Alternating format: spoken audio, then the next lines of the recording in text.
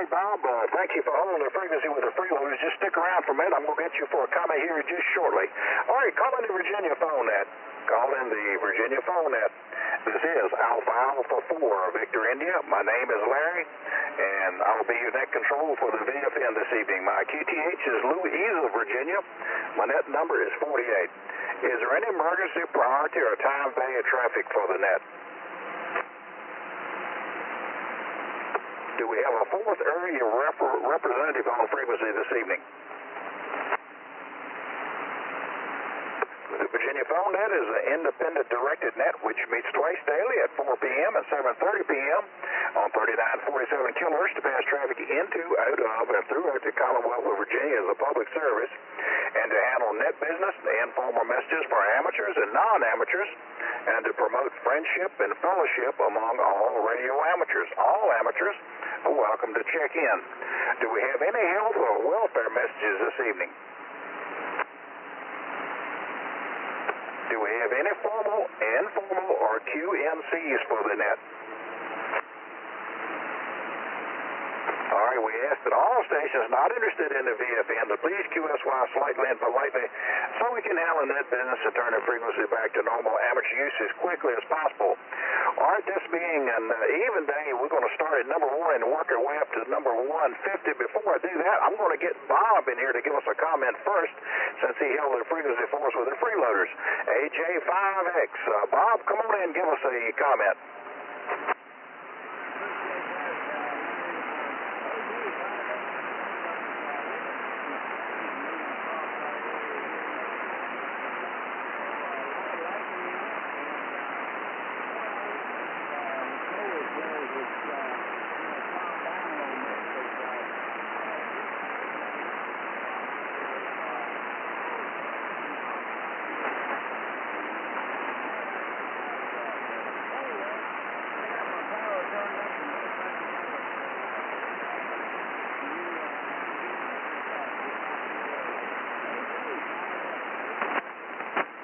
Bob, well, thanks for coming by and your comments, and I just saw the same thing regarding the solar flares. Looks like tomorrow might be worse than today.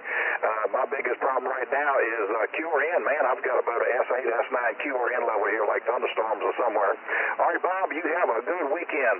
All right, before we start on the roster, do we have any mobile or low power stations? Mobile or low power stations wish to check in this evening? Not hearing any low power mobile stations. How about lifetime members for the Virginia phone net? L9 K4 CGY. L77 W3BZ. Hi, Larry.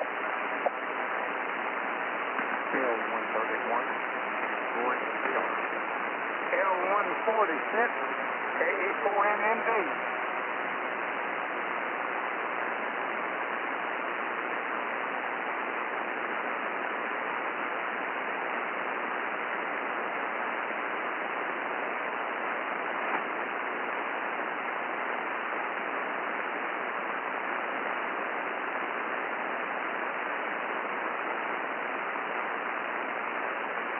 We got a good group at that time, so we'll get some comments from our lifetime members, and then we'll get right on to the roster. L9 K4 CGY. Jim, come on in and give us a comment. Okay, very fine, Larry. Well, good evening to you. I'm running the rig I've been working on now for the last month. I finally figured out what was wrong with it. But I kicked myself for not checking it first. So I wouldn't put in any power in CW. It worked fine in sideband.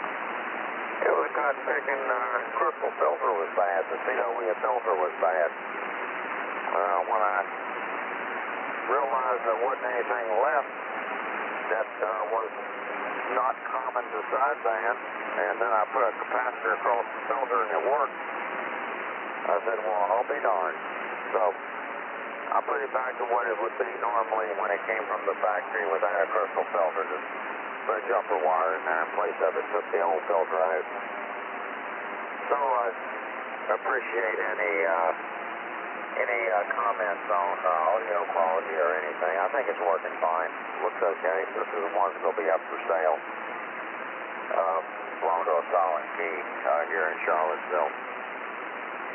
And other than that, I just did some parts on the air today and a few other odds and ends. Not anything, didn't do anything really earth-shattering here, let's say. Expected to hear some people from Dayton. They left early, but I haven't heard anybody on the radio mobile, so I guess they're waiting until tomorrow. 73, see you later, K4CGY.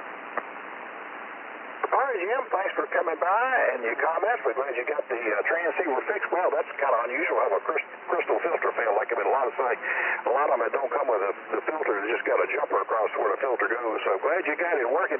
As far as the audio goes, it sounds good.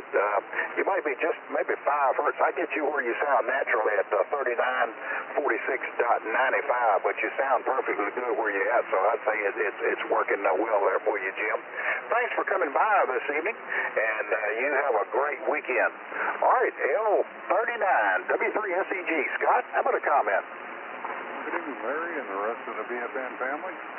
Well, we got a nice day here today. It rained all day, which we needed. And it's 61 degrees here now. Haven't done much anything else. Had my granddaughter made me some lasagna for yesterday, so I finished it up today, by golly. Thanks for picking up, Larry. Y'all have a blessed weekend, and good to hear everybody. AA4BI, W3SEG 730. W3SEG, this is AA4VI. Scott, thank you for coming by and your comments this evening. And I tell you what, good day for staying inside eating lasagna, that's for sure. It's like you had a good day there. 73, we'll look for you on another one. All right, L77, W3BEZ. Chuck, how about a comment? Oh, my goodness. I just need a couple comments. I'll tell you, Larry, you're 60. Yeah, that's good. I'm watching TV at the same time and getting all messed up here.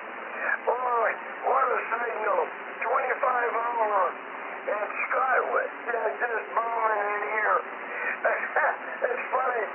The 61 degrees over here on the eastern shore. Larry, nice signal. Boy, oh boy. At 4 o'clock, that is just driving me crazy. I can't keep up with it anymore. But anyways, 7:30, that just stretches out just beautiful. Hello, everybody. I sure hope everybody's doing fine out there, playing safe and not having any trouble. We're doing good here. Mark and I went to dinner this afternoon and had a real nice lunch. I just thought she needed to get away for a while and, she's sitting in the chair and I said, hey, honey, you know what? Let's go to lunch. You should have seen her brighten up. Oh, boy. I guess it does for all of them. They really need work. And thanks again, for picking me up. I sure appreciate it. Oh, it's been cloudy all day long and cool. And once in a while we get a little shower and then it quits. But anyways, thanks for picking up the net, Larry. And it's great to hear you. And I hope you and the family are doing well out there. Everybody's doing fine. Back to you, my friend. Sure great to hear you. AA4BI in the Virginia phone net. W3BEZ on a quiet Eastern Shore, over. W3BEZ, this is K4VI. Well, Chuck, you got a big signal down here this evening. Sound good considering the condition of the band here. Well, I'm glad you and Margaret got to go out for a meal today. I know y'all enjoyed that. And yeah, I'm with you. I'm kind of hoping the solar activity slows up a little bit. These flares and magnetic storms will slow down, but it looks like we got another chance of another big one here tomorrow, according to space weather. So we'll see what happens there. Chuck, have a good evening. All right, L131K4HBR. Ray, able to comment?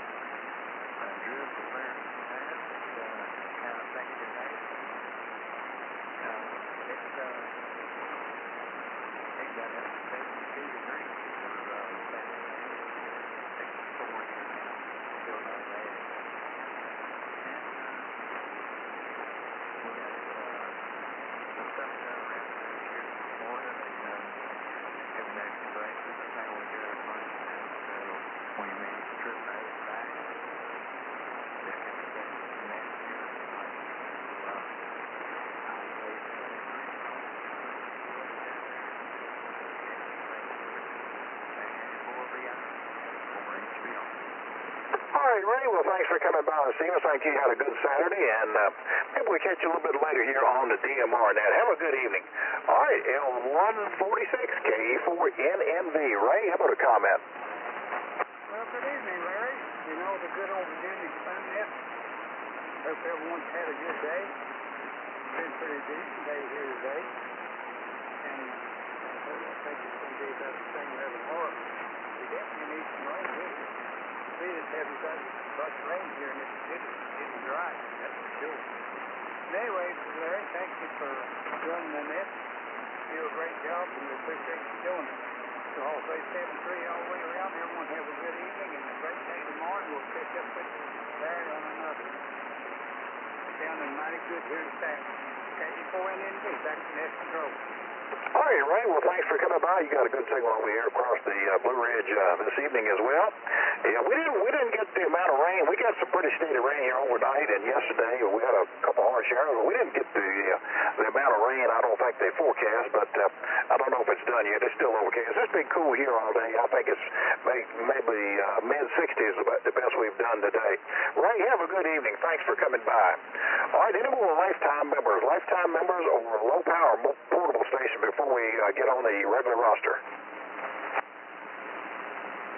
All right, every station is with net numbers 1 to 25 for the Virginia phone net. Come now.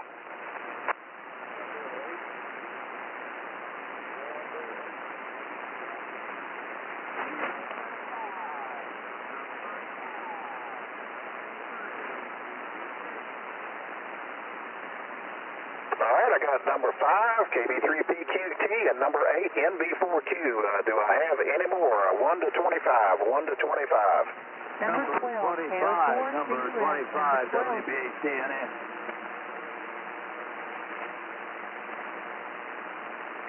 All right, I got you, Charlie, number 25. And was that you in there, Reba, number 12? Roger, roger. I thought you were. Okay, we got you checked in as well. All right, how about station net numbers 26 to 50? 26 to 50, come now.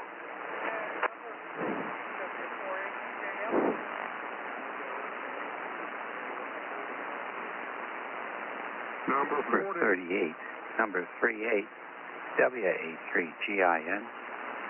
And number 40, N1NSP.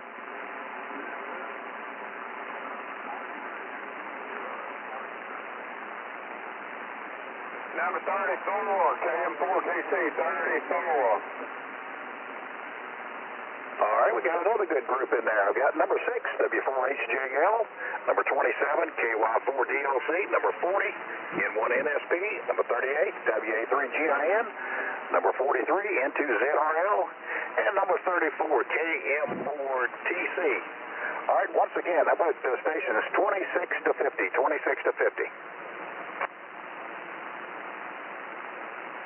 All right, every station, net numbers 51 to 75. 51 to 75, come now. 5-3, 5-3. this is 5959 K4WHN. Hello, Larry. Hey, Melvin. Hey, Ben. Number 72, if I still remember, MTU 72. Number 75, AF4JH. All right, we got some more in there. Got number 53, KD4MUQ, number 59, K4WHN, and number 72, N4MQU, Mr. Gibson, and number 75, AF4JH. All right, everybody stays with that. Numbers 1 to 75, 1 to 75.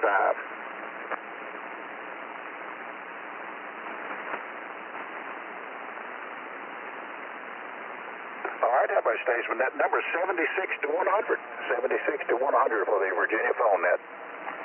Number 90, Kilo 4 in the Tango, Quebec. Good evening, Larry. Yeah, 78 K4MI.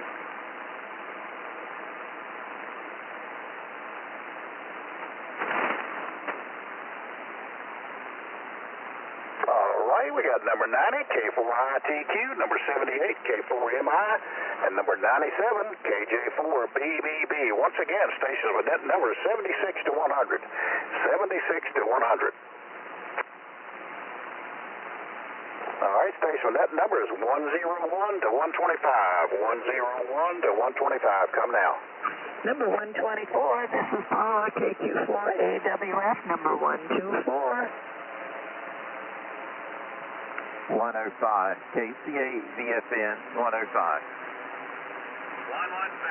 N4MPY, 115. All right, we got number 124, KQ4AWF, number 105, KC8VFN, and number 115, N4UPY. All right, once again, stations with that number is 101 to 125, 101 to 125. Come now.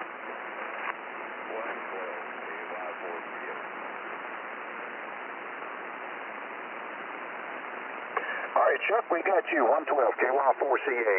All right, everybody station, that number is 126 to 150. 126 to 150, come now.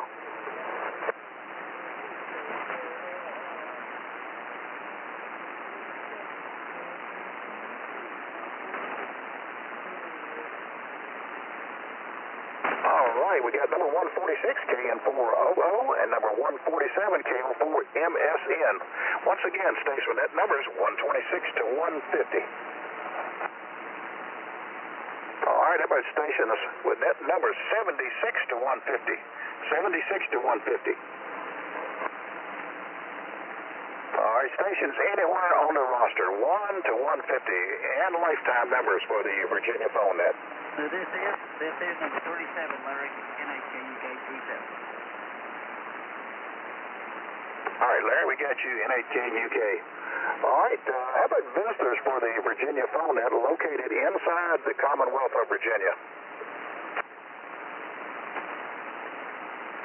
Now, how about visitors for the Virginia phone net located outside the Commonwealth of Virginia?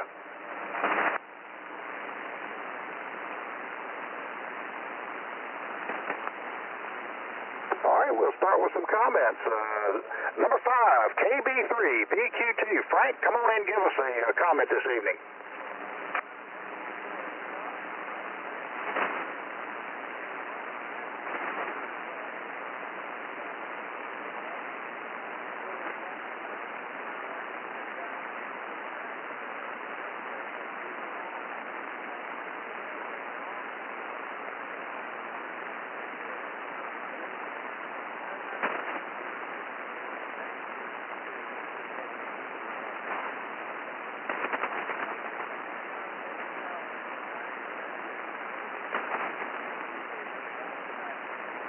KB3PQT, this is AA4VI. Okay, Frank, thanks for coming by this evening.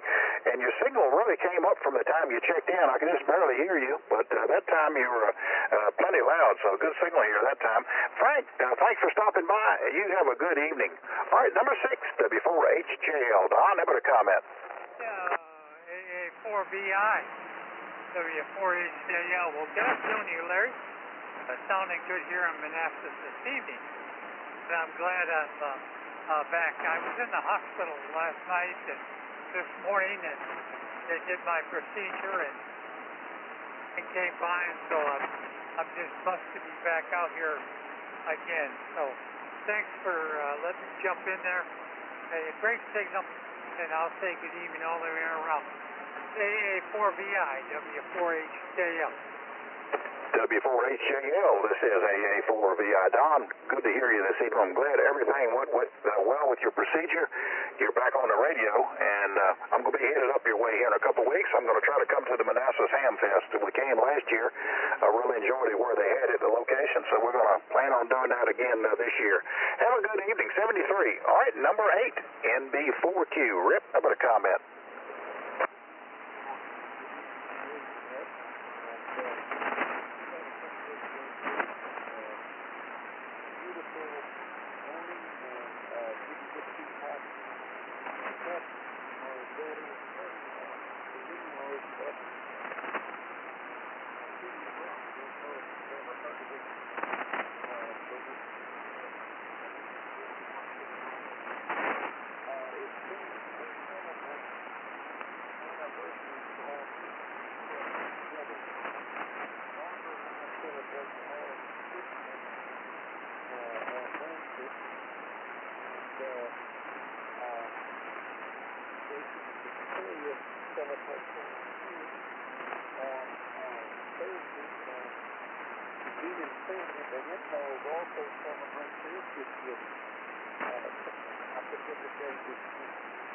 Anyway, so we ate too much.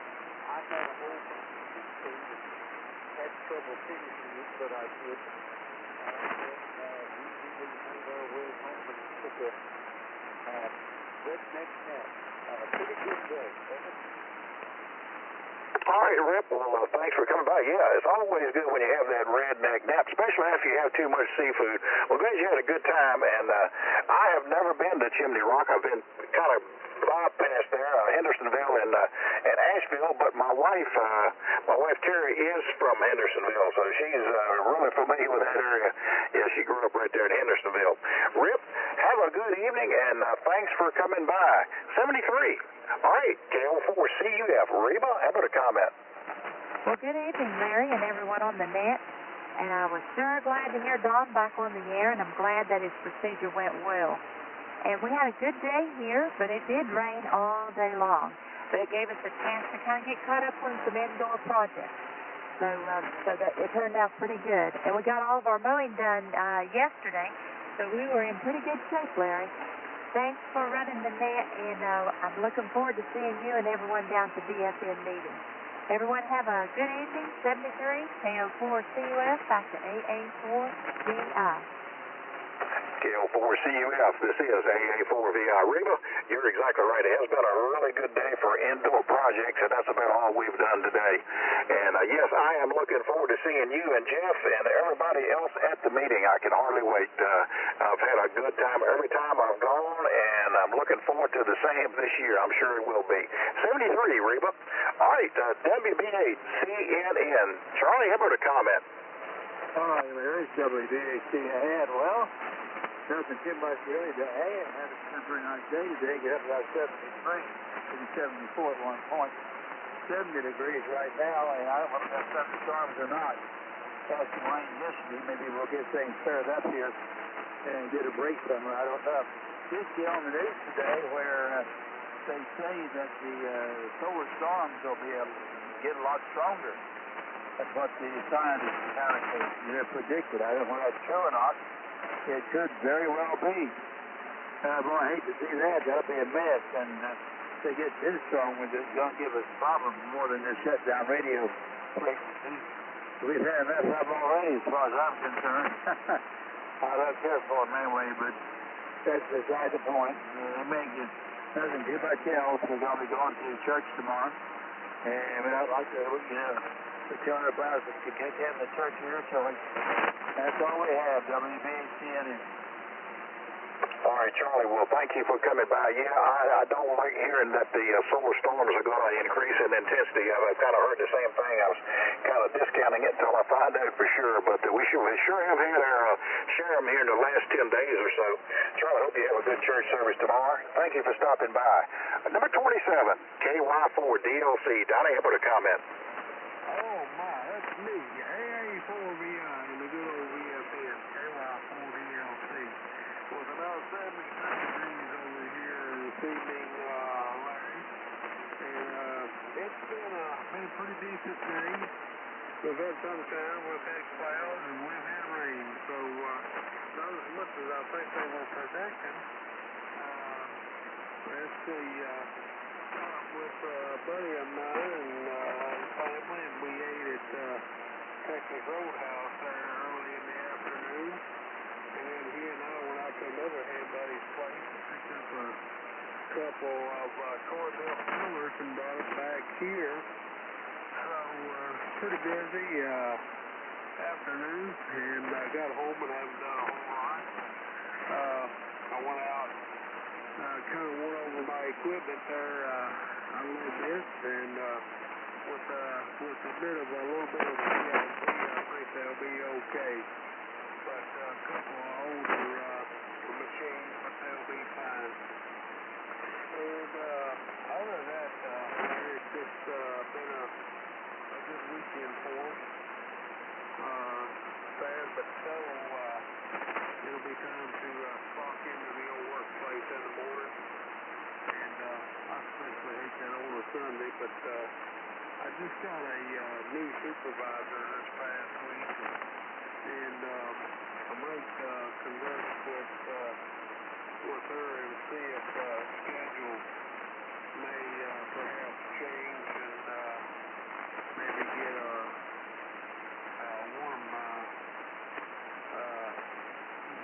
Sunday off or something, so they can switch it around a little bit. We'll see. And I talked to that Miss Faye up there at the Ham Fest last night. I guess they'd gotten pounded pretty well with the rain there, and so I hope today was a better day.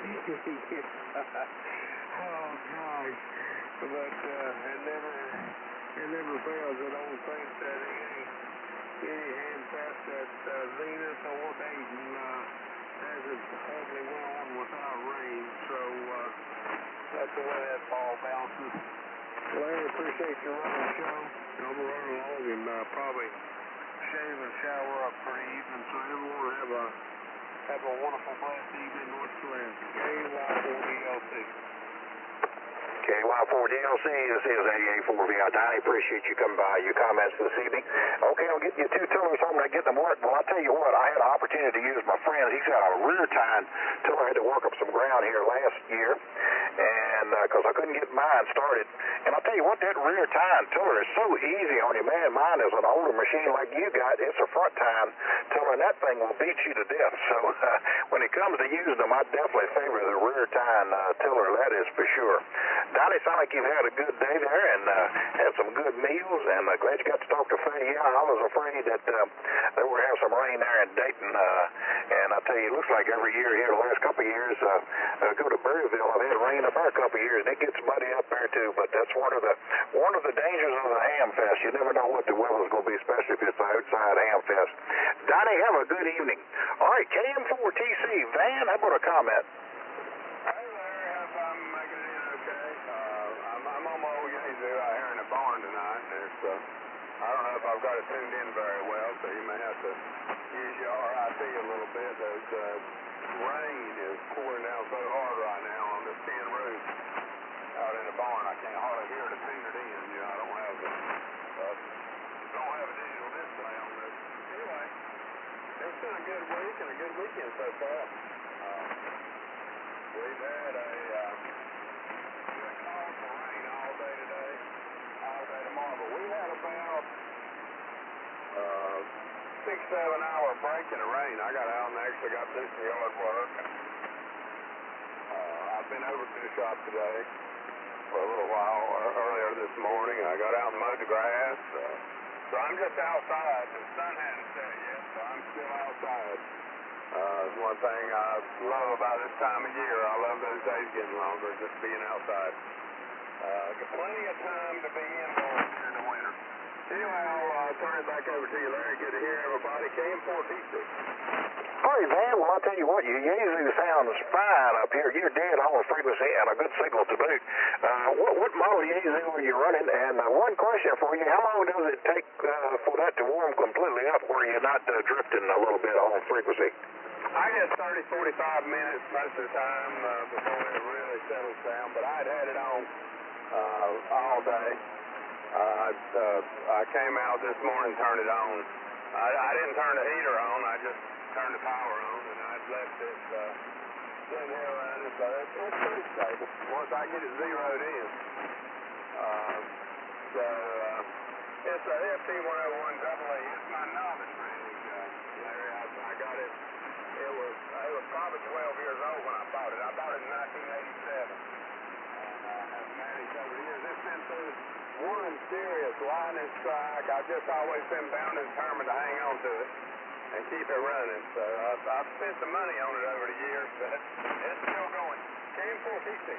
All right, Van, well, I appreciate the information. I don't feel quite so bad now because I got a FT101E E as well, and I always thought, man, it takes 45 minutes to an hour for that thing to really settle down and be stable, so I guess that's maybe kind of common for that radio, but I had some older Kenwoods that seemed like they settled down pretty quick, but the Yaesu, once it's been on an hour, it's pretty stable, and it does really does sound good up here. You're right, this time of year is nice. You got a little daylight left here at 8 o'clock, so it's a very pleasant time of year. Thank you for stopping by, Van. Have a good evening. All right. Number 37 in 8KUK. Larry, how about a comment? Hey, A4VI, Larry, good evening, you and all aboard the VFN this evening. It's been a nice day here. A little rain, not nothing to speak of. Right now, I'm still 64. Me and the wife is getting ready today for a dinner at church tomorrow. We usually have one a month, and this is that time of the month, so Larry, for our dinner.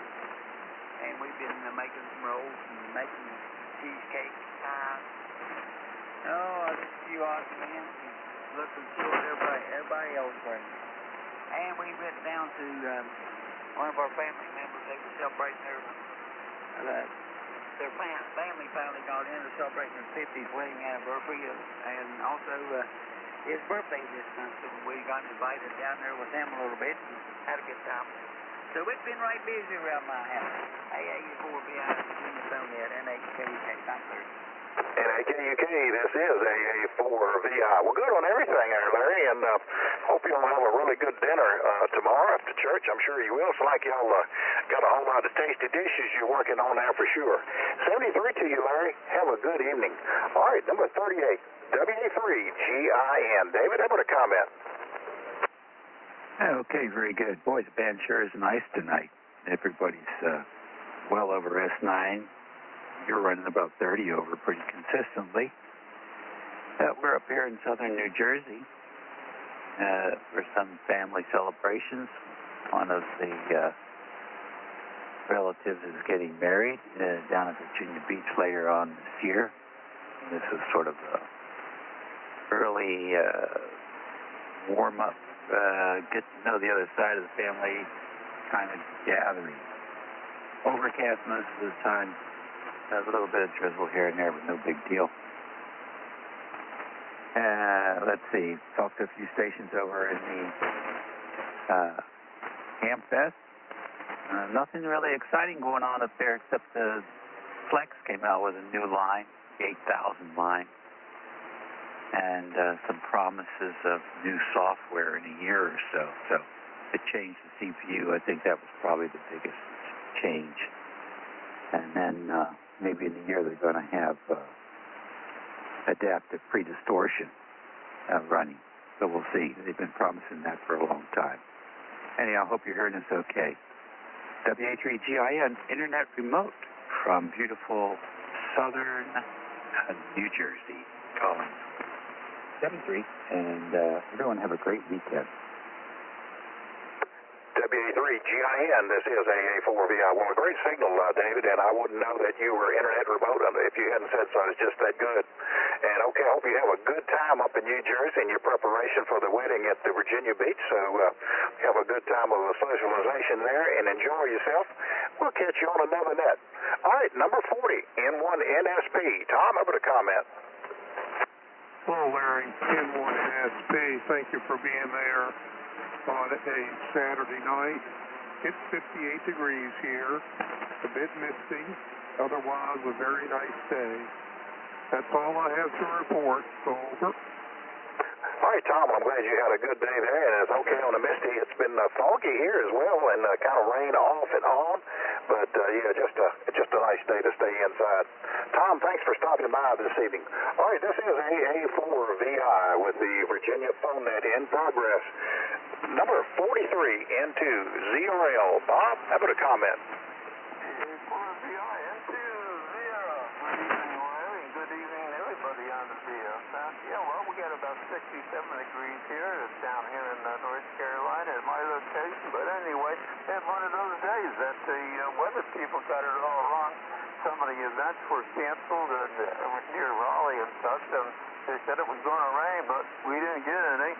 I guess it's going to be raining here pretty shortly. My wife thinks she heard some thunder coming in, and I couldn't find anything on the weather map here on the phone. So, oh well, we're safe for a couple of minutes until at least I get off, and I'll shut her down. But anyway, tomorrow church and Sunday school, back home again.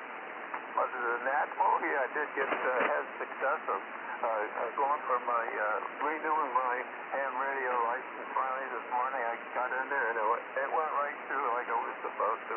Oh well, those things happen. Okay, Larry, thanks again. We'll catch you on another one. Stay safe. And 7-3's all around. And to ZRL, this is AA4VI. Good on everything, Bob. Okay, on renewing your ham license there, yeah, we'll do ours in I think about a year or so. We got it coming up, but yeah, they make it pretty easy. I have no complaints as far as the renewal. It works if you follow the instructions. It works fairly well. Hope you don't get any bad thunderstorms there. Maybe you heard a little thunder. We're going to have some more rain on the way here this evening. Not quite sure. I didn't catch the weather here at 6 o'clock. All right, Bob. Well, thanks for coming by, and we'll catch you on another net.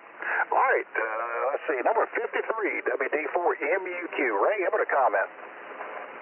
Oh, hello there, Larry. I hope you stay dry today. If you was around here, if you was outside, you'd be wet as I don't know what. It's rained off a lot all day long. About someone's real happy, and it's still sprinkling rain outside as it rains out.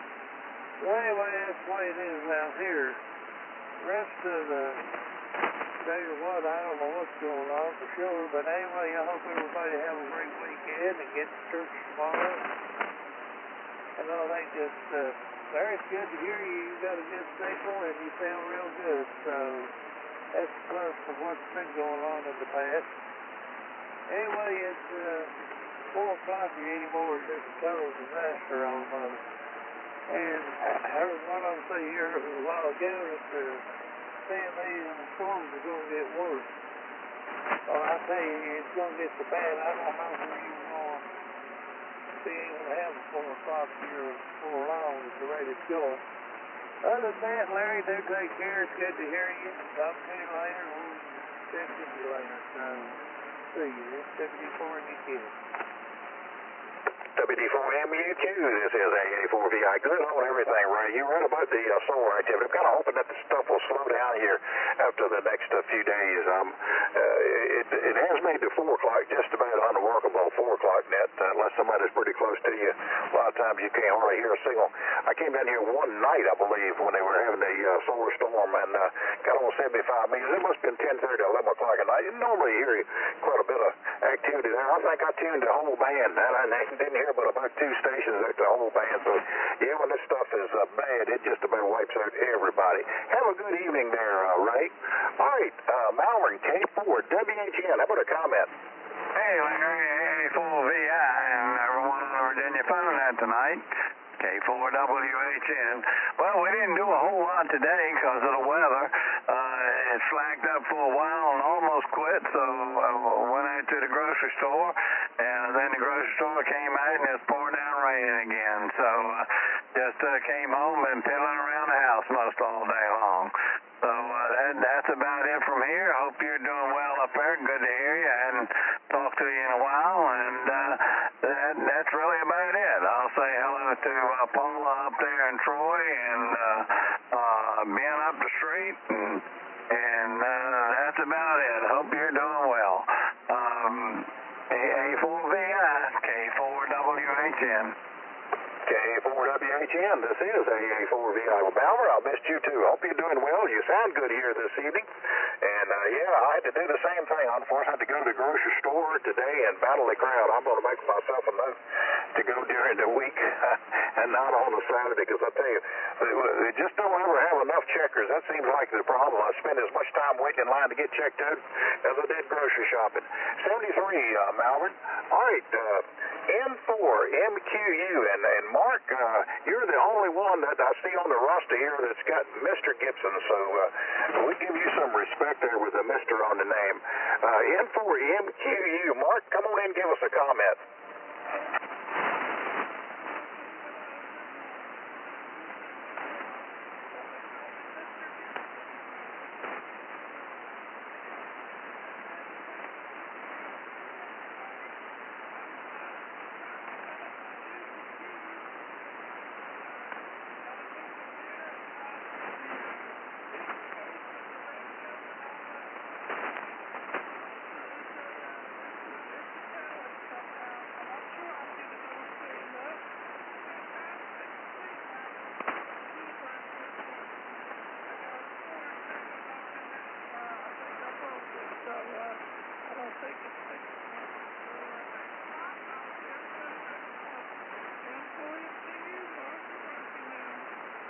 N4MQU, this is AA4VI. Mark, it's really good to hear you this evening. It's been a while. I'm glad everything's going good with you.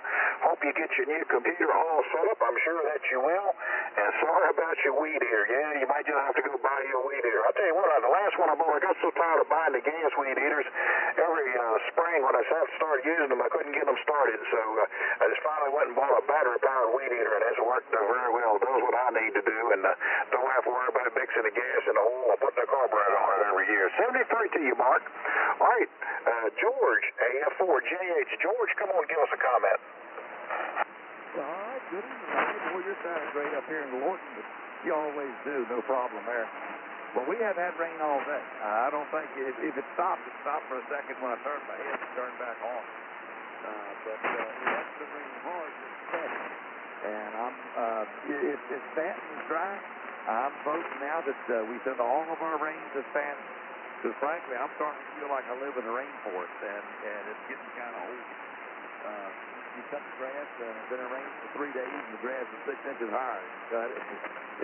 Rinse and repeat, and keep going doing that. Anyway, good to hear everybody tonight. I hope everybody's staying dry and doing what they want to do. No questions there. And I hope that everybody has a great rest of the week, and that there are no solar storms tomorrow night. Obviously, for one good reason. But that's what happens. At least we haven't had a character event yet. I'm glad for that, too. But sounds like, let's see if they're right or not. They aren't real good at forecasting what the sun's about to do. So let's hope that they're wrong when they said they could get a whole lot stronger real fast. We don't really need that. On top of it, if they get a whole lot stronger, we don't know what's going to happen to all our satellites. Thank you, Larry. Always good to hear you, man. You do a great job. You run a great net. AA4VI, AF4JH. AF4JH, this is AA4VI. George, thanks for coming by. It sounds like you all to the north of us got the rain today. It was a little showery here off and on, but since about 12, I don't think we've had any rain. It's just been kind of overcast here, but yeah, I'm worried about the intensity of these doggone magnetic storms as well. If they get any worse, I don't know what will happen. Said they could, if they get powerful enough, I guess they could affect the electrical grid. I haven't seen any of that yet. I don't want to see any of that, so kind of hoping they'll go back in the other direction. George, have a good evening, and we'll try to reciprocate with your net here tomorrow evening. All right, number 78, K4MI. Will, how about a comment? Good evening, Larry, to you and everyone else out there on the Virginia phone net tonight. It's been raining most of the day here, sometimes heavier than others, but it's not been out of the 60s really either. I think it only got up to like 61 degrees, so it's not too chilly out there, but with the rain it does, and those, nothing to warm things up, it does feel kind of cool out there, but hopefully tomorrow the rain won't be as bad, or maybe it won't rain at all, but that's what I kind of saw in the forecast, that maybe the rain will have gone away by then, but we'll just have to wait and see. But otherwise, not a whole lot else really going on over here. Spent a lot of the day helping with the bike event over in Matthews County. There weren't as many bikers as we were expecting. It was late turnout, although at times it was, there were people out there, I guess, taking advantage of the breaks in the rain, but those weren't all day long breaks in the rain, so people didn't get rained on while riding the bike, but we were out there helping out, making sure everyone that needed assistance was able to get assistance, either taking their bike back to get it fixed or get a ride back because they were exhausted or needed something, needed a ride back, so that was good. But other than that, not a whole lot else going on here. Maybe be up at the Manassas Hamfest as well on the 1st of June, I think it is. I think might be in line for a plaque for the Virginia QSO party this year, so I'd probably be a good idea to go up there and receive that in person instead of having to wait in the mail for that. Because especially with the way the mail works these days, you don't want to have to mess around with that. So, but other than that, not much else going on here. Everyone have a good evening, 7:30, and hopefully tomorrow will be drier and no more solar activity to black out the band. So. This is K4MI. We're clearing back to AA4VI in the Virginia phone net.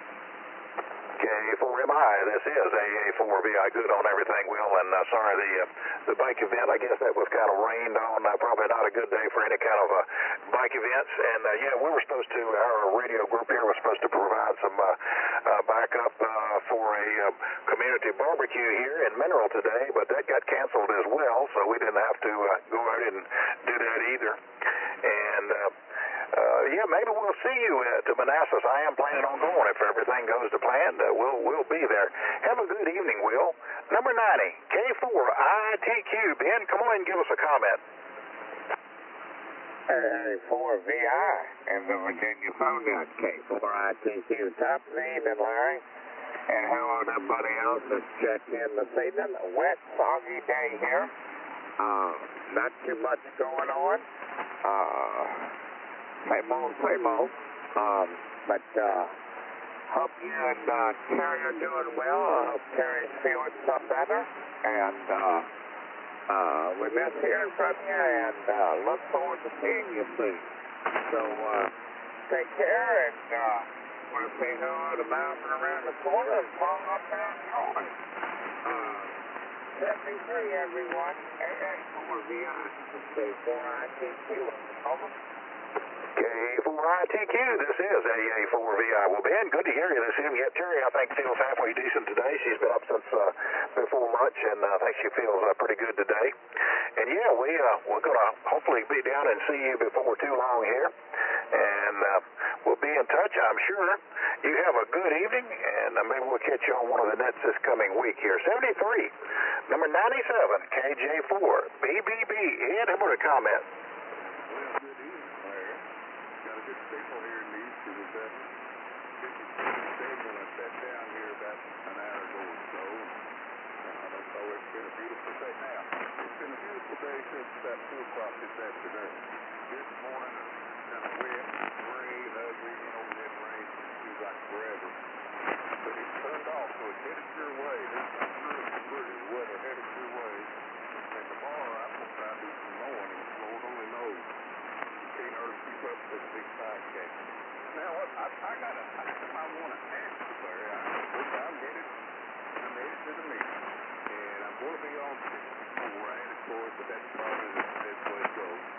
And I was looking at 64. I'm going to be running, looks like about 10 miles southwest of you on 64, kind of looking at the hill and looking where Louisa is.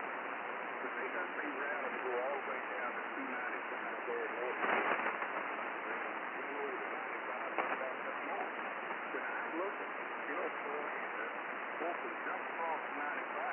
seems like that would be a much easier route. And I hate going around the interstate around these towns that just drive through it. And I was wondering how you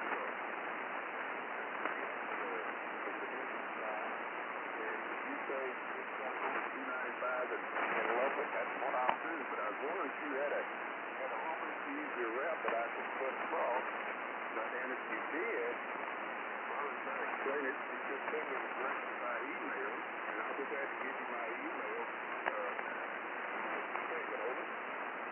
Yeah, that'll be fine, Ed. And I don't take 64 or 295 and 95. I take a little back road across the country. I take 208 over to Fredericksburg, Virginia, and get on Route 3 East, and that takes me right on down to just about to the VFN meeting. But I'll be glad to send you an email. Is your email good on QRZ, Ed?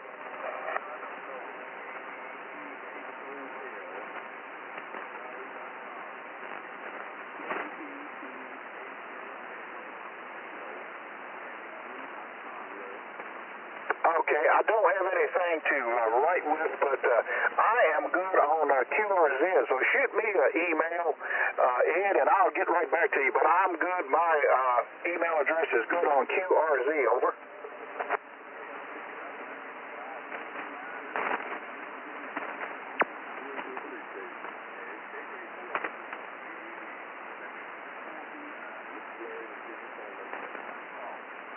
All right, Ed, well, thanks for coming by, and I'm certainly looking forward to seeing you at the meeting, and I'll be glad to give you my directions to get there from Louisa. 73 to you, and we'll look for you on another one. All right, number 105, KC8 VFN. Jeff, how about a comment? Good evening, Larry. Hey, Larry, a quick question. Did Phil check in? I did not hear him. I haven't heard him yet, over. Maybe he'll be in here in a little bit. I ended up running the net at 4 o'clock. He didn't check in with me. That's pretty odd for him to miss 2 nets, but like Reva said, his daughter, I think, was doing something with her, but folks are out having a good time. And it's like some other folks said, it rained here all day, too. Not real hard, but enough to keep you where you couldn't do nothing out there. There was it pretty much just rained all day. So I hope tomorrow I can get out there and do some things before next week. We'll take the rain now. I'm sure we'll need it later when it gets around. KC8 VFN, back to control. KC8 VFN, this is AA4V. Well, I'm like you, Jeff. I do hope everything's okay with Phil. Maybe he just had some company there, hadn't been able to get on. But, you had just enough rain there, I guess, to be able to not be able to get outside and do anything you wanted to do. So maybe it'll improve here later on in the week. I need a couple of good dry days here, too. My grass is getting pretty tall. It needs to be cut. But every time I've thought about doing it, I've had rain just before, or then it rains. But today I'm ready to do it. So maybe we'll get a little decent weather this coming week. Jeff, have a good evening. All right, number 112, KY4CA. Chuck, how about a comment?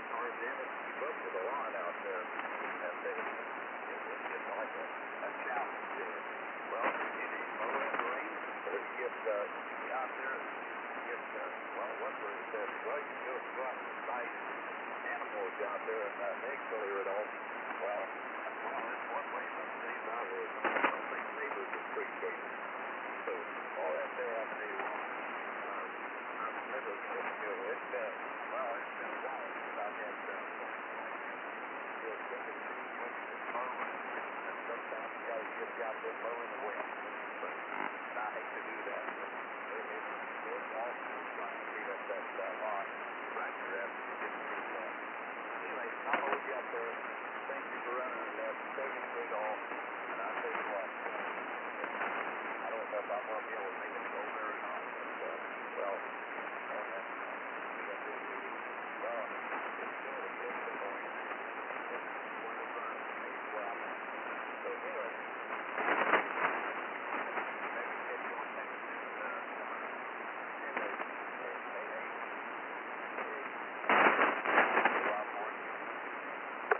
KY4CA, this is AA4VI. Good on everything here, Chuck. Glad you had a good day there. And, yeah, I know what you mean about having to mow it when the grass is damp. I have done that, and then you got to get the lawn tractor up on the ramps or something, get all that stuff cleaned out under the deck, or it clogs up under there, and you can hardly ever get it out. But I've tried not to do that unless that's absolutely necessary. I'd rather for it to get way too tall, I have to cut it twice, then I cut it wet, and have to try to get that stuff out from under the deck. Chuck, you have a good evening, and if you can make it to the VFN meeting, we'll be glad to see you. If we can't, understand, because I know you have a long way to go. Have a good evening. All right, number 115, N4, UPY. Ron, how about a comment? I heard somebody say something there, Larry. Okay, was there somebody comment or something? Go ahead. L784CAU, Mike in Hampton, Virginia. No traffic.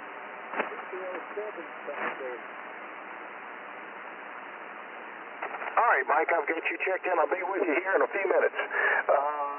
Let's see here. Was there another check-in? I couldn't quite pull the call there. Did we have another check-in for the Virginia phone net? Just should be in there, Larry. 31. Also number 52. 100, Larry. 100. K4FTD. Number 29, W4GMF. Oh, Master. I did it.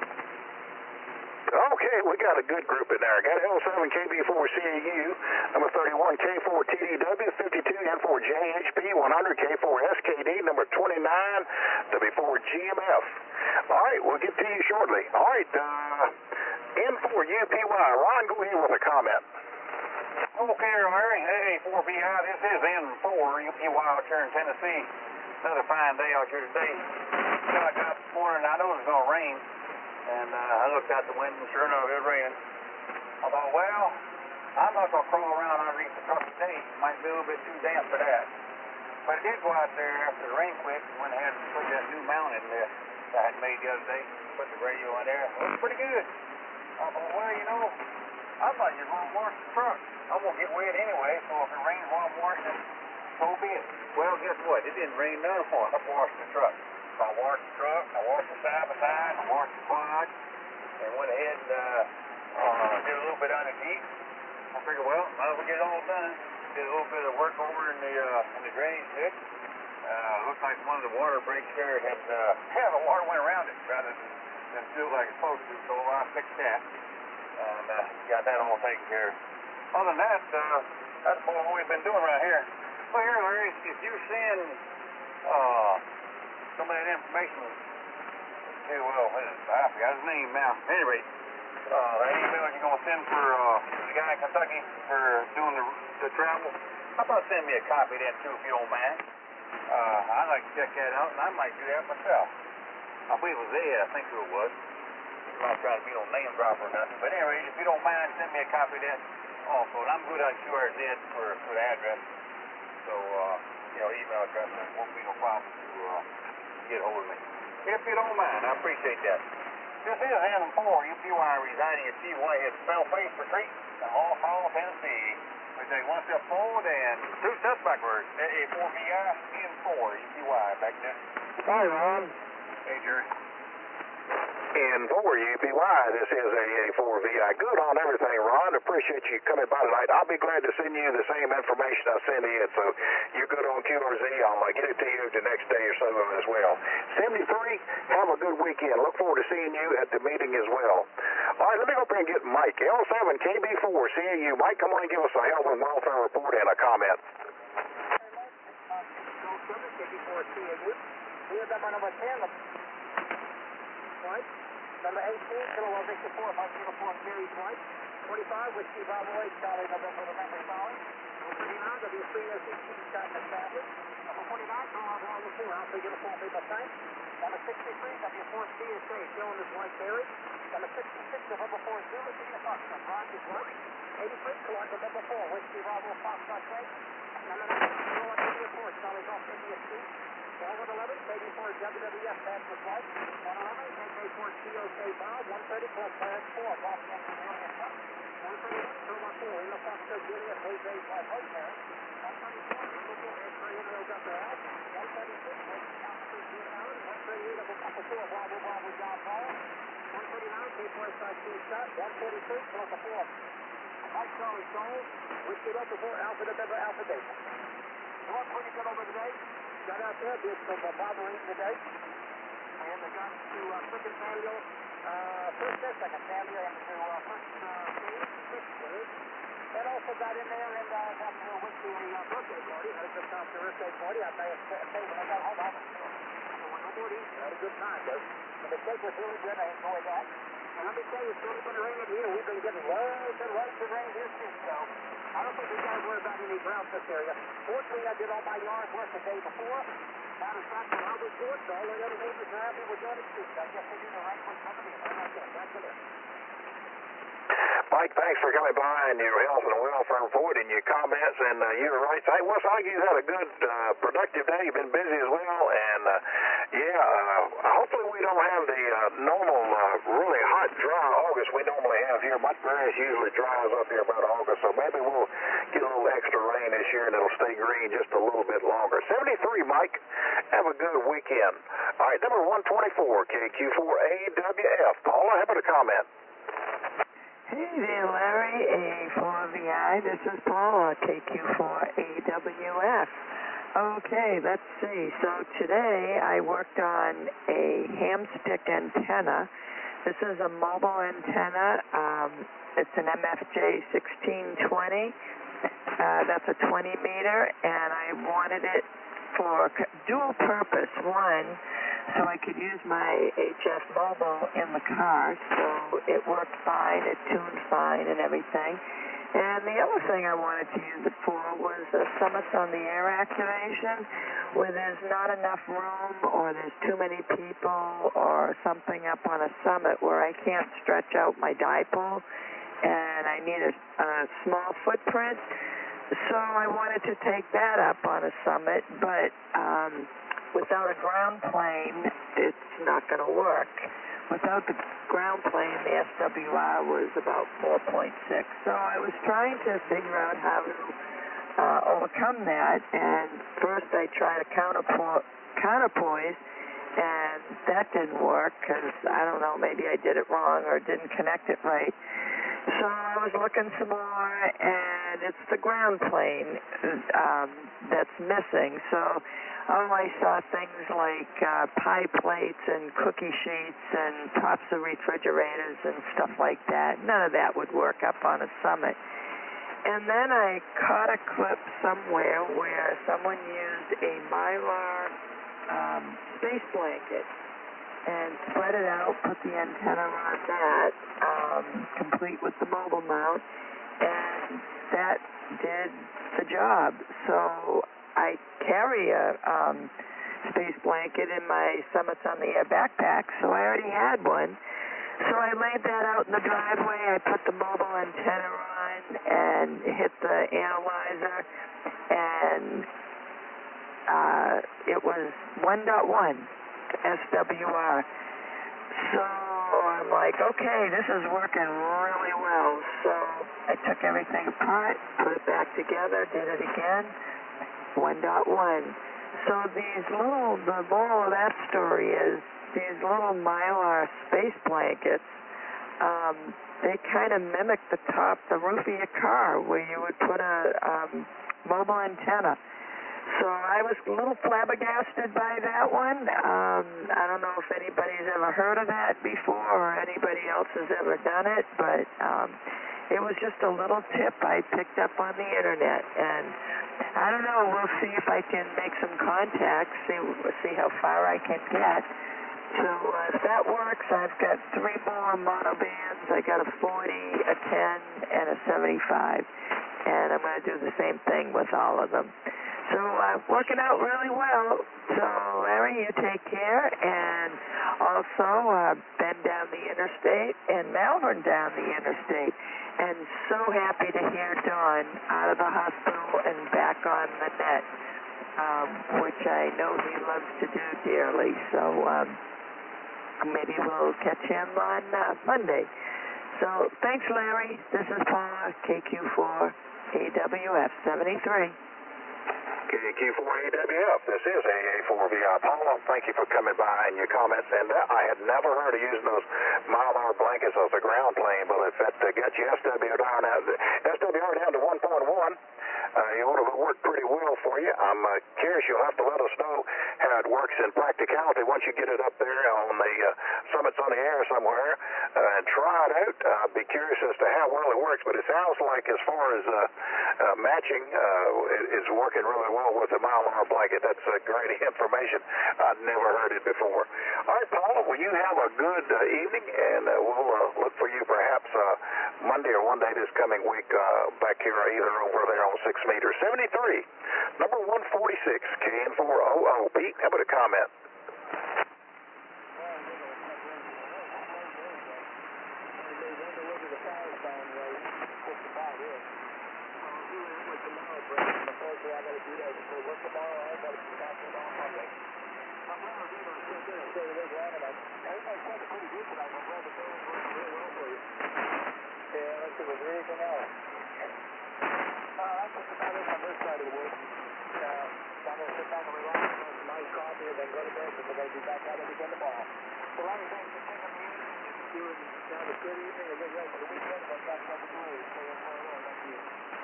KN400, well, this is AA4VI. Okay, Pete, we appreciate you coming by. Glad you had kind of a slow, relaxing day today, and hope you don't have too bad a day tomorrow. You come back again in 73, and look for you on a future net. All right, number 147, KO4MSN, Randall. How about a comment, Randall? Everybody on the VFN, appreciate you calling on me. Wanted to jump in here real quick. The storm's starting to come into the Raleigh area here. A little bit of lightning and thunder, so I'm going to make it quick. But just wanted to jump on here and say hello to everybody. Hope everybody has a good rest of the weekend. Didn't hear too much today. Even though I didn't work, so thought it was going to rain today, and it didn't. So I just that has left me get a bunch of honeydew rooms done around the house. With that, I'll turn it back up. Got to get everything in place. Back to me. KO4MSN, this is AA4VI. I hope you don't get any severe thunderstorms. I tell you, I looked at the weather map here this past week. Man, Raleigh has been getting a bunch of thunderstorms. I've got some relatives down in North Carolina. They've been catching it all week there as well, just about. And, well, you're right back to honeydew. Sometimes they should take priority, at least mine do. I try to get those done before I get my own stuff done, and everything usually works out pretty good there, Randall. Have a good evening. Thank you for stopping by. All right, let me go up here and get my late check-in. Number 29, W4GMF. Grant, how about a comment? Well, good evening there to you, Larry. AA4VI, this is W4GMF. Yeah, we've had a lazy day here today, too. I tell you, it rained all day here in the northern neck, so I didn't do anything outside. Worked in the shop a little bit. We did some radio work for Carol.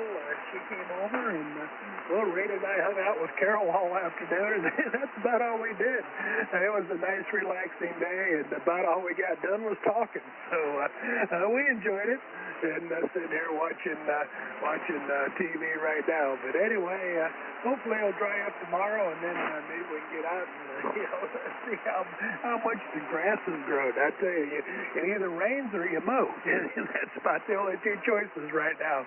Anyway, certainly thank you for picking up the net tonight, Larry. We appreciate you taking time out of your day for us, and I can't wait till the meeting. See you. So, 73, thanks again. This is W4GMF. W4GMF, this is AA4VI. Good on everything, Grant. I'm glad you got to visit with Carol today, and it's always good to have company there, and you can sit and talk for a little while. It's very enjoyable. We enjoy doing it here as well, and I hope you took care of Carol's radio needs there. I'm sure you did. But we look forward to seeing you too, Grant, and everyone else at the VFN meeting. 73. All right, number 31, K4TDW. Danny, how about a comment? A4VI and the good old Virginia phone net. K4TDW here. Good afternoon, Larry. I've had a pretty good day today. At least it never rained. It sprinkled a little bit this morning, but I don't know, it quit after that. And buddy, it was warm out there. It felt good. I didn't wear no shirt out. And that's very unusual for me, buddy. I'll tell you, and I burned up. Working on ditch witch all day, trying to get ready to go through rock and stuff. And changing them cup teeth over to bits and stuff. Larry, it's not easy. I've got my hands scraped and skinned up so much over doing that. I'm going to have to wash them off and clean them up and put peroxide and save on. And I never got that many on because it's rough, Larry. Putting them spacers in there, you got long spacers on some of them, you got short spacers on some. And then putting the bits in there, it's not easy, and it's rough. It took me about, used to, I could do it in about 4 or 5 minutes. But put one of them on there, it took me about 10, 15 minutes now. I'm not young as I used to be. Not fast as I used to be. So I'm about to get it. I got maybe about 5 or 7 more to go, and it'll probably take me part of the day tomorrow, but hopefully it won't rain, and I can get ready to dig my water line and go through rock. And buddy, let me tell you, that thing, when you put them minor bits on there, it'll go through rock like butter. It'll eat it up. It does a good job. Larry, you're doing a fine job on this tonight. I heard everybody. Band conditions are real good. Heard the master. He's good. Can't wait till the VFN meet. It's not that far off. It'll be here before you know it. I'll be up there Friday. Well, we'll leave out early Friday morning and be up there Friday. And I'll come down to the meeting place Friday night and meet everybody. Meet what's there Friday night and be there early Saturday morning. At least hope to be. And head out Sunday morning. It'll be easier on my wife. Because the way she works and that drive is a little bit rough on her. She's not young as she used to be either. So, Larry, I'm going to turn it over to you, and I hope you have a good week coming up.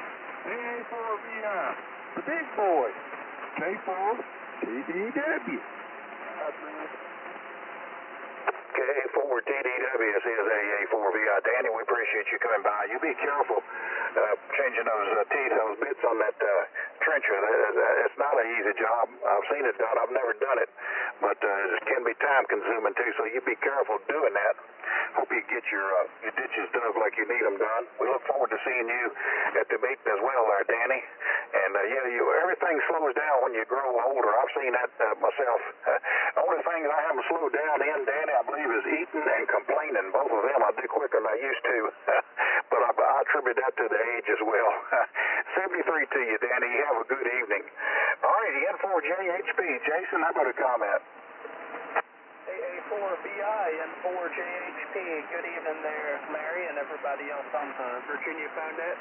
Had a pretty good day today. Had the day off. Went hauled 2 loads of firewood this morning. So that was for today, rather. 1 in the morning and 1 in the afternoon. So that was pretty good. Had the normal breakfast with the New River Valley Club. And then in the middle decided to run and get a haircut. So that was pretty good, and managed to get the second load of wood and get home just in time for the rain to start. It's raining right now, and even heard some thunder around, so I wasn't sure if I was going to be able to stick in here, but I guess one thunder went around us, or one thunderstorm, and I guess we got more coming out of West Virginia headed this way, so I guess we'll see how it goes. Had to crimp a new ring couple on HFR a couple days ago.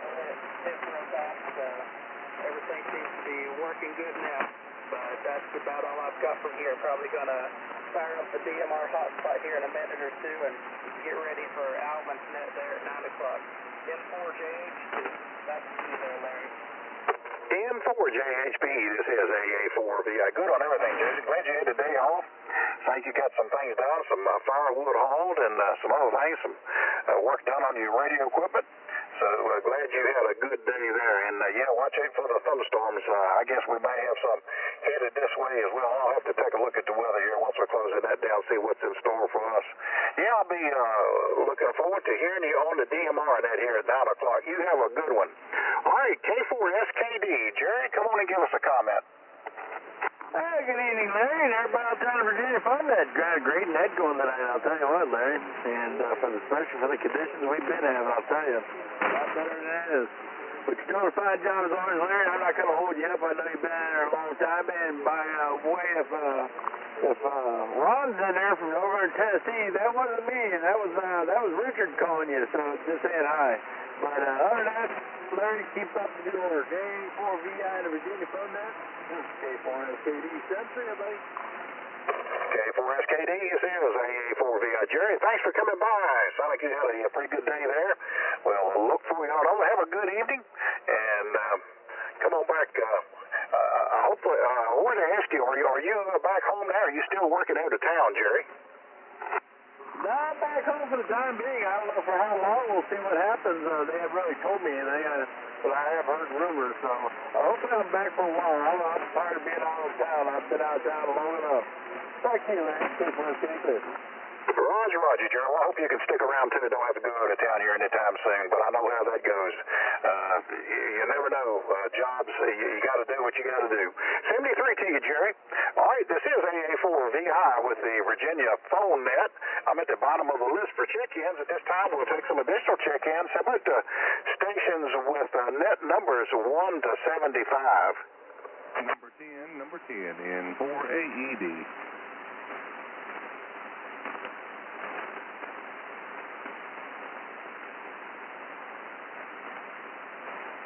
All right, Richard, we got you in for AED. Once again, station net numbers 1 to 75. All right, station net numbers 76 to 150. 76 to 150. 145, K4VOV.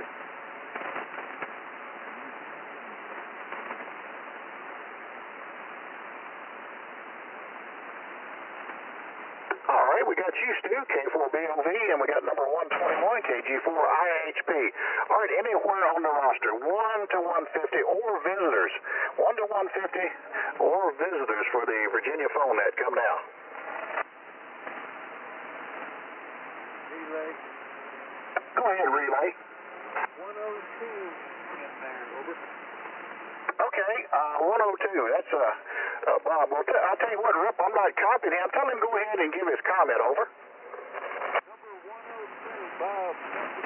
Fire away with his comment, over.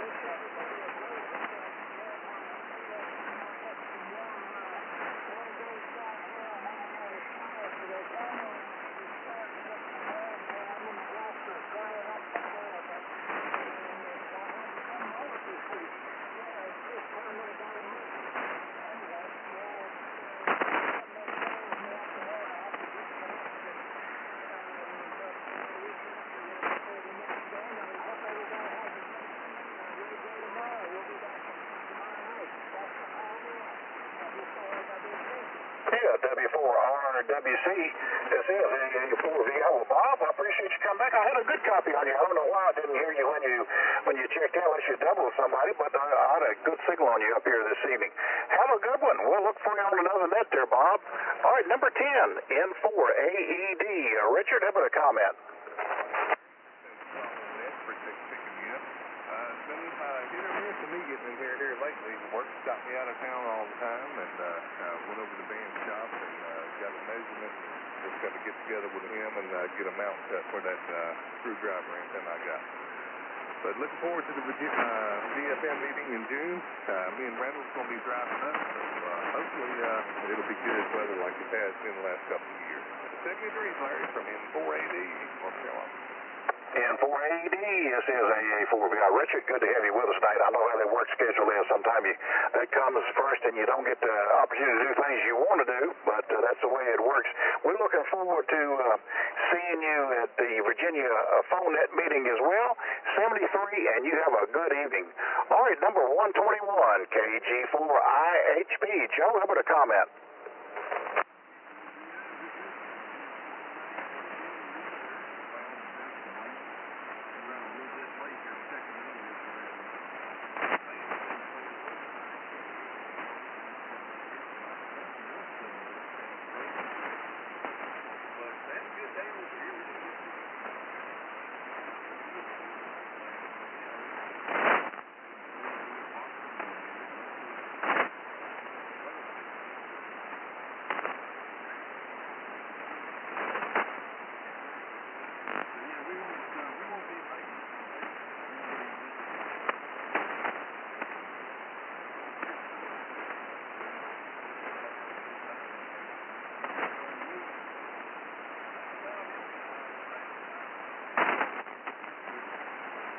KG4IHP, this is AA4VI. Joe, thanks for coming by this evening. Good signal from Covington. Okay, on the rain last night. Yeah, we got some pretty hard rain here last night and just a few sprinkles here today, but looks like we might have more headed this way.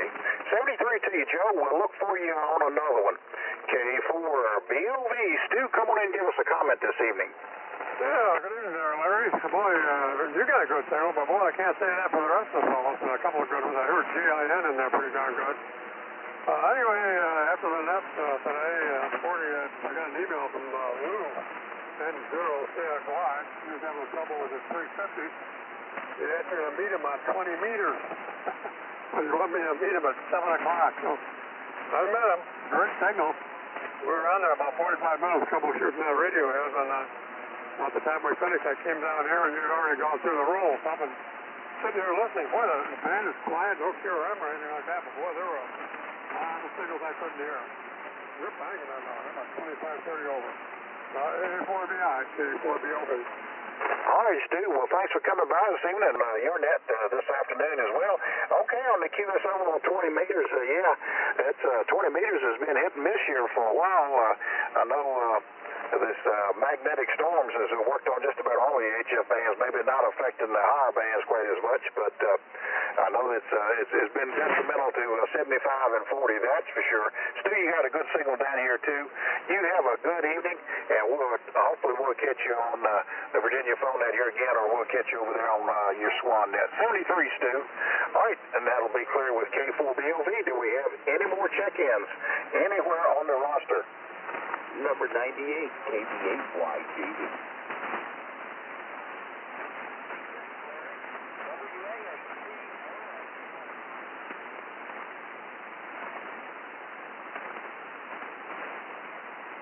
Okay, I got two. I got WA8TOX and KB8YJV. Ken, I don't know if you're mobile or not. I'm not copying you real well. Come on in and give us a comment, Ken. WA8TOX, this is AA4VI.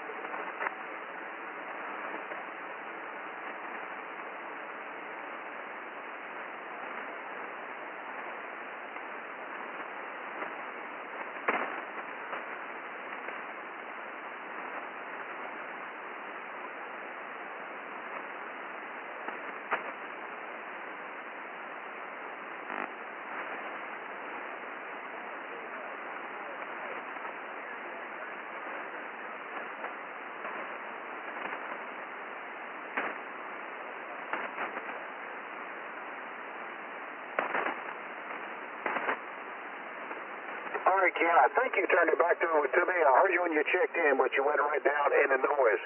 Anyway, you have a good evening, and thank you for coming by. All right, KB8YJV. Mark, how about a comment? Well, I'm glad to hear the band slowly coming back. I tell you what, they took a while, but just got back in and came down and checked to see the Virginia phone network. Glad to get a check-in. So with that, this is KB8YJV73, and have a great weekend. KB8YJV, this is AA4VI. Mark, you sounding good from Shepherdstown this evening. Hope you have a good evening. Yeah, I'm looking for improved band conditions, hopefully this coming week sometimes. I've had enough of fighting 75 and 40 here in the afternoon. 73 to you. All right, once again, at the bottom of the list, do we have any more check-ins? Check-ins for the Virginia phone net, anywhere on the roster. Kilowatt 9, India, Quebec, Bravo, number 125.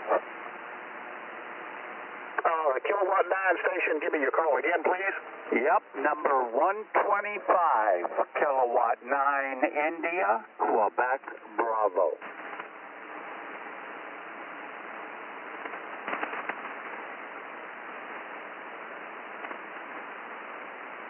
Okay, Kurt, you're up in Westminster, Maryland. Come on and give us a comment, Kurt. All right, sir. AA4VI in the Virginia phone net, K9IQB. Well, I'll tell you, it was a washout up here for the most part, and stuff didn't dry out till late in the day, so I spent most of the time on the inside like many others. But we're thankful to the Lord for another day on this side of the grass, Larry. Thank you for what you do. Have a great evening and a great rest of your weekend. AA4VI, K9IQB. K9IQB, this is AA4VI. Kurt, you're correct. Every day on this side of the grass is a good day. Thank you for coming by. Your comments, we'll look for you on another net. 73 to you. All right, any more check-ins for the Virginia phone net?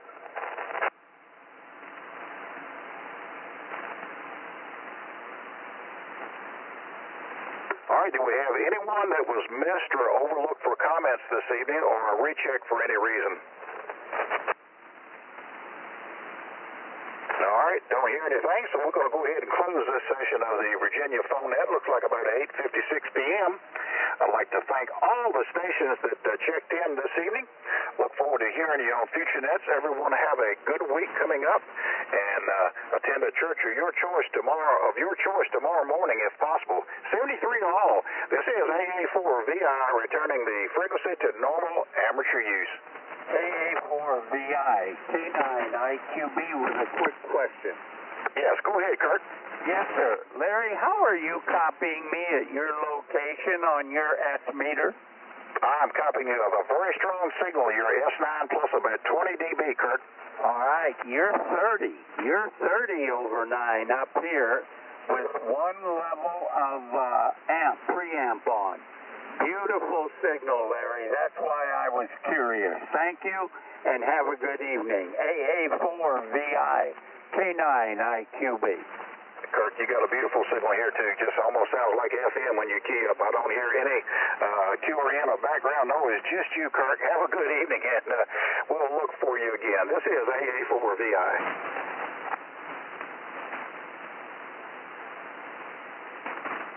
K9IQB, KB8YJV. I think I got it right. KB8YVJ, is that correct? K9IQB. I suppose it's KB8YJV, has the letters back. Anyway, Westminster is my home QTH. I moved, I got married actually. It was 39 years ago today, and I moved to Frederick and then to Shepherdstown, West Virginia. Oh my goodness. So you are an original Carroll Countian. Yes, I am. I'm, I was a regular these days. The Catholic Church in Westminster used to be a little tiny outpost, and now it is apparently the largest Catholic church in the Baltimore Archdiocese. You're talking about St. John? Yes, sir. Yep, we are members of that church. Well, very good. Actually, that's what the church I was baptized in, and went to school at their at their great school down there on Main Street. And that's where I got to be a little bit of a rail fan, watching the trains go by. Oh, my goodness. Well, I'll tell you, it's a small world, isn't it? Our daughter went to school at St. John's Elementary School and then transferred up to Delone Catholic in McSherrystown. Well, for years, a lot of people did that. In the early 70s or late 60s, it went to kind of a low point, and then it has surely taken off. But at any rate, I wanted to catch up with you and say hi. And actually, on the Virginia phone net, there used to be a member who's passed away now, who actually worked for my dad at the Black & Decker plant over in Hampstead. Back to you. Oh, my goodness. And what's your handle? My name is Mark, and the last name is Arnold. And my only interesting little piece of history is that Samuel Arnold was sort of a relative of mine from Gamber, Maryland, and he was one of John Wilkes buddies for the Lincoln assassination. Oh, my goodness. You have some real historical connections. Well, for what it's worth, my wife and I moved up to Westminster. We're actually halfway between Westminster and Tawnytown near South Pleasant Valley Road, if you know where that is. It's about halfway between the two towns. But we moved up from Anne Arundel County from a place called Arnold. How about that? Oh, yes. Yeah, I actually do know Arnold a little bit, and my brother actually lives out on Pleasant Valley Road. Actually, he lives on the road from Frizzlesburg, the old Tawnytown Road, just at Frizzlesburg, just past Frizzlesburg. So I'm sure you know where that is. Oh, yeah, that's a very windy little run there between the old Tawnytown, some people call it the old plank road. It used to be wooden planks, but it's, I forget the route number that parallels 140. I think it's 832 or something like that. You probably remember. But that little run between Frizzlesburg and the Uniontown Road is a windy rascal. Oh, it sure is. And yeah, my first successful job was actually at Worthington Pump in Tawnytown. So back then, I think it wasn't until about 1980 or so, it changed from Route 32 to Route 832. Back to you. Yeah, that's it. All right. Well, I guessed right, because I usually don't refer to it by its formal name, the route number. But wow, that's amazing. Well, I'm very pleased to meet you, Mark. And you're a member of the Virginia phone net, Roger? Roger. I'm number 98. All right. I have a roster here, and 98, there you are, Shepherdstown, West Virginia, Mark. Well, Mark, it's a pleasure, sir, and I'm sure we'll talk more in the future. Thank you for giving me a shout, and have a very good weekend. KB8YJV, K9IQB. 7-3, and you have a great weekend too. K9IQB, this is KB8YJV, 7-3, and have a fine weekend. Hey, thank you, Mark.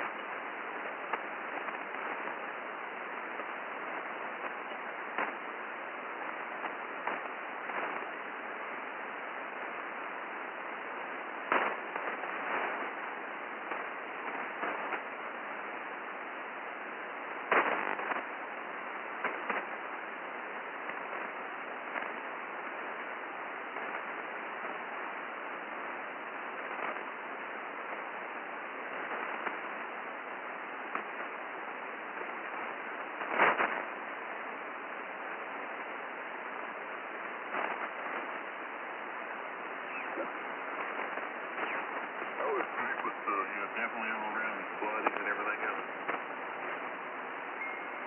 Yeah, I have a guy I worked with at Project Alba back in the day, and he lives north of Houston, and I was trying to get in touch with him a couple times, and he just finally got back to me. I said, come on, man, you got to do better than that. I need to know you're all right, over. Yeah, Roger, I guess he might have had his hands full, but never good when the week of hanging it worried, you know. Yeah, just a tad. Oh, I definitely wouldn't put it inside. This thing fit one of them little hover skateboard things there. Charge that in your living room. Yeah, he contacted me like a week or so ago, Gary. Sent me a text. Can you come with me tomorrow to look at an excavator? I'm thinking of buying an excavator. I'd like to have somebody that knows what they're looking at. I didn't see it until after.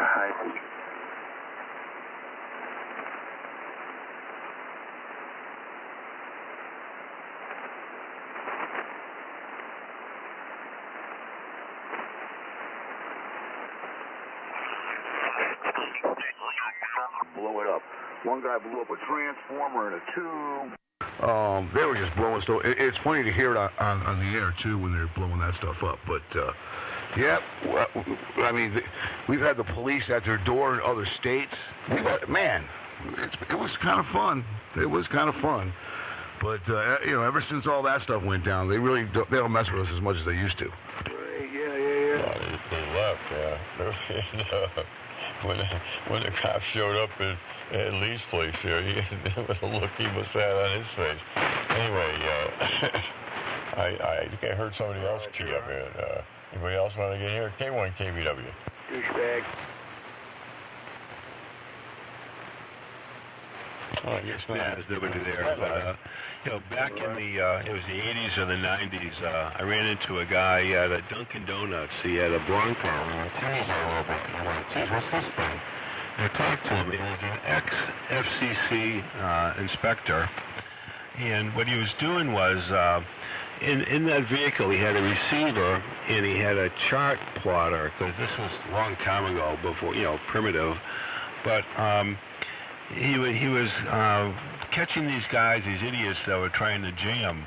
And the way he did it was every time you turn on a transmitter, even if it's you got two identical ITOM 718s or something, when the final transistors come up to power, there's a distinct curve, a signature, a fingerprint for every radio, even if they're identical. I swear this is how he was doing it. And he would catch instantaneous, you know, I don't know how many milliseconds of the power-up of the transmitter, and that was admissible in court. So they would get these guys, they would get the search warrant, they'd get their equipment, and then they would prove that that was the radio used. I swear this is exactly how they did it. And these guys, I think they're not going to get caught. I just think it's really like Bob Jr. It's just funny. It's amusing. And I'm just waiting for one of these letters to take hold and see this guy's name on the website. And they might be thinking he's, you know, snickering and laughing today. But I guarantee you, he will be very, very, very sorry and so remorseful when he actually gets that letter and his stomach drops and he realizes he was bagged. And it could be tonight, because I have two letters out there right now. It could be tonight that this guy is being monitored. And you're absolutely right. The entire band is being monitored, and there's some kind of triangulation with phasing between antenna sites that they're using. But I know that when I was in radio, they got a guy in his vehicle that was doing it. It was Newton, Massachusetts, and he was jamming it. He was a traffic guy or remote broadcast. In his vehicle, they got him. They figured it, they found who he was. The cops went behind him. They pulled him over and they nailed him in a vehicle. These guys are doing it from fixed locations, thinking they're not going to get caught. I get on the topic because of, you know, it's so amazing. It's just gambling with no winning tickets. They're all losers. They're all losing tickets, no matter what you get. You're never going to get something that gives you something positive, other than that enjoyment they get from thinking they're screwing with you. I don't know. It just makes no sense at all. Back to Bob Senior, K1KBW, W1UUU. Yeah, K1KBW. I don't even worry about the FCC. I take care of it. Listen, if it gets real bad, I take care of it myself. It works out much better that way. I told one guy, I says, you don't even want me to show up on your doorstep. I says, I might never be able to find you, but then there's a slim chance I just might find you. And if I do, you don't want me to show up on your doorstep, because I'm not the FCC. I'm going to do a lot worse things than they can do. K1KBW. Well, we just hit 30 over. So that's good. Anyway, yeah, it's funny. To me, it's funny. Anyway, there's some sidebander in there now when you was talking. I'll tell you. Oh man. But anyway, I mean they're just like this. They're just weak. I guess they'd be better off trying to jam a sideband signal, but AM it's just impossible. Unless you could put out a hell of an AM signal. I mean, you got to put out a hell of a one. But anyway. But yeah, it's all good. It's all good. But yeah, I'll never forget that. Because I remember, that one that was threatening, I'm not even going to say who, threatening somebody, but they didn't realize who they were. That was a real big problem for them. And I think, I'm sure you remember, they found out the hard way. You can't just go around threatening people because you don't realize who you may be threatening. It's just hilarious. KW.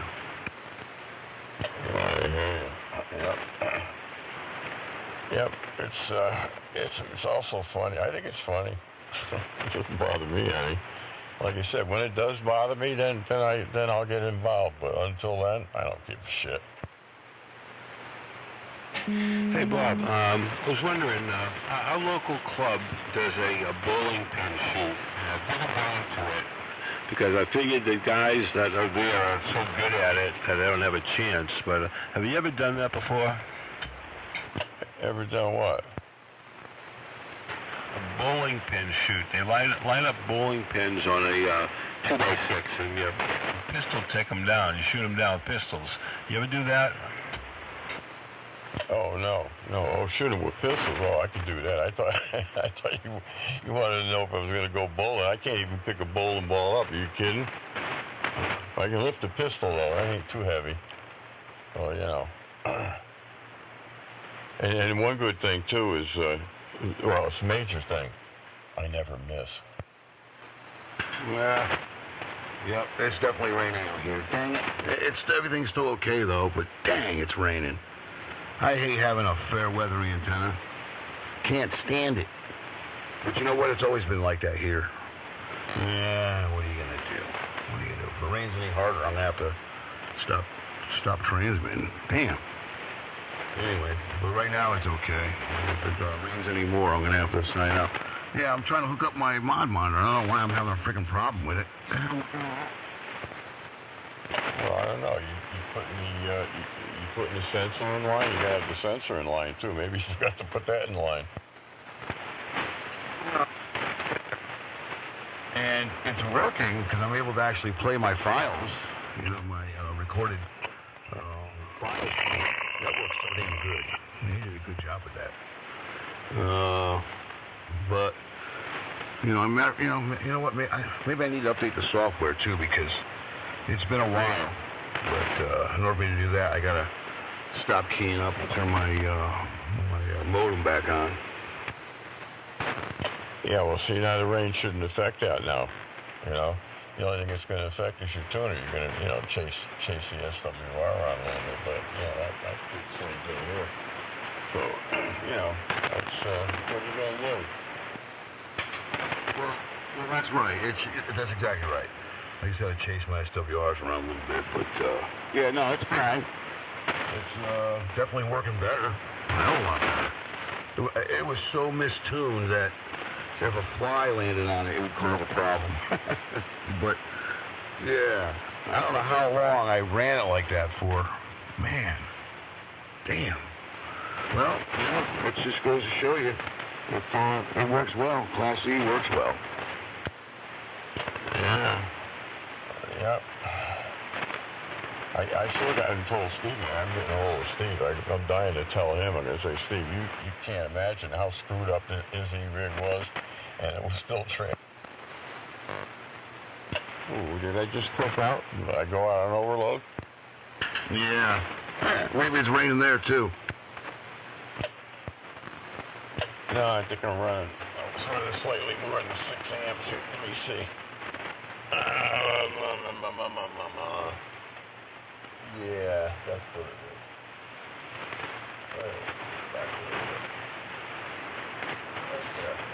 That's happy now. So I brought it back to just slightly under 6 amps, so it won't kick out anymore, because I can't tell when it kicks out, but I just happen to hear a click. I happen to have my ear head in the right direction. Otherwise, I wouldn't know. I wasn't transmitting. Yeah, I did that last night. I didn't really realize it kicked out right away. I just happened to just look over my right shoulder, and I looked at my meters. They're all sitting on 0. I'm like, oh, I'm not transmitting anymore. That's because I was running it just right at 6 amps. And you know what? The overload shutdown keeps you honest. So, you know, this way you don't go over what you're supposed to be doing. So, you know. It's okay, though. So I run it a hair under. Actually, there's more than a hair under right now. Cause I didn't retouch it up after I adjusted my antenna tuner. So I'm about a half an amp down there.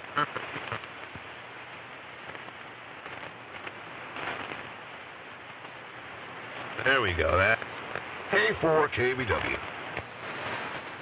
Yeah, well, I'm an idiot because all I had to do is turn on my mod monitor, and then I'll know if I'm not transmitting it, because it won't be jumping up and down like James Brown like it's doing now.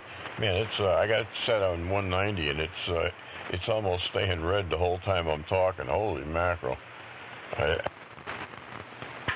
Yeah, I think you hit it again, but yeah, that's why I'm trying to turn everything back on. I must be doing. You know what? Maybe my quarter-inch. That stereo cable going to from the box to the pickup. Maybe that's the wrong wire. Well, it might be. Yeah, mine just kicked out on overload again. Damn it.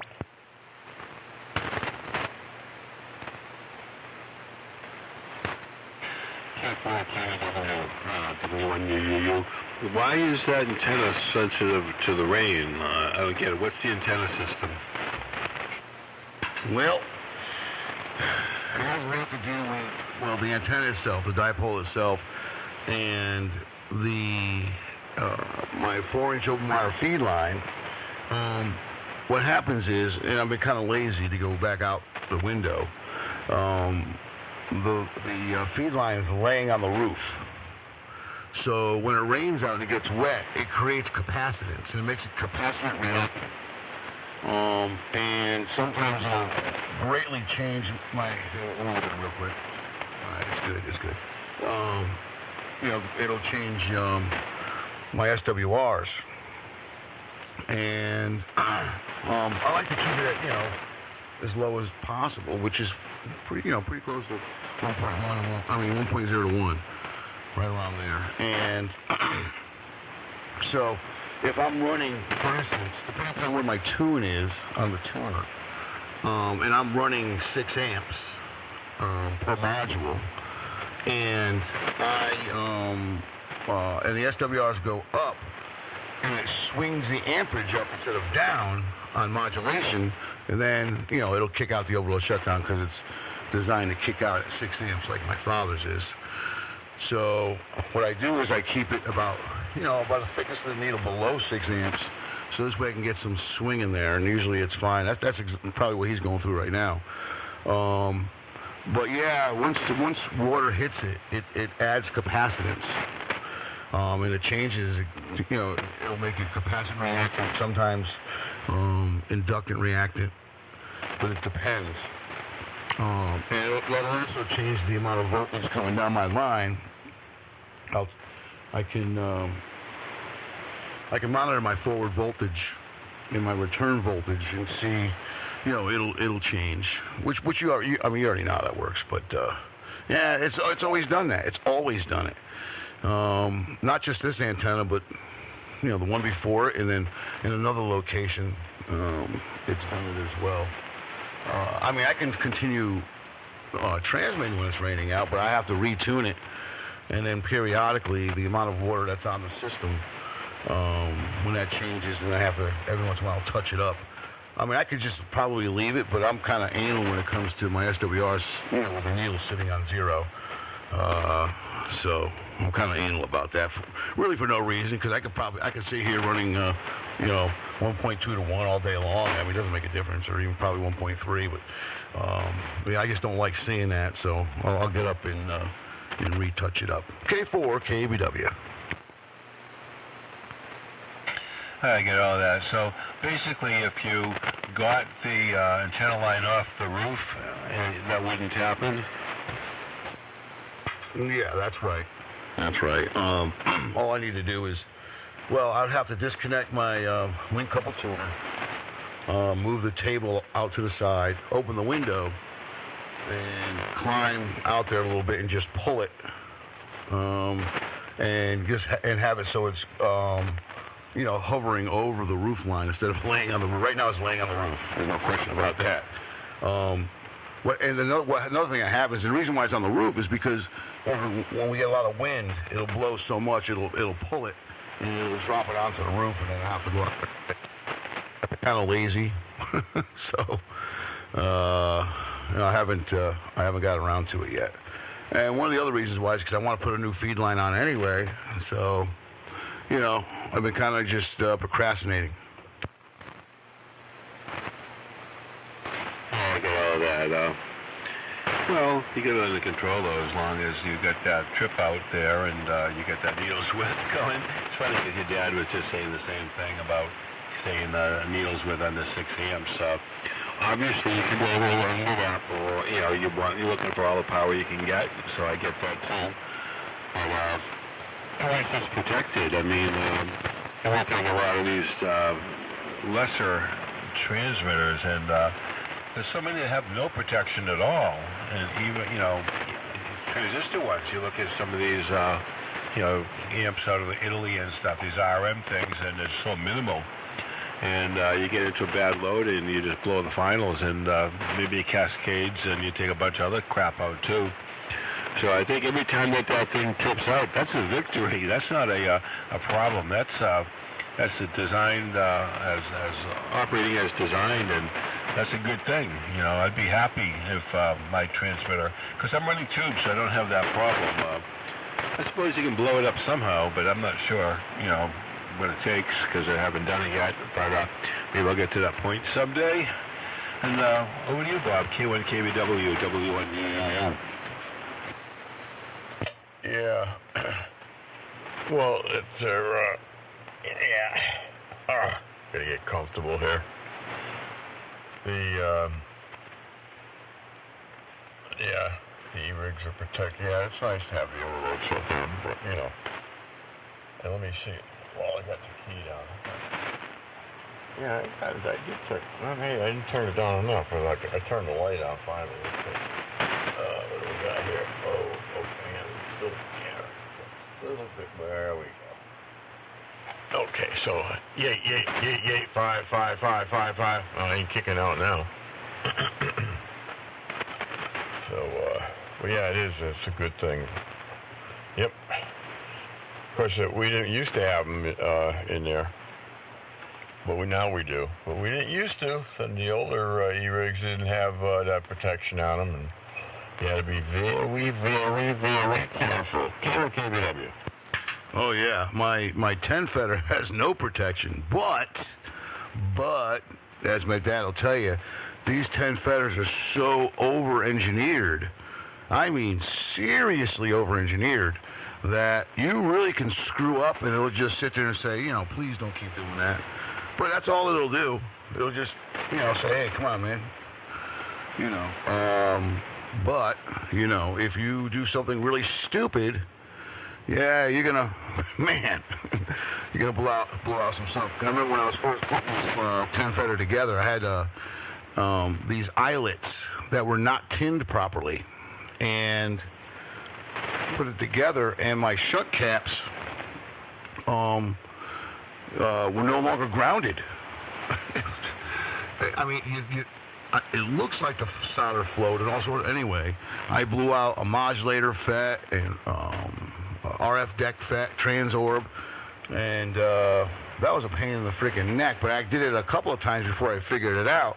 How I figured it out was I pulled on the on those caps, and it just pulled right out. It just pulled right out like it was never soldered. I'm like, are you kidding me? It was like a white powder in there, like, you know, from, you know, I guess arcing or trying to, whatever. But they just weren't tinned properly from the factory. It was like the weirdest damn thing. And out of a bag of them, you know, both sides had 2 of them that were not tinned right. Remember that, Dad? That was crazy. Oh, yeah, I remember that, yep. And who knows what kind of metal that they used, too. Yeah, the solder just didn't stick to them on the inside, but it looked like it flowed around the outside nice, you know, but it just didn't stick. It had that white powder in there, like you get when you get dissimilar metals. So, they were all screwed up. That was, it's a good thing you found that, K1 KBW.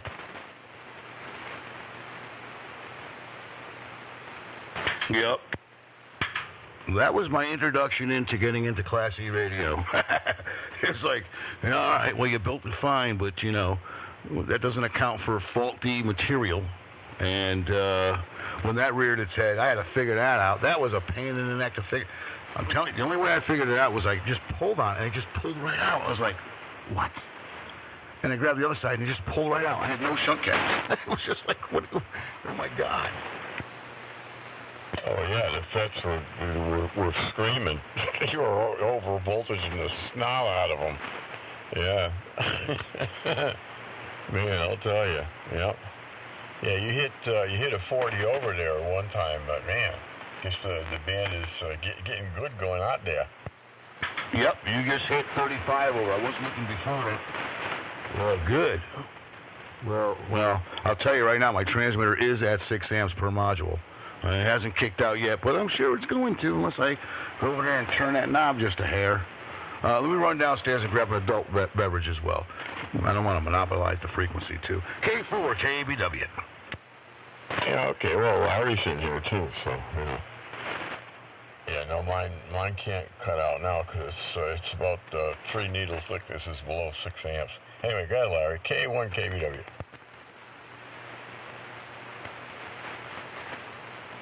W1ASS. Sorry, W1UUU. And I got you W1 ASS. Let me just get back over here. Okay, hi, Paul. I was just taking some pictures of the transmitter. I was speaking earlier with W2ENY, and he actually lives in the area that this transmitter came from. He was looking for some pictures of it. So I was just taking a couple of pictures of the tubes and stuff like that. I'm going to flip them over to him in just a little bit. But go ahead and take it, Paul. W1ASS, W1UUU. It's just a quick one in case I vanish from the face of the universe. I switched rigs. I was running the Flex before. I got some water in the transmission line or something since it's raining out there, and I started noticing, actually it tripped the amp off on me. And so mid-sentence I probably vanished. And then I tried going to 400 watts. That didn't work. And I went out and I checked, and of course, yeah, everything's kind of temporary right now, so I probably got some water in the line. So I hooked up the T3, the T368, which will,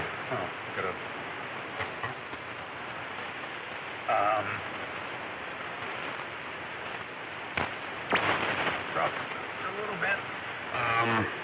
So anyhow, this rig being all tubes will pretty much run into anything. So where the solid state emits, there are all sorts of crazy protections. So the minute it sees anything, it shuts down. Which, hey, it's great. It protects itself. Bonzo the chimp can run it. That's me. So anyhow, just want to say, no, I didn't die. Nothing blew. It's antenna related. So, okay. Just let you guys get back to your discussion on editing anyhow. So I just wanted to say, yeah, we're still alive. Hey, 73s to everybody. We'll just be on the side listening and finishing up our work here. W1UUU, and I didn't talk to one, I think it's KBW, nor, I guess it's K4KBW. 73s to you guys. Have a good one. We'll be on the side for a while anyhow, not saying anything, just listening. WNASS, we will be clear. Okay, very good.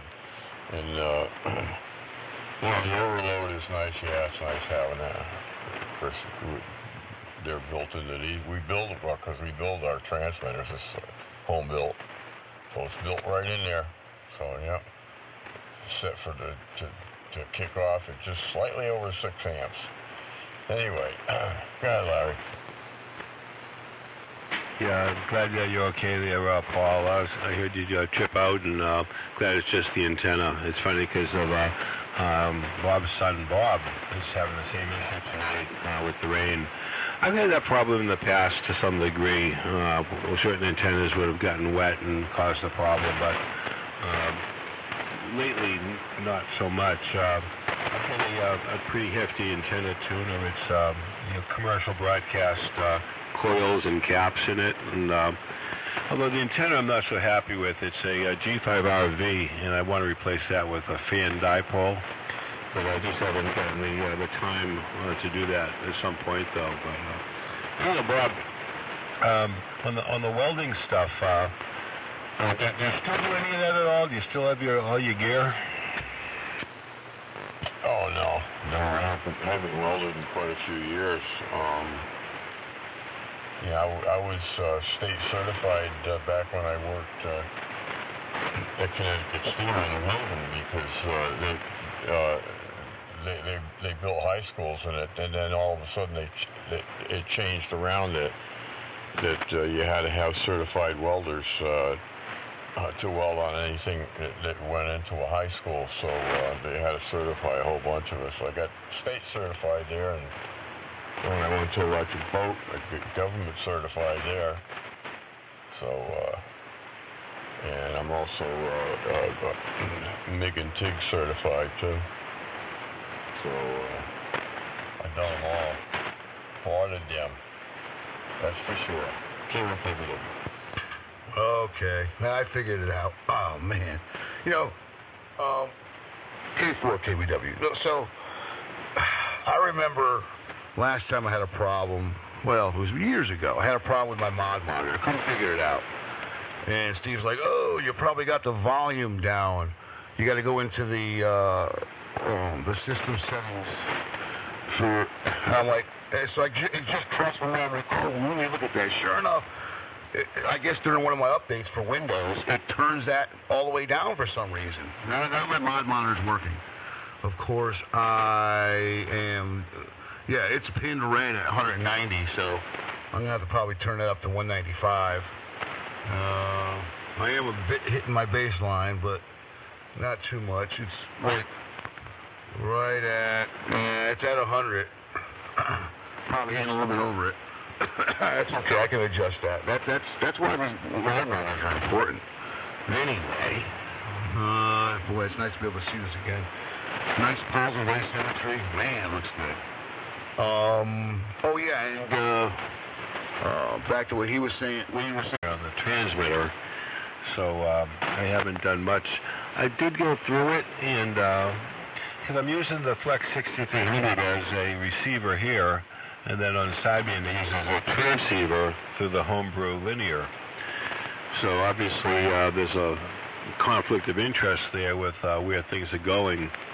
And I have two different sequencers, and what I need to do, Bob, is I need to get my head back into it and then write down exactly what I need to do to go between setups.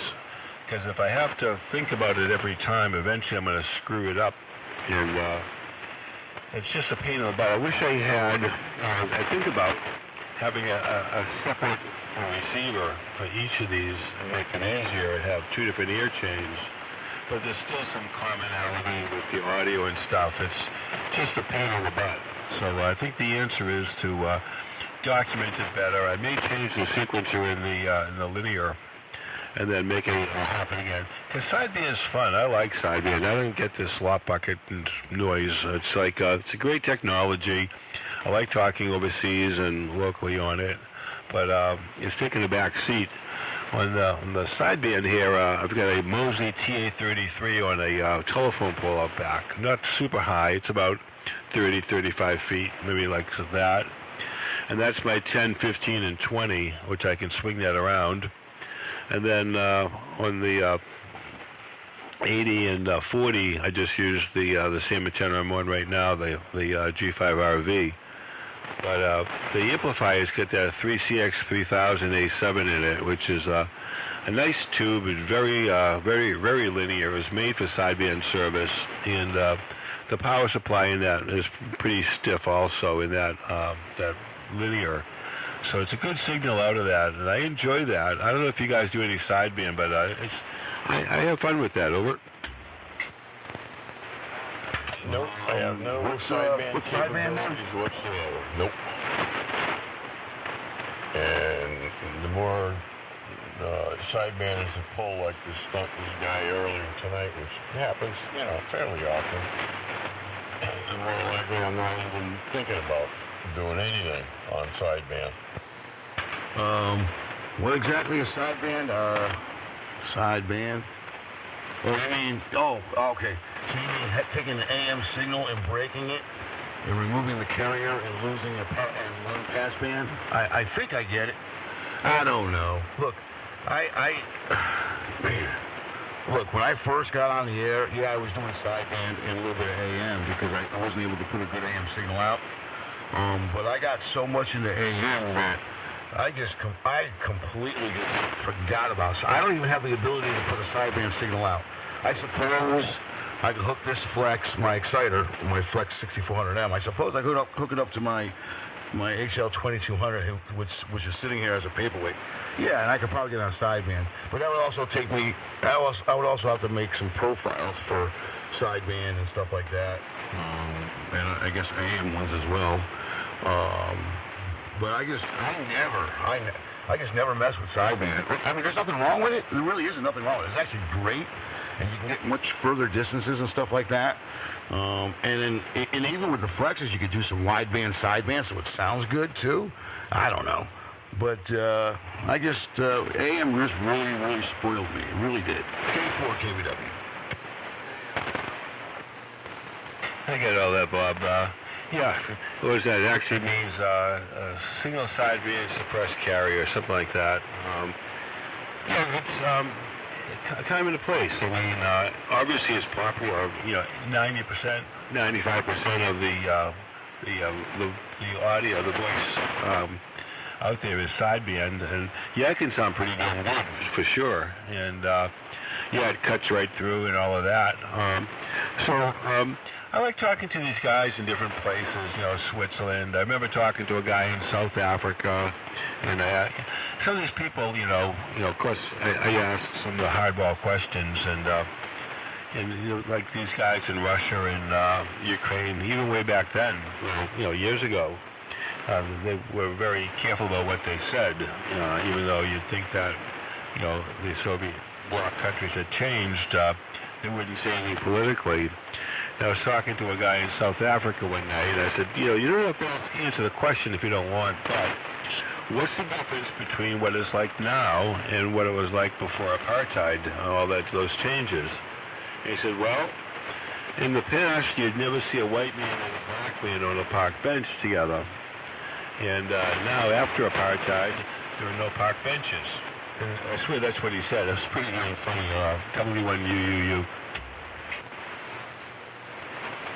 Wow, that's crazy. Wow. I didn't expect you to say, okay. Wow, okay. Man. So they wouldn't even sit together on a park bench. And so they took away the park benches. That's interesting. Wow. The United States, back in the day, yeah, we had it a little twisted back then, but, we were a growing country. We were a growing country, and we had to go through a whole bunch of growing pains to get where we are today. And, of course, there's always crazies on both sides. So, that's how that's going to be. But for the most part, the United States is a really good country. Wow, the apartheid. I didn't realize that. I'm sure there's a whole bunch of other stuff to go along with it besides just the park benches. K4 KBW. Yeah, Bob, I don't think they took away the park benches. I think they were stolen. I think there was just a breakdown of civilization after that, and that was part of the fallout. Huh. Well, I guess that's going to take some research on my behalf. Of course, I know about the apartheid, but I don't know enough about it to make any comment about it either way. But interesting stuff. Yeah. Well, that's crazy. Let me see. How's everything working here? Yep. I don't know. It must have stopped raining, I guess, because everything is just settled in right where I tuned it now. So that's kind of good. I don't want to sit here and if I had to start chasing my SWRs, I probably would end up just signing out. But yeah, it's working. It's working good. Dad, how's yours working up there? Is it working all right? Yeah, I haven't touched it. I just when I first got on, I touched it up because it was I think it was probably set for 3873. Is that where we were the other night? Something like that. Anyway. So I had to touch it up a little bit, but I got that, that 50-watt slug in there, that's, on reverse, so it's, you get the 100, so it usually shows mine does. Mine shows it up right quick. Yeah, I'm going to have to get one. I'm going to have to. Also, too, I need a really big slug. A really big slug. All I have is a 100 and a 500. So, and that's all from the 10 fetter, because it works good for the 10 fetter. Yeah, I need another slug. I need 2 new slugs, and they are not cheap. Oh, no, they're not. No, you need at least probably a 5,000. Yeah, I would be very happy with a 5,000 slug. A 5,000 slug and a 50-watt slug. So right now I'm using a 100 and a 500. Well, I've never used a 500 anymore. It just sits there. So it's kind of a waste. But yeah, the 100-watt slug works okay. It works good. Maybe it's not as not as sensitive, but at least I can get it close. Close enough. Close enough for government work, I guess. But, yeah, I completely forgot about the mod monitor setting in the audio setup thing here. I guess when Windows does updates or whatever, it takes the volume for your line in from the mod monitor and brings it down to 0. I'm sitting here wondering why I can sit here and play files, but it won't pick up my pickup. Anyway, I figured that out. Because I remember Steve telling me about it one time, I don't know, years and years ago. And I was like, oh, okay, I'll remember that. Well, clearly it took me a while to remember it. But hey, it's okay. It's all good. And where the hell is Steve anyway? And where's Bill? Where is everybody? K4 KBW. Bill goes to bed early. or he might be on this late. He might get on, but he doesn't get on much anymore. And Steve has got his other half there, so he's tied up. Or maybe he isn't. Or maybe he'd like to be. Anyway.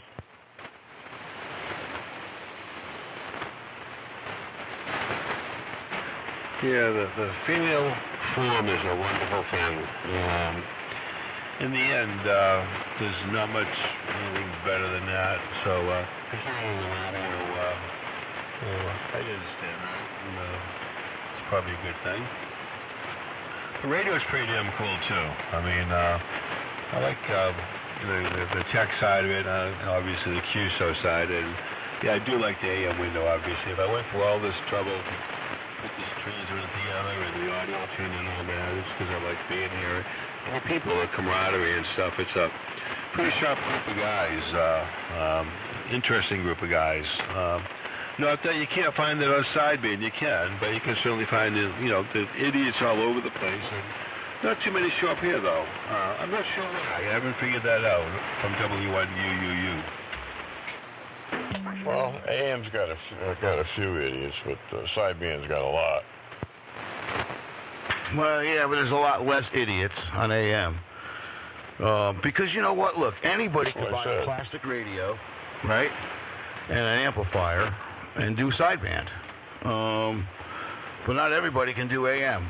I mean, you can buy a Flex and a giant amp, and then you could do really good AM. Absolutely fantastic. But that's expensive, man. I mean, really expensive. But then again, if you add up all this stuff, man, even though you're building a transmitter, it's a lot of work, and a lot of parts you have to get. I mean, DU2s, they're expensive. Vacuum variables, they're expensive. How many vacuum variables am I running? Let me see. 1, 2, 3, right? 3 of them, I think, right now, as I'm transmitting. Yep. And those things are expensive. Man, they're very expensive. But, and all the other parts, man. I mean, Dad, if you think about it, there's hundreds and hundreds and hundreds of parts in just one of these transmitters. A lot. Oh, yeah. I mean, just the 3 circuit boards, there's got to be 300-400 parts on there alone, for crying out loud.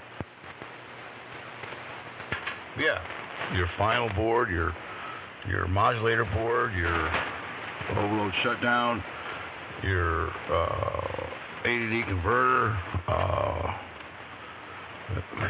man, and all the parts on your board for your heat sink, and FETs and transorbs and capacitors. Oh my God. Yeah, it's a lot. It's a lot. You add it all up. I have no idea. I mean, I have no idea what it would be, because as you know, I mean, it took time for us to build them, and you just start gathering parts. As time goes by. I mean, yeah. So that's why we always would hoard parts, because we end up having enough to build another one. So, but you start running out of parts, you got to start sourcing them again. Yeah, because they stopped selling the damn things, and the places closed down, like all electronics, and cables and connectors, and Radio Shack. Oh, man. Those are what's, one of the more difficult things to find, and there are some deals on eBay, and I got one from a guy in California, and he ships it all the way here. It was a substantial one, and the thing just was not on the range it was supposed to do, not even a fraction of it. I'm not sure what was wrong inside, but they had the bias protection. The guy took it back. I tell you, I got that the Schlockwood SW, whatever it was, processor a couple months ago, and tried like hell to make that thing work. And supposed to be able to set up asymmetrical audio on there, the negative peak limiting. I spent hours and hours trying to get that thing right, and I thought it was, I was trying to come in on it, and then up at Nearfest, I see the Symmetrics there, 528E. And the guy didn't want a whole bunch of money for it. I think I paid, I don't know, $120 or something like that. And I plugged that in, and it was day and night. So I still had a couple days left on the return on the Schlockwood. And I went to send it back, and the guy's like pissy about it and giving me a bad time. And basically I said, and eBay had kind of closed the window because of I had changed my feedback to positive, which was weird. And I basically just let all parties know, say what you want, do whatever you want, but guess what? I'm putting it in dispute with the bank. Game over. And that's all you have to do. Yeah, call up the bank and, here's the shipping number. Goes into dispute. It's over. You get your money back. It's got nothing to do with the eBay warranty. But I was very disappointed in the product and the guy that's making these. It's a substandard processor. I get why it's cheap, because it is cheap. It doesn't have any knobs. You have to use screwdrivers to tweak it and stuff. And it just doesn't do what it's claimed to do from W1UUU. And exactly what was it again? You said it was a processor? Yeah, this guy, Jim Wood, Schlockwood, SW200 or something. Schlock is a Yiddish word. I don't think he's Jewish, but Schlock is a Yiddish word that means like chintzy or cheap or, not so wonderfully, built or designed or sold. You talk, cheap little articles. What is this Schlock? I'm looking for a real, watch. Don't send me the Schlock. And so, what I found was Wood.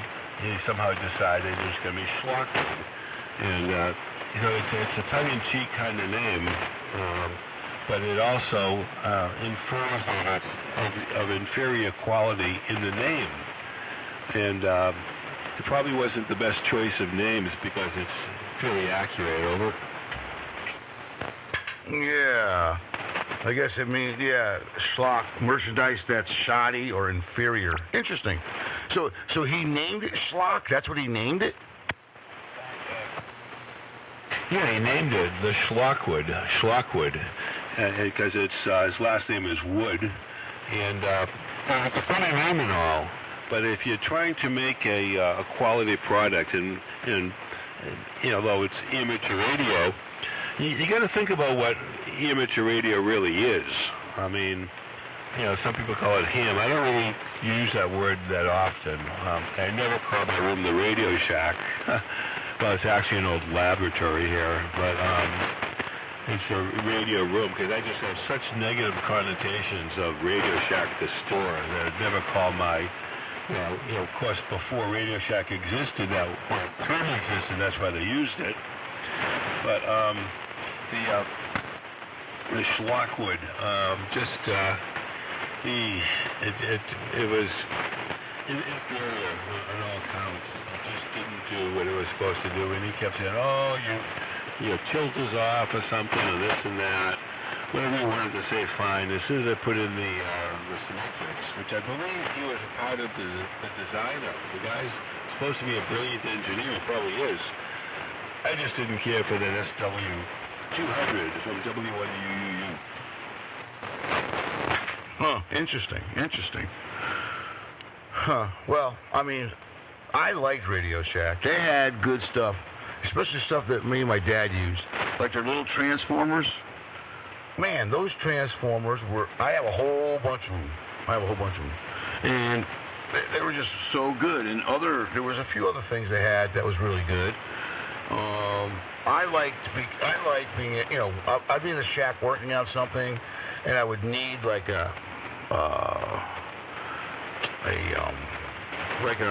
one of those bidirectional capacitors or something, or some weird freaking whatever part, and they would have it. They would have what we would need. So I mean, that's why I miss it. But they screwed up that business so bad, making it into a cell phone store, a computer store. I was always like, what the hell are you doing? So yeah, they really screwed up. And it used to be a surplus radio parts store, and then they just changed it into a cell phone store and ruined it. Yeah, it was terrible. But the other place by my dad's house, Cables and Connectors, that place was awesome. Man, they had so much stuff, and they closed down. Every damn mom and pop store seemed to close down, so we're stuck with buying stuff online. I have no problem with buying stuff online, but if I'm sitting here working on something and I need a part now, I want to drive to a store and buy the part. You know what I'm saying? That's why I miss places like that. I just really do.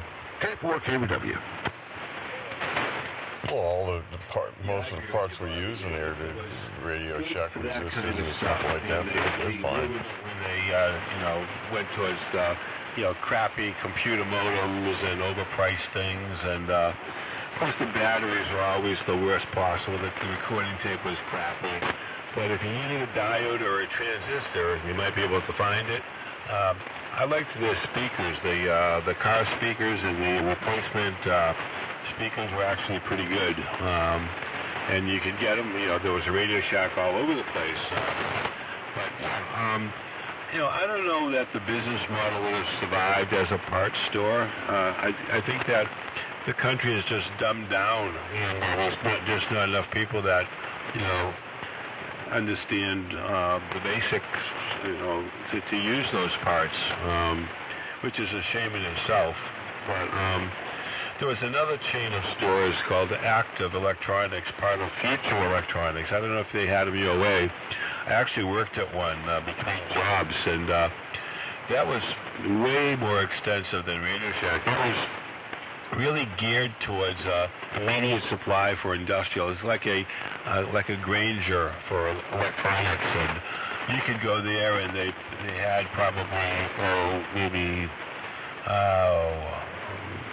150 or 250 different transistors in stock, and plenty of stock of each one. A full complement of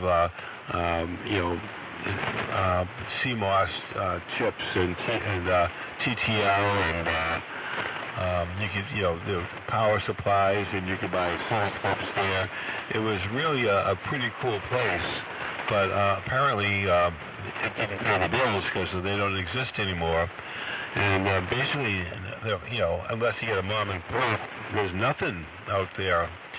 So I try to get stuff in advance. I'll order up a kit. Now I get them on Amazon, like power resistors and probably 2 waters. On eBay, you can get resistors.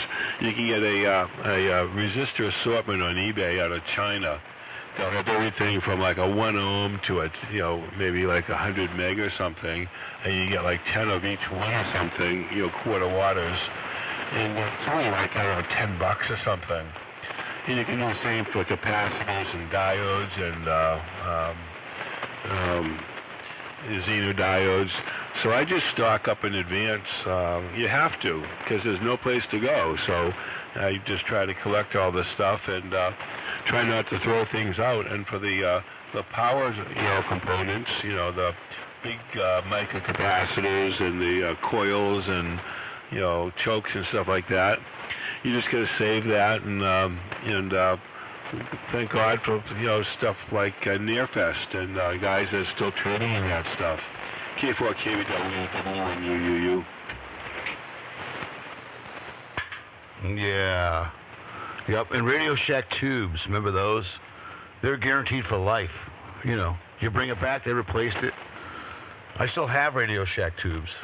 Realistics. Dad, I know you got some too. Lifetime warranty. We're still alive.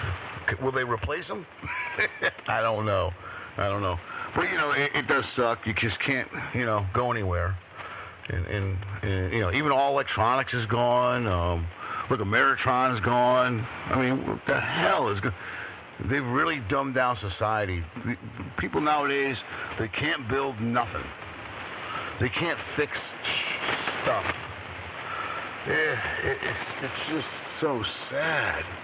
It's like, man, it's like, I mean, what kind of a man are you if you cannot fix something? My God, it's like in our DNA. If you cannot fix something, so you're a woman. Or I shouldn't even say that because women can fix stuff too. If you can't fix stuff, you're just not a man. Come on, man. These kids, and I know a lot of them. These younger fellas, they can't even change the oil of their car, let alone change their tire. It's like, man, are you kidding me? No, they can't do anything, Bobby. Are you kidding? You know, but that's what they want. They wussified all the men today, and you know, and that's what they got—a bunch of friggin' wusses. Yeah, which is a term that used years ago. You better fix it. And that's really the foundation of what made this a world dominating superpower.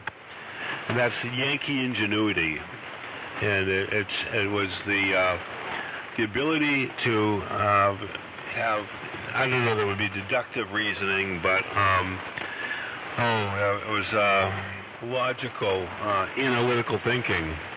And it wasn't just college people, it was farmers that could fix a baler. You know, it goes back to before then. Guys that just figured out stuff. You know, from Ben Franklin, you know, guy was a politician and he's messing with electricity. He was a statesman. And just the farmers that, you know, the first tractors. And they say that the reason why the American soldiers are so good at doing things, and by that I mean killing people, is that they understand the technology and the vehicles and stuff, because they come from a place where everybody's got a driver's license, and you know, going into World War I and World War II, the farmers knew how to use mechanical implements. They understood, you know, what was going to rip your leg off and where to stand back. And then these people from these third world countries had no clue how to use that equipment. They didn't grow up with it. We instinctively know, Bob, when you weld something, you just look at it and you can just say, that steel's not thick enough. It's not going to hold. You just look at it. And to us, that's just second nature. But to a wide swath of now United States and the world, they have no clue. They don't have they can't begin to understand what the strength will be and what's required. Over. Yeah, I know. Well, you know, things just ain't like they used to be, Larry. And you know, we can't change that. They just wussified everything, and you know. I mean, now you go into service, if your drill sergeant yells at you and you report him, he gets in trouble. When I was there, you reported him, you got yelled at again, and then you got smacked in the head. But anyway, what can I say? Things have changed. That's why we're on our way out, Larry, because you know, you get to a certain age, you can't put up this with the new stuff anymore. So you know, that's why we crap out. You know, I'm getting close. I'm going to be 80. I'm ready. You know, I'm ready to crap out. What the hell? Yeah, I mean, what the hell are people going to do when there's nobody else left to fix stuff? You know, AI is not going to be able to fix everything. I mean, what are they going to do? It's the funniest damn thing. And it's like, man, I mean, you know, when I was younger, I had to fix my stuff. You know, if something broke, we'll fix it. Well, I guess I had to figure out how to fix it. But you know, but a lot of that's in my DNA anyways. It always came natural. Even something new I was working on, it was just a natural thing. Like, maybe it is genetic. I don't know. But it's, you know, I never had like a really expensive computer system. Matter of fact, I bought it from Radio Shack, and it broke. Well, I had to fix it. I had to figure that stuff out. So you know, years of research and fixing computers, I got really good at it. So I started building computers and things and stuff. And you know, these kids nowadays, they can't do anything. They can't do nothing. They just can't do nothing.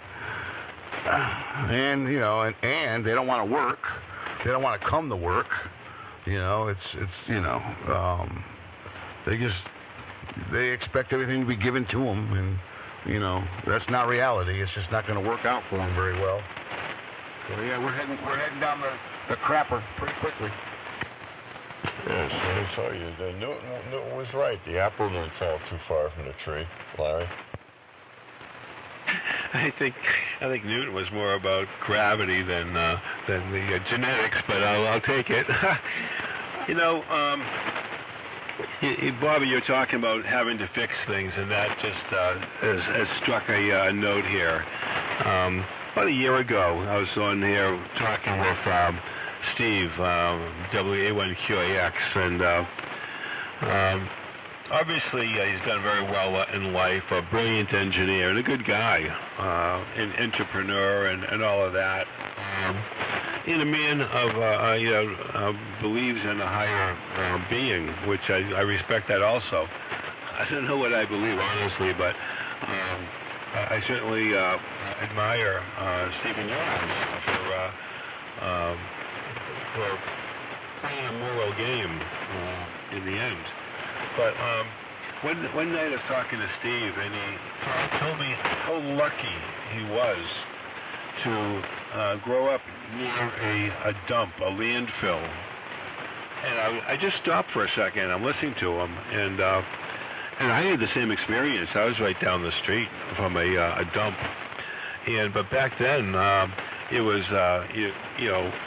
Eventually, somebody saw you and made fun of you. Of course, it was the rich, snotty kid in town, you know, called me a dump picker. And but that was the place that you could get stereo components and lawnmowers, and you know, that's basically what we were looking for: stereos and lawnmowers. That was it. You know, amplifiers where you could pull out of a console and you'd find a tube for it, put it together. Now you had a really good sound audio system in your house, and you found a speaker somewhere, maybe not at the dump, but somewhere. But he felt so lucky to be near a dump, and that really got me. I have a similar background, as I mentioned. But today, there's just none of that. Of course, everything is surface mount device, and even if you pulled something out of a landfill, you probably couldn't fix it, you know, cell phone, forget that, or, you know, going back to these little devices. But there are things you could fix. I heard that NASCAR was in real trouble going into the future, because of nobody knows how to build a race car anymore, or they don't want to. I don't know what it takes to change that. They have these robotic programs and something now they call STEM, science, technology. I don't know what the EM is, but it's not the way we grew up. It's not metal shop with welders and shapers, if you know what a shaper is, and lathes and you know, rivets and drill presses. None of that stuff. Most of these schools, to my knowledge, have eliminated metal shop. If you want to learn that, you go to a trade school, which, you know, is a whole different class. You know, now you can't choose to, you know, understand engineering and think about going to college and get the hands on. You're either going to be a blue collar worker or a white, and you end up with engineers that literally don't know how to reverse a ratchet from W1UUU. Well, that's a tough one, reversing a ratchet. Wow. That takes a very analytical mind. Go ahead, Bobby. Well, yeah. Hang on a second.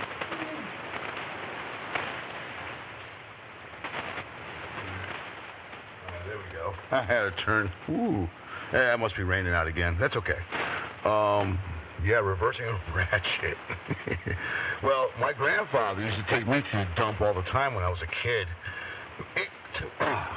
To me, it was like it was so cool because there was so much stuff that people threw out that you could use. And man, cause I've been building go-karts and stuff when I was just a little kid.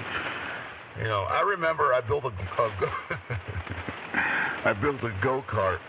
I don't know how old I was, but I was really young. And, I didn't understand the concept that you needed to steer it. So I went flying down the hill, and then there was this stone wall coming up on me, and I was like, then it dawned on me, like, oh yeah, I should have used something to steer it. And it was too late. Smash! And then I drag it up the hill, bring it back into the garage. But, that was before I realized you needed brakes. Anyway, but you learn stuff. But I used to go to the dump all the time with my grandfather. It was great. It was fun. I would find all sorts of stuff. I remember I found a little horse. It was a little plastic horse. I remember, I still have it. It's at my mother's house. But, I found that at a dump. I liked it. So I'm like, I'm taking this. But there was all sorts of things. There were all sorts of electronics and parts and stuff. And I remember seeing online, there was like thousands of R390s stacked up in the dump somewhere. I'm like, oh my God. If that was at my dump, are you kidding me? I've been grabbing RF sections out of them and all sorts of stuff. Man, power supplies, whatever. But, but these people nowadays, they just don't get it. They don't understand it. They don't care. It's a throwaway society. I mean, look, you can go buy a 75-inch TV, right? For what? $500, $400, whatever. Cheap. Dirt cheap. If something goes wrong with it, there's no TV repairman anymore. You throw it away, you buy a new one. It would cost more money to try and fix it. I don't know. One of my TVs I have, it's in my bedroom. My house burned down back in 2014, and not only was it in the fire, but it was flooded because of the fire department and all sorts of stuff. I took it apart. I cleaned it and used contact cleaner, deoxit, all sorts of stuff, and that TV's still running. But where I lived at the time, there was 12 other TVs from 12 other condo units that was burned up. They're all in the trash. And I really didn't have the time to pull those and fix them. But all of my gear I recovered, you know what I'm saying? Matter of fact, there's still some stuff I'm still recovering from 2014. There's a lot of stuff. My whole radio station, everything. My flex, my audio gear, my transmitters, and all sorts of stuff. But for the most part, I recovered almost everything. And there's still a few things I still have to recover. I got some, a few things here and there I still have to go through and stuff. But these people nowadays, they just have no idea how to fix stuff. It just boggles my mind. It really does. And, people at work all the time are asking me to fix stuff for them. It's like, you can't fix that. Are you kidding me? It's like, all right, just bring it in. I'll take it home and fix it for you.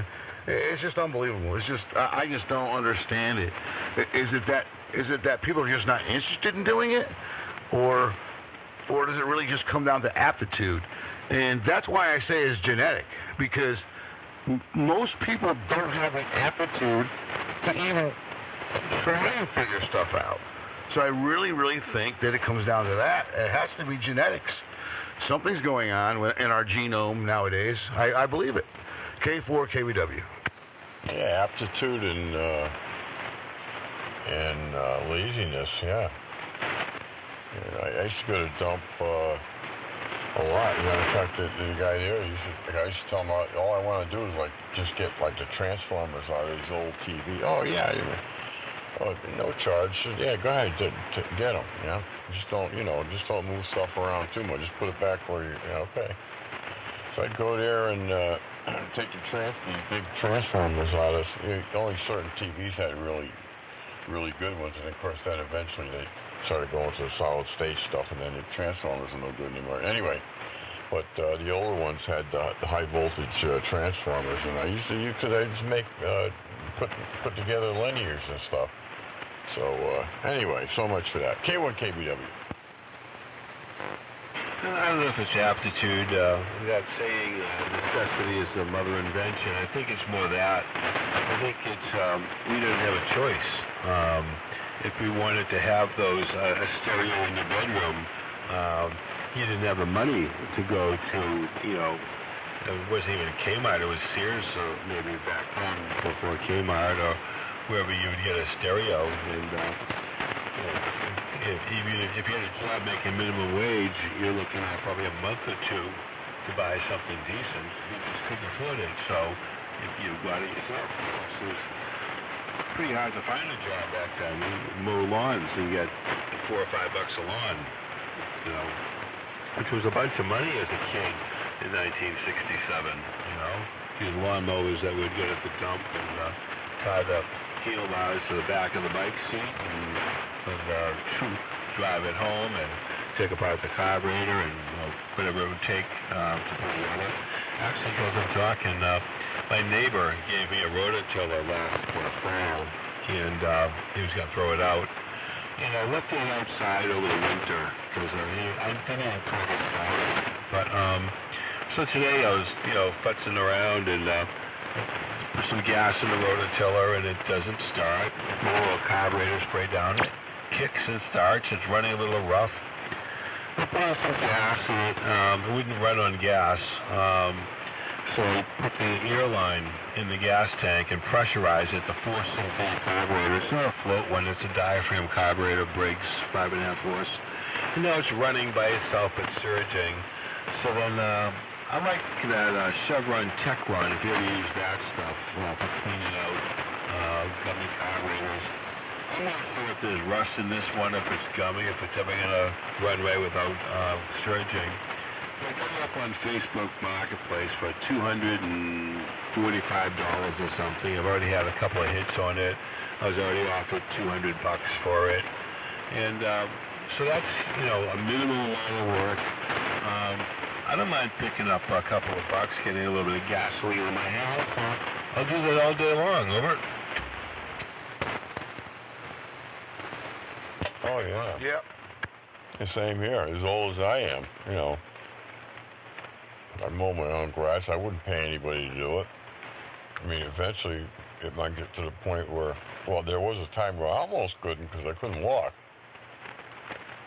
But I straightened that out. Anyway,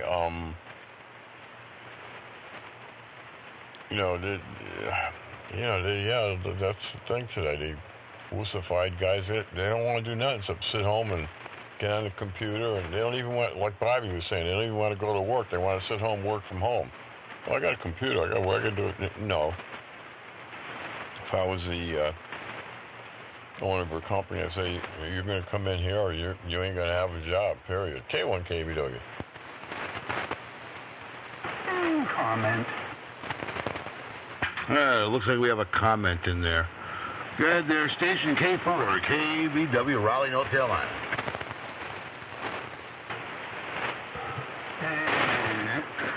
Just W1ASS back.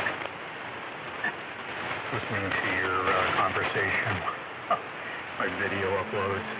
Yeah, one of the big problems is instant gratification. Everybody's used to instant gratification. They just want everything. No one's interested in making anything, doing anything. They just want instant results. And I want food that comes to my mouth. I don't want to go out and get the food. I want it delivered to me. I don't want to make that phone call, use an app, etc. And actually, right now, been living in 2 countries. And it's interesting seeing the difference here and there. And I can, when I was a kid, which was, the 60s, My father was in the service, and I'm going to retire when they turned around and told him, you're going back for your second tour at Nam. He said, yeah, I'm retiring. I'm done. So they trained him, TV repair. So he used to bring home boxes of parts and things like that. And I used to love the play with the things. I had no clue what I was doing. Actually, back in 1968, he brought home a box of parts. There was a selenium rectifier stack in it. And I had no clue, but hey, I'm interested. And I had a race car power transformer. And so I hooked that across the selenium stack rectifier. And so about 5 minutes went by, and I saw that there was frost all over one half of this rectifier. It was covered in ice.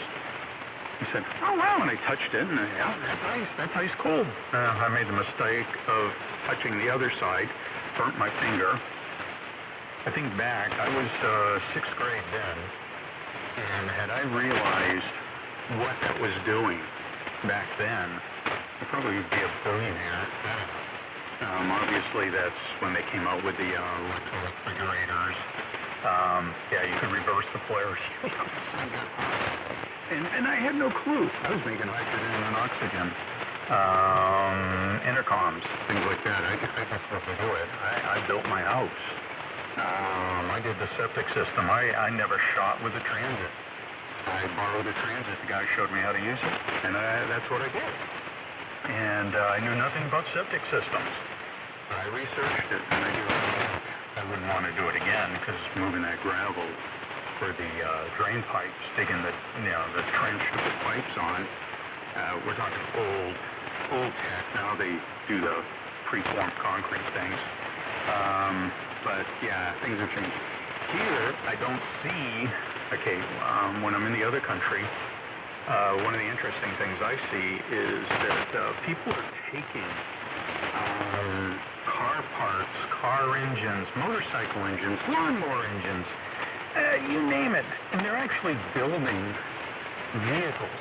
They're the most bizarre things, but they're driving down the beach in these homemade vehicles, made from the rear end of a Volkswagen, transmission from Volkswagen, Suzuki 125 engine, whatever. First gear is not that great getting off, but it works. And they're building these things. I don't see that happening here. There's still TV repair shops. Yes, there's the widescreen TVs. And here it's just throw it away. There you don't throw it away. You bring it to the repair shop. The guy fixes it. It's not cheap. You bring your cell phone, you bring your appliances, things like that. Here, it's just, it breaks, it goes to the dump. And so nobody needs to know how to fix any of this stuff. And I look at this equipment here that I'm running right now, the old stuff, and every single thing in it says made USA, made USA. You pull a tube, made USA. Every part proudly stands made in the USA. And I look at how this thing's built. This transmitter here that I'm on right now weighs 750, 800 pounds. And it does from 1.5 megahertz to 20 megahertz. And it's got the vacuum variable caps in it. And, obviously it's all tube, but you don't find that here anymore. In the other country, one of the things that I noticed, everybody wants to shortcut everything. If you're doing concrete, I want to make a buck. I'm not going to mix a 3-to-1 or a 5-to-1 concrete sand ratio. You don't need all that rebar. Wiring. Shortcuts and wiring. Repairs. It's just get it done and get out and collect your money. There's absolutely no pride in the workmanship. I don't know if that still applies here. At least the last I knew, just in case I'm going too long, W1ASS. The last thing I knew here was one of the things is workers took pride in their workmanship. When you did something, you did it as best you could. You wanted it to be the best thing, and there's totally opposite. There's no pride in workmanship whatsoever. But also, my furnace here died several times. I had to have them coming back, and I was basically saying, no, change this part. Change this. No, when you check it, it works perfectly fine. No. Yes, and you leave, and it's working perfectly fine. And a week later, the furnace dies. Change that part. No, can't do that. It's perfectly fine. It's fine. Have you ever heard of intermittent problem? No, it's not that. No. And so when I came back, the furnace was dead. And so I reset it, and I was here, and it went out. And I said, I'm going to change that part that I kept saying. That they said, no. So I went to Home Depot, picked up an ignition transformer for the oil furnace, shoved it in there. Wow. It's been over a month now, and the furnace hasn't crapped out on me yet. But yet, they argued, and they're all young people. And it's like, put the blinders on, narrow-sighted. This is how it's done, and no, we don't think about anything. We don't think how it's all done. We don't think of what the possibilities could be for the problem. Like, you got the creeping SWR or whatever. You say, well, why is my SWR changing? Well, it's raining out, it's cellulose. You know, you analyze everything. Nobody analyzes anymore. Anyhow, my one question I did want to ask on the interference, because I want to see if there's any relationship to it. These people that have been coming in, and I've heard it, carriers and taking their VFOs and sweeping them up and down and going into tune-up mode on their sideband rigs and so on. Is this an increase recently in activity of that type thing? Because I run a bunch of repeaters too. And something that I noticed when I came back, I was a little shocked that there are people out there that have licenses apparently, but yet they're swearing and chucking carriers and talking over people and stuff like that. I've never experienced that before. I'm just curious, is this something new on the band, more than normal? I know it's existed in the past, sideband versus AM, but I'm just curious, is this more increased recently? Because if it has, I want to make a comment on that. Let me see. I think it's Larry's been the one that's really been doing the recording. I think, Bob, you said you don't have the time to do it. So I'm going to ask W1. Have you noticed an increase recently, or is this just status quo? Hi, Paul. W1ASS from W1UU. It seems like recently I'm encountering that more than in the last few years, yeah. And it's probably just a few jokers, I don't know. But I just think it's a fun game because of, it's annoying. There's times when exactly the sweeping up and down and you have to listen to it. But conversely, it's going to be so much fun when that name is exposed. And it's, when you deal with stupid people, it's interesting because of kind of, it's a fictional character, but I refer to the Forrest Gump movie, and when Forrest finds out he's a father, he's all freaked out, but the first thing he says is he smart? Because Forrest understood that he was slow. So I call that Forrest Gump slow. People that are slow but understand it. And they're not really a problem because they know their limitations. They may make mistakes, but they're humble and they're doing their best and they're not malicious. You take it a little bit dumber than that, and then you get like stupid. Most people are so dumb they don't realize they're dumb.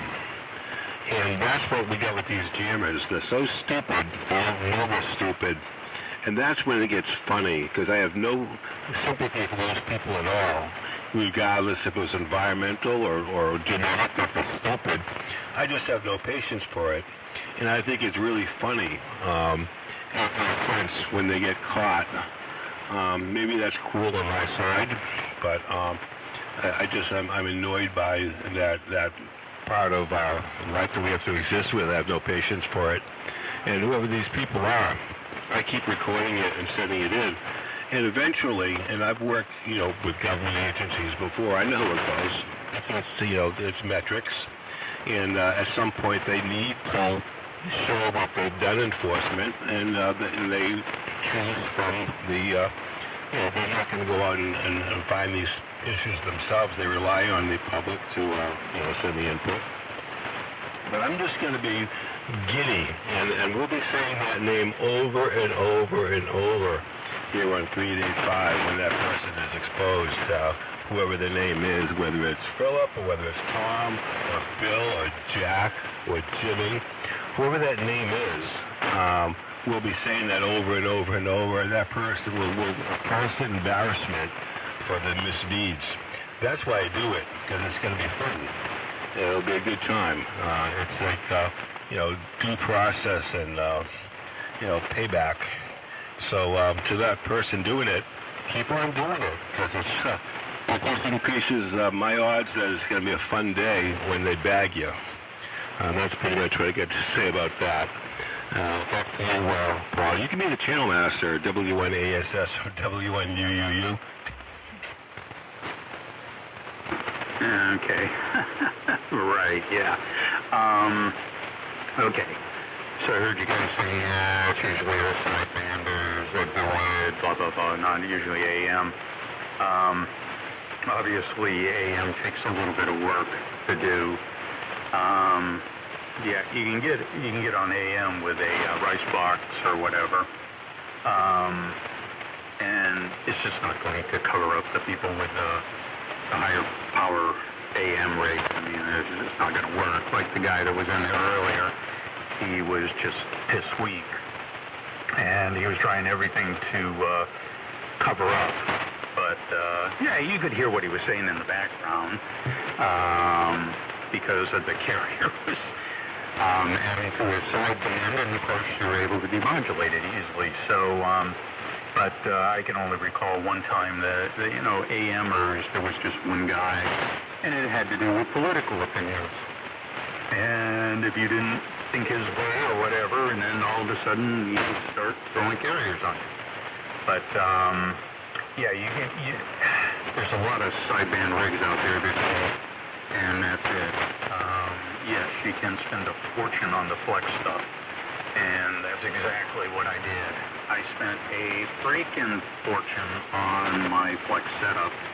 And the only reason I got the flex setup was so that I can be 6,000 miles away. And if I want to get on here, I can get on here. And I can control my antennas. I can tune my antennas. I can, change frequencies. I can turn the amp on and off. I can do all that stuff. It's all tied together through network. New technology.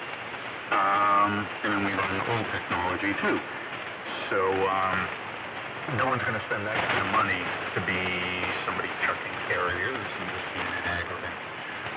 Something that I noticed as a comment. That's why I was wondering, is it recent? Recent ISS. Something that I noticed, YouTube. And I keep getting in, I don't know why, but YouTube keeps putting a lot of videos in my direction. They're trying to find what I want to watch, and so of course, I can't run. It said something about amateur radio, so I watched it. Well, it really wasn't about amateur radio. It was actually a DIY prepper channel, and after I watched that, all of a sudden I started getting a lot of these prepper videos coming at me. And so a lot of them are pushing to get an amateur license.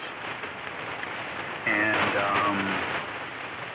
get your stuff set up before all crap hits the fan, and so on and so on. And I just wondering if a lot of it isn't just people going out and getting licenses in order to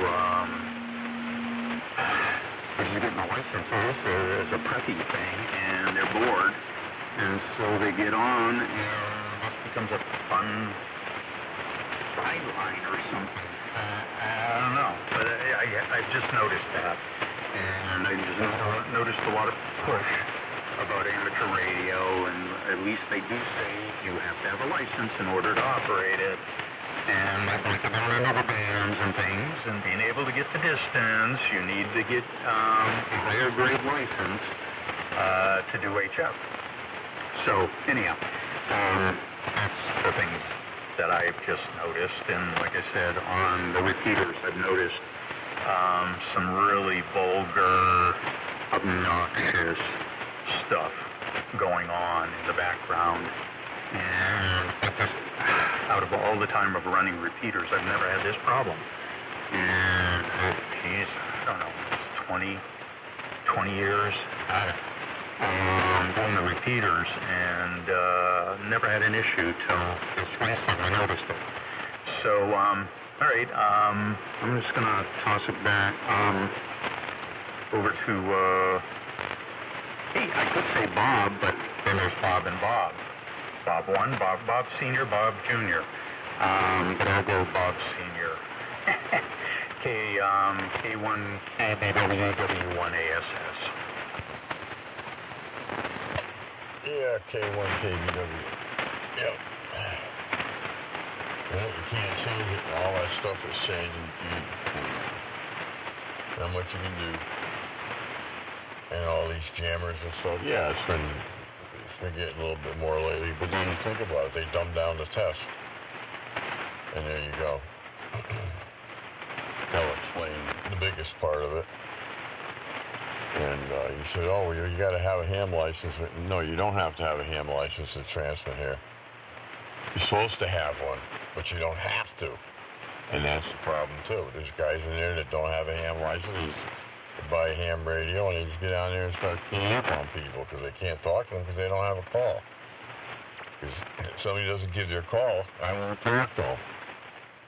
So, you know, but, you know, they're all pissing us anyway. I don't even bother with it because it's not even worth me, you know, wiping the sweat off my balls so to even get involved with some of the crap that these guys are showing. K1 KBW. That's right. K4 KBW. I'll tell you, look, it goes in phases, right?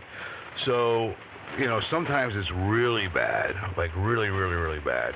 And then it just lets up for like a long time, and then all of a sudden they come in again. We had one crew that was on 68. They constantly came up there on 68 while we were on 73, and they would, you know, get right up close to us and start complaining that our pass bands are affecting them. You know, then we had this net that would come on. And while we were already on the, on the air for hours, they would just fire up and say, well, we're a net, we can do what we want. You know, we had that. Then we'd have people that would come in here and start cursing and all sorts of stuff, trying to jam us. You know, I think a lot of it has to do with the fact that they could never, ever produce an AM sounding station like what we run.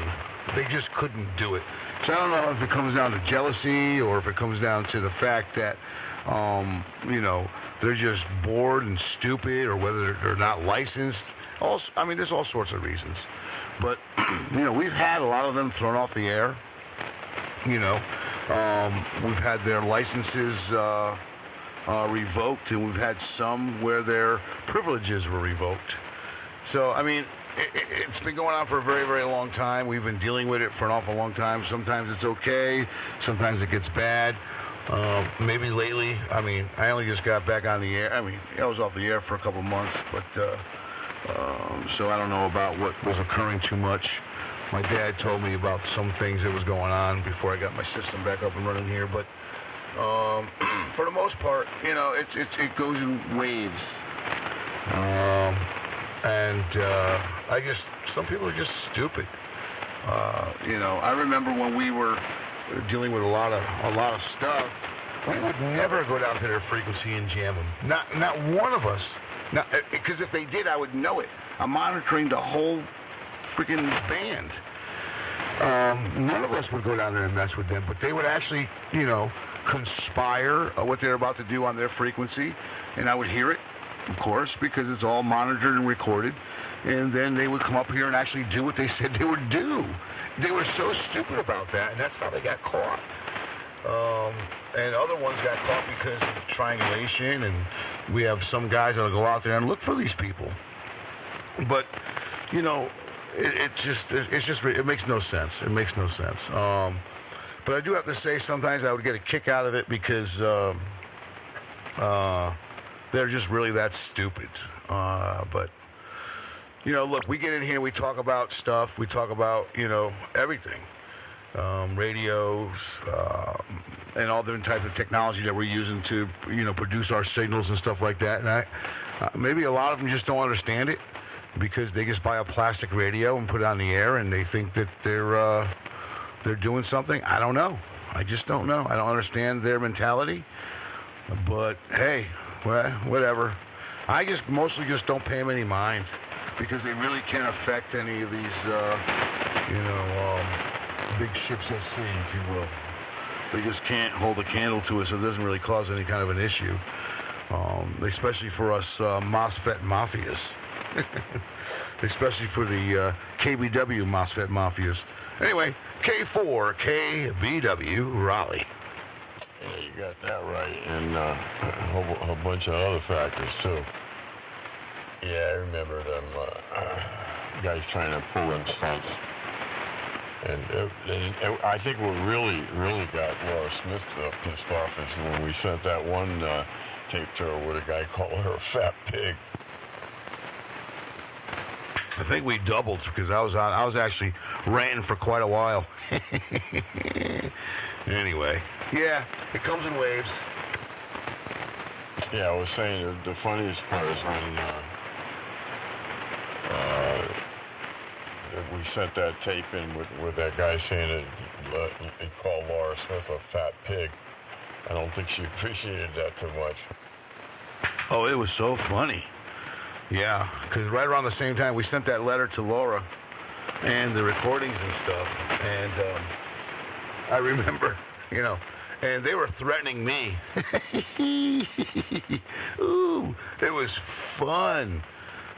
It was fun, and needless to say, they were visited by, law enforcement, of course, because there's no reason to threaten me. I'm not here threatening anybody, okay? But if you're going to threaten me, you better think about who you're threatening because it's going to be a problem.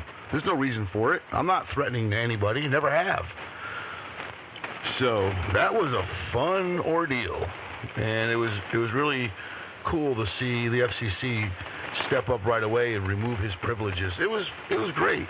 But prior to that, if you remember, Dad, that same guy blew up his amplifier.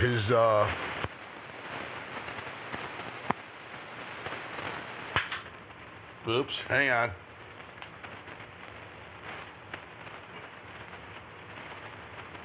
Yeah. His what was it, AL-1500, I think. He blew up his tubes and his transformer. Anyway, that was fun. K4KBW. Yeah, but the funniest part was when the cop showed up at his door and knocked on his front door. That's the funniest part. Anyway, K4KBW. Yeah, because I was down there. And they're like, yeah, they're en route now to South Carolina. I was like, woohoo. Hey, I got to adjust a couple things real quick. Hang on. I did a quick search, and here's a typical one. And so it's a court document. In the name of Terry W. Return. Yeah, it was funny because they're like, yeah, they're en route now. I'm like, oh, man. So I guess they went there with one of the FCC guys. by the director. Yeah, that was fun times. Fun times. And what's funny is, never any of us, not one of us, would go down there and mess with them. Nothing. We would never go on their frequency and say, hey, stop. You know, we wouldn't do anything. We just listened, we monitored, we recorded, and that was it.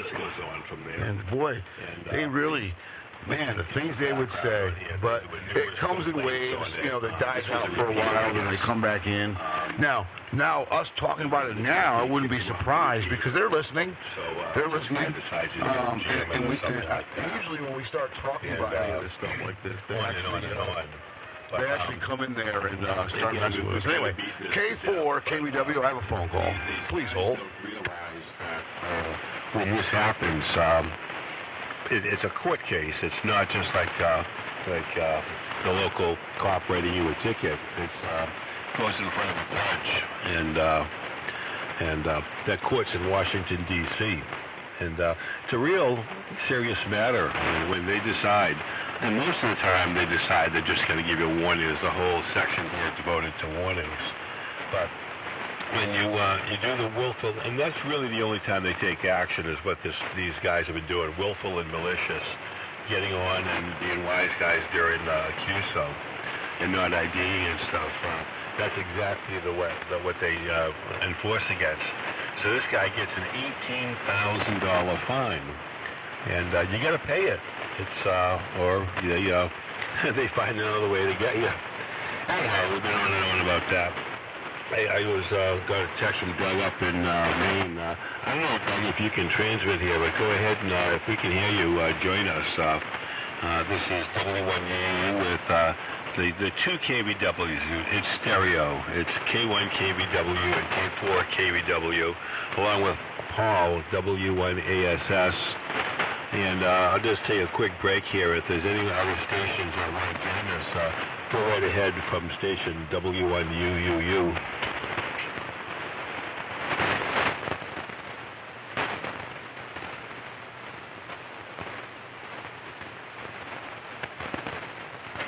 And no takers. Go ahead, Paul. Okay. Well, I'll just finish it off. I'll tie the ribbon on the interference.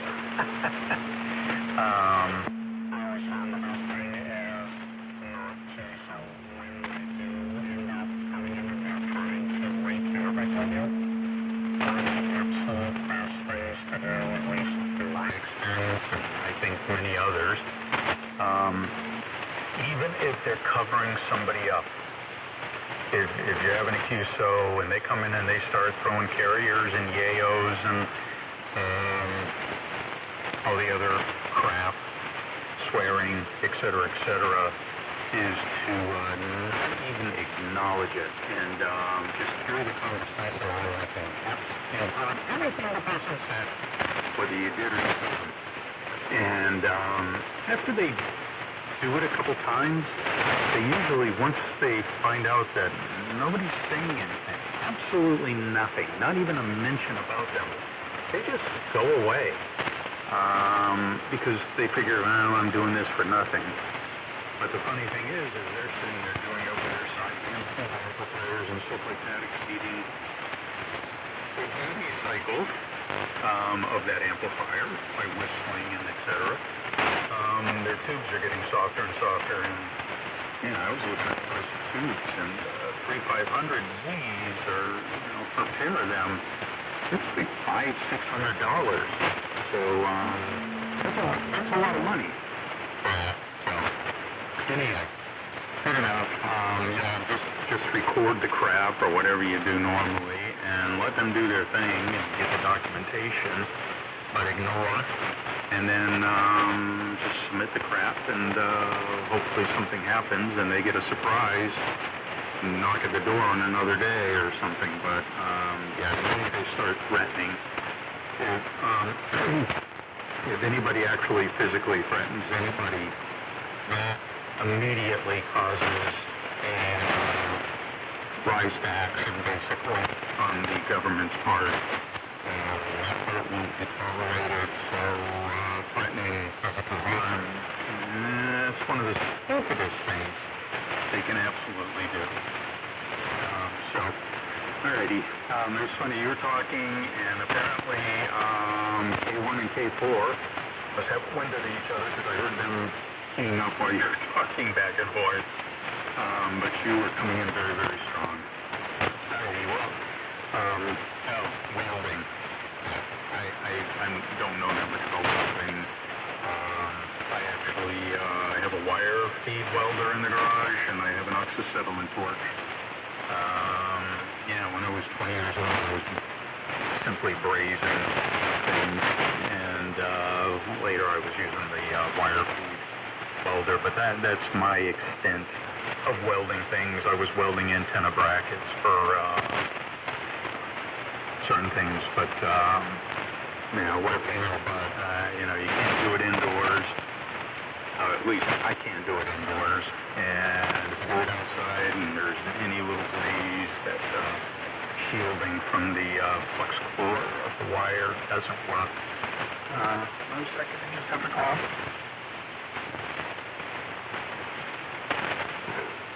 Yeah, cough switch. I have asthma and I have lung conditions, so sometimes I go into massive coughing attacks. So, but it was interesting listening to the welding stuff that they're talking about, a little different than the normal 100% technical stuff. And finally, the rig that I'm running right now, I've been off the air for 7 years. And probably 7 years. One was meeting my wife, and then so I kind of got out of the hobby, but then we moved to a new place, and I ended up selling that, and ended up going back and forth. My mother passed away, so I decided to buy the house. So I bought the house from the estate, and I sold my house in the country and came here. And of course, in the city, it kind of sucks because you're in the city. I think this is the largest city in New Hampshire. If it's not, it's the second, but I think it is the largest city in New Hampshire. The lots don't have any space for putting up antennas, and I'm lucky that I was able to squeeze in this antenna. It just fits from the middle of the house to the tree in the backyard, which is on the property line. So I'm lucky to get this up and get on the air. So this rig, after moving 2 times, didn't work. So I had to work on it to get it working. And worked on it actually a little bit further because it always had a hum problem and stuff like that. So it's not the greatest audio quality.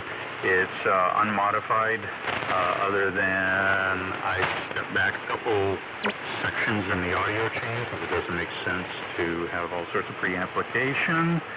I'm running various broadcast processors from the old days, all CBS laboratory stuff, running the Max, the Automax.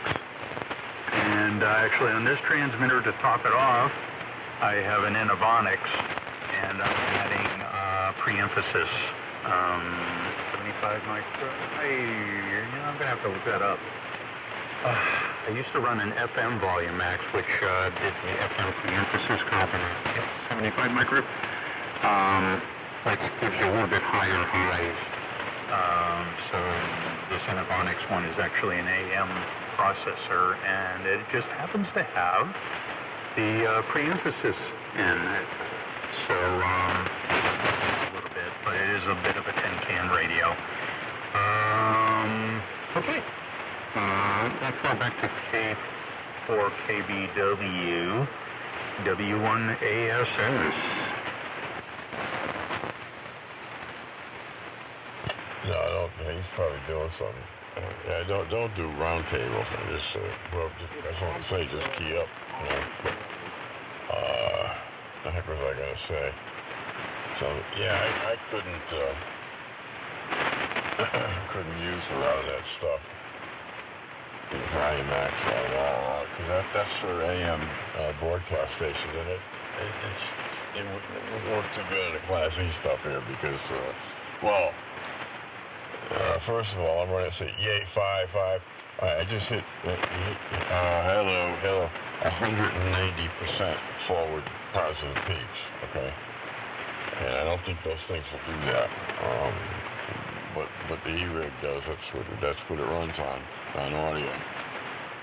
And I can go over 200% if I crank it up, but no need to. So that it's that stuff. It's okay, I guess. But that stuff was mainly for AM broadcast stations running all that stuff. I just have very inexpensive gear, and I'm a firm believer in you don't need to spend a whole lot of money to sound good, but you need good equipment. But I wouldn't call it cheap, it's being frugal. There we go. Cable over you.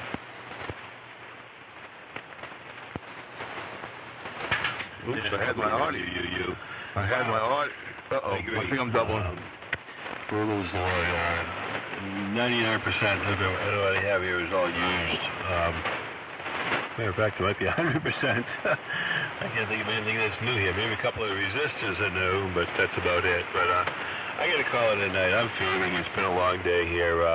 Wonderful talking with the Bob team, father-son stereo, and nice making your acquaintance. Ooh, you can tell I'm tired, Paul.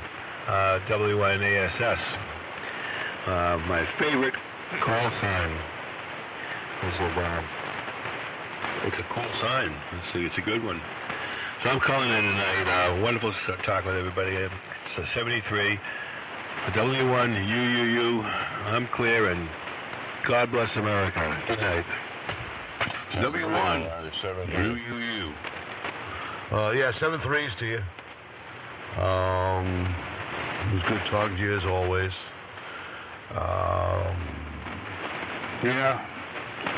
Let me just make sure everything's okay here.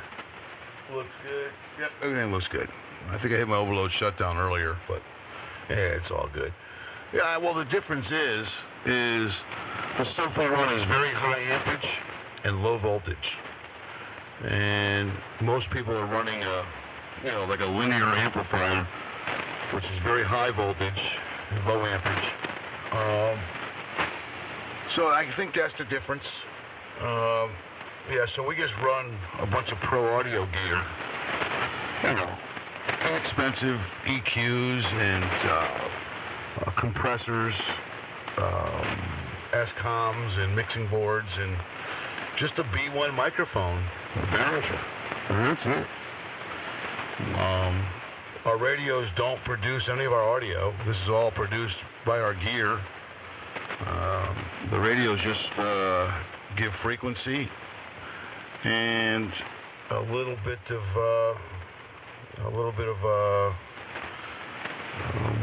what do you call it? A little bit of power to kick off our transmitters. Our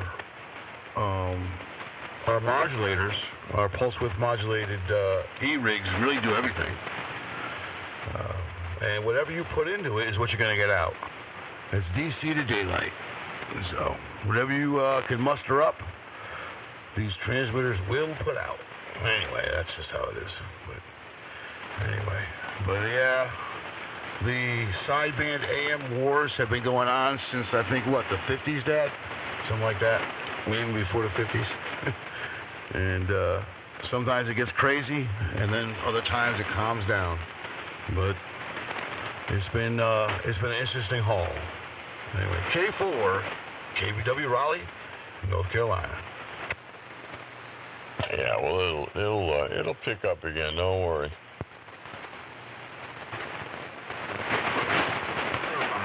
Over somebody. Just a comment. No, this equipment, this is old crap. All of it's old. And the broadcast processors, they were long ago. You could pick these things up for virtually nothing. It was the AM station changed. They went from the tube transmitter because they couldn't afford the power bill, and they switched over to solid state. And usually they would at the same time opt for the Orban AM Optimod, which is a ridiculous, even used. I think they're like popping around $2,000. So no, I wouldn't spend that. But like this transmitter here wasn't obviously made to sound like, your Class E. It's, whatever you put into it, it will put out. And, it's theoretically call it broadcast. This one was simply designed for communications. The audio response was very, very limited. 800 to 1500, I forget what it was. I have to look at the low pass and the high pass filter, but I bypassed those, and that at least gave me a little bit better audio. But to get the 120, I got 120 peaks. Then I do have to run the Automax. Otherwise, I'll just get 100 and 100 usually. The Flex, different story. Yeah, like you say, you could do 200. Yes, the Flex will do it. Yes, it will pin the modulation meter. My mod monitor, I have two mod monitors. I have the one Steve sells, the REA, and I have a old Bel Air broadcast mod monitor. I like the Bel Air because the meters are always there. I don't have to turn on the PC. I can be in the rack cabinet. I can see everything going on, and I know exactly what's going on. W1ASS.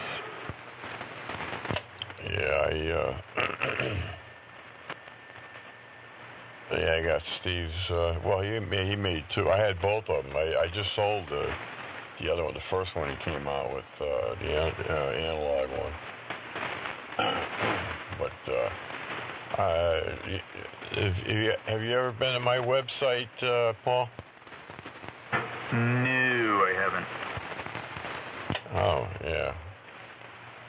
Well, to show you how much I care about stuff, go there and look at my my e-rigs here. It's just K1KBW.com. That's all. I'm actually typing it in since I do have the laptop setting here. Oh yeah, official home page. I'll take a look. Yeah, I started out with some of the stuff I made earlier, like kind of not right first got involved with the Class E stuff, but shortly after, and then built different ones as everybody. I started out in like 2001.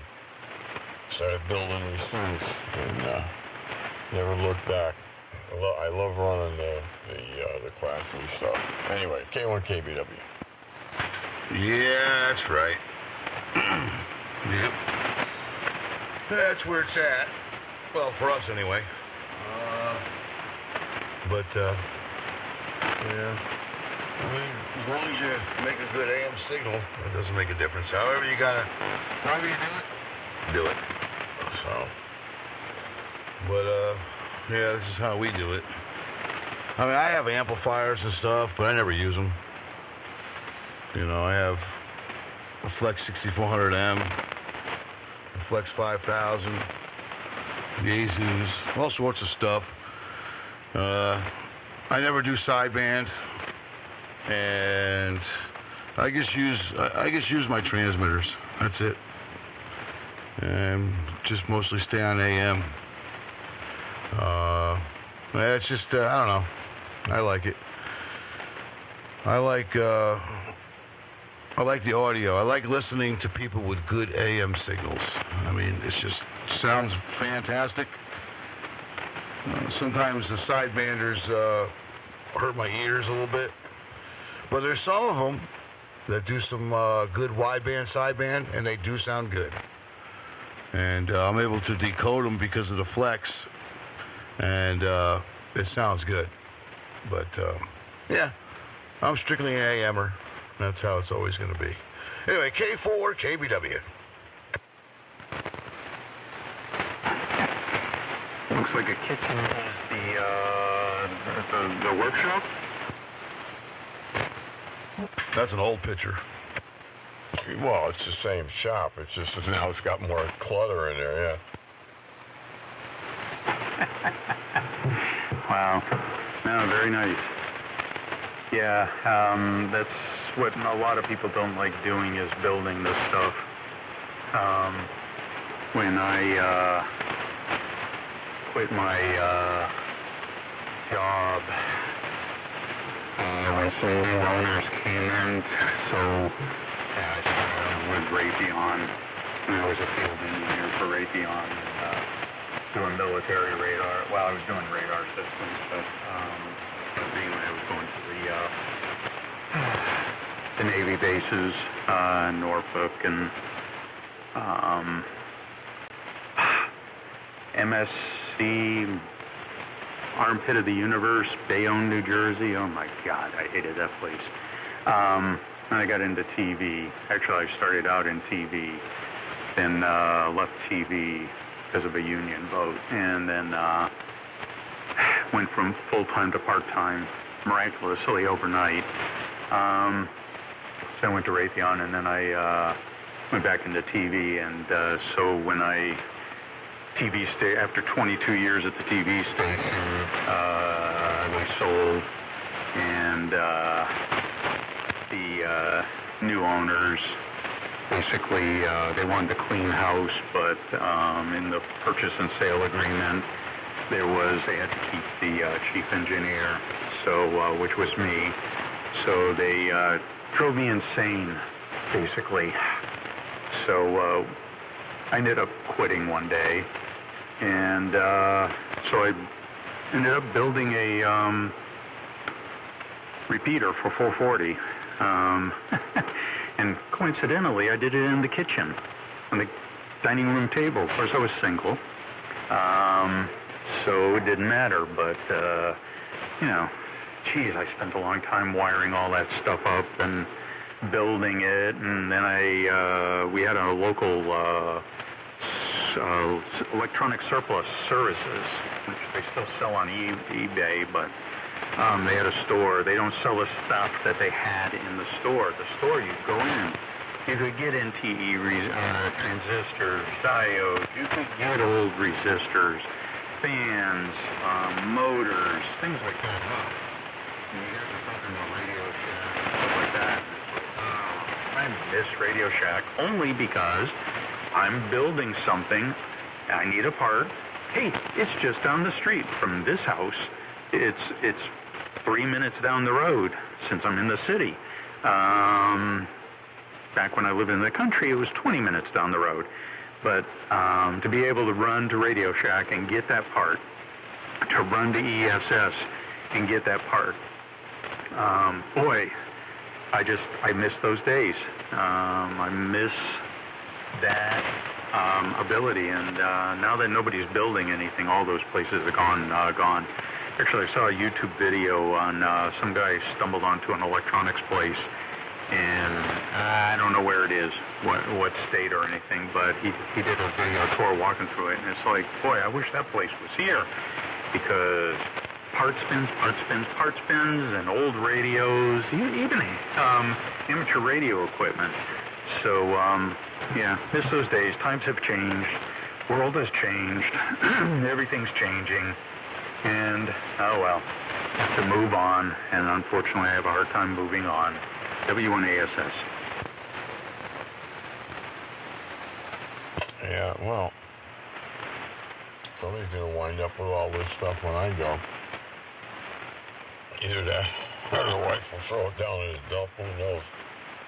But, yeah, things definitely have changed.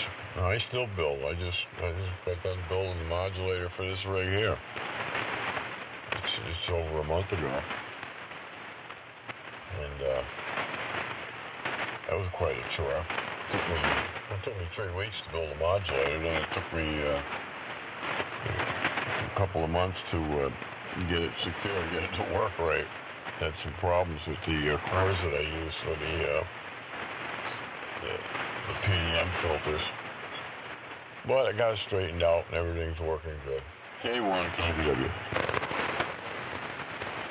There's a 50-volt DC supply. No, I've got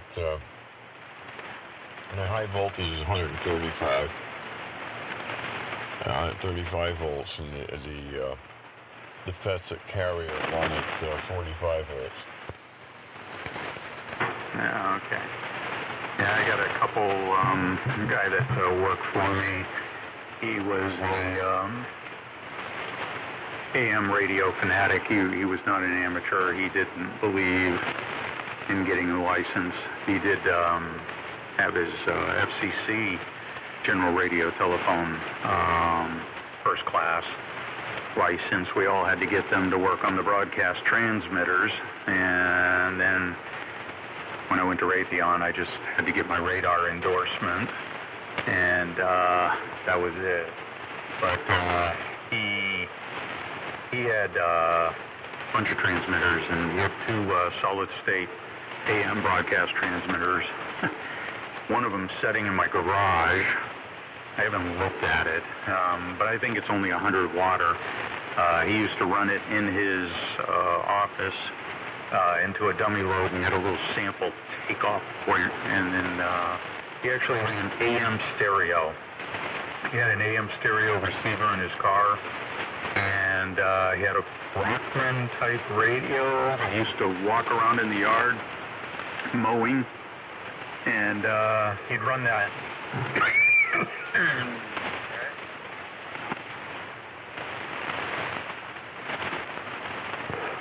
So I've got all his old equipment anyhow. W1ASS. Yeah, okay. Yep. Wow, this equipment's not old, it's new. And if I can build something, I'll build it rather than buy. If I have to buy it, I'll buy it, but only if I have to. I'd rather build everything. I got two field strap meters. Built both of them. And they're sitting up here. I'm checking my field strap. One's over by the tuner. The other one's over here by me. The other one's sitting on 0. The one over by the tuner's up, maybe 1/8 of the way up. But it's only like 2 feet from the tuner. And my tuner's open. It's a home brewed tuner also, sitting on just a board. 2 vacuum variables, and a coil wound on a 4-inch piece of PVC. Use 3/16 refrigeration tubing. 50 feet. The whole 50 feet's on there. That's my antenna tuner. Yep. Same thing here. Literally identical. So, Dad, I'm actually running the other monitor that's hooked up to my Flex. I'm wondering if you hear any anomalies. Let me know if you do. Because if you do, then I'll have to keep it off until I move it. Hopefully, it's okay. We'll see. It's just nice having the big monitor plugged into this Flex. So, I can look at my signal and your everybody else's signal and stuff like that. But I'm running the 6400 and the 5000. I'm running both right now, actually. So I'm muting the 5000s. I'm just making sure that I can run it without any problems, just in case I have to, for any reason. Let me look at my swirls. Oop, they're good. I'm getting a little bit of feedback here. There we go. But yeah, I sent you a couple of pictures. I emailed them to you of my stuff. Yep, I'm running 3 field strength meters. The one to the left of me, my father built for me, and it's sitting by the computer, and it's about a quarter of the way up. I have a Radio Shack one. that I got for free. It wasn't a garbage at Nearfest. You know, an Archer fuel strength meter. It works great. I can't believe somebody threw it out. Then I have my other one. It's sitting. Ooh, I just hit my nose on this damn thing. It's sitting on 0, and that's literally 2 feet from my antenna tuner, and about 6 inches from my transmitter, and literally sitting on top of my dummy load. Matter of fact, Dad, you built that one too. I think you were building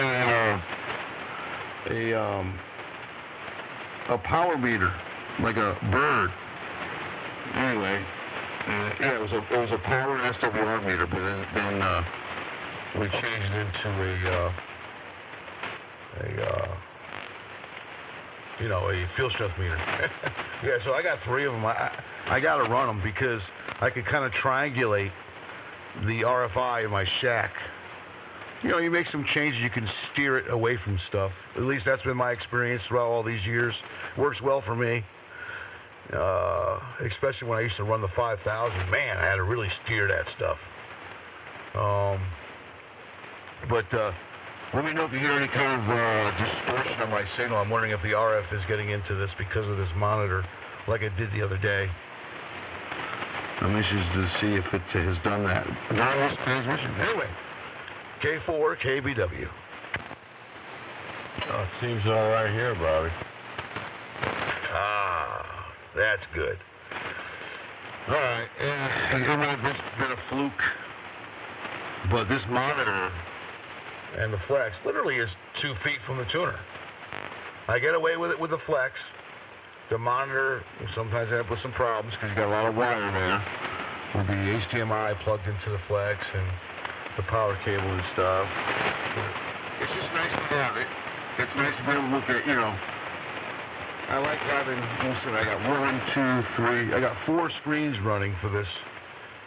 And I like being able to see everything. Then, of course, I do have my Hewlett Packard scope plug, turned on too. Yep. Nice pattern, Dad. Real nice pattern. K4 KBW. Oh yeah, that thing is you can have no problems with that anymore. Nope. Because now it's the way it should be.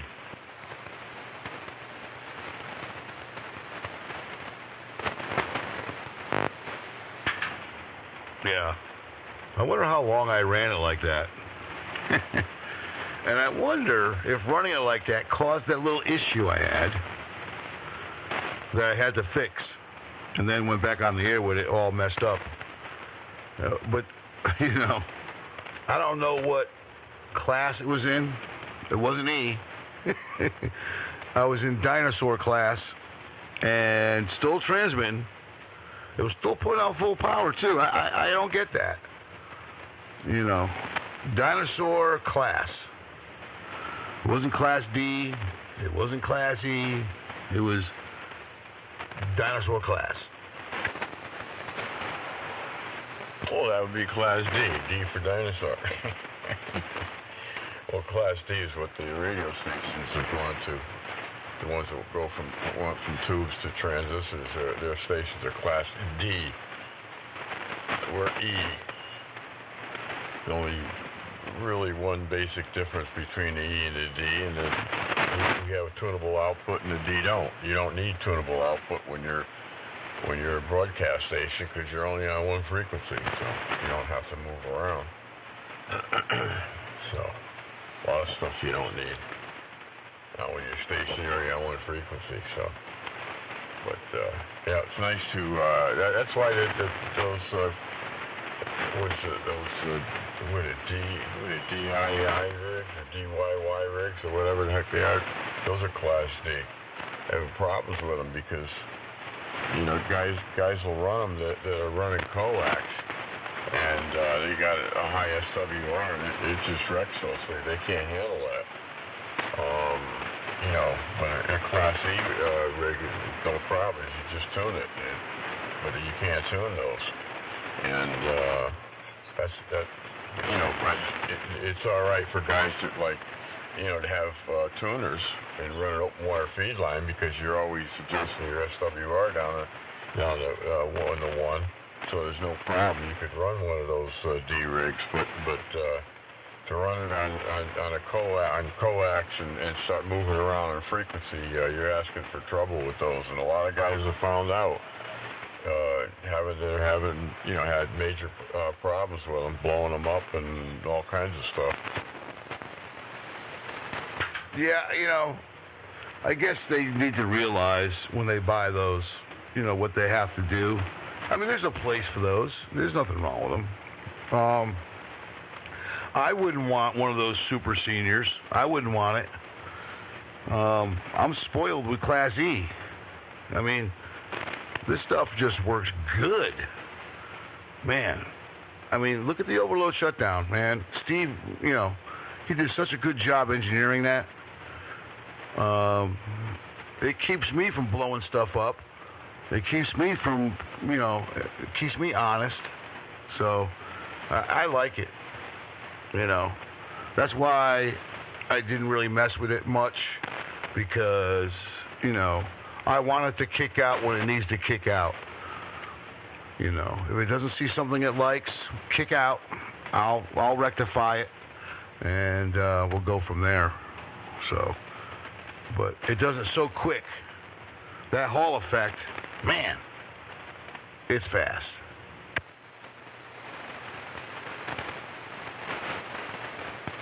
Yeah, well, it's what you need. Yep. Is the Hall effect. That's fast enough. Any other thing wouldn't be fast enough.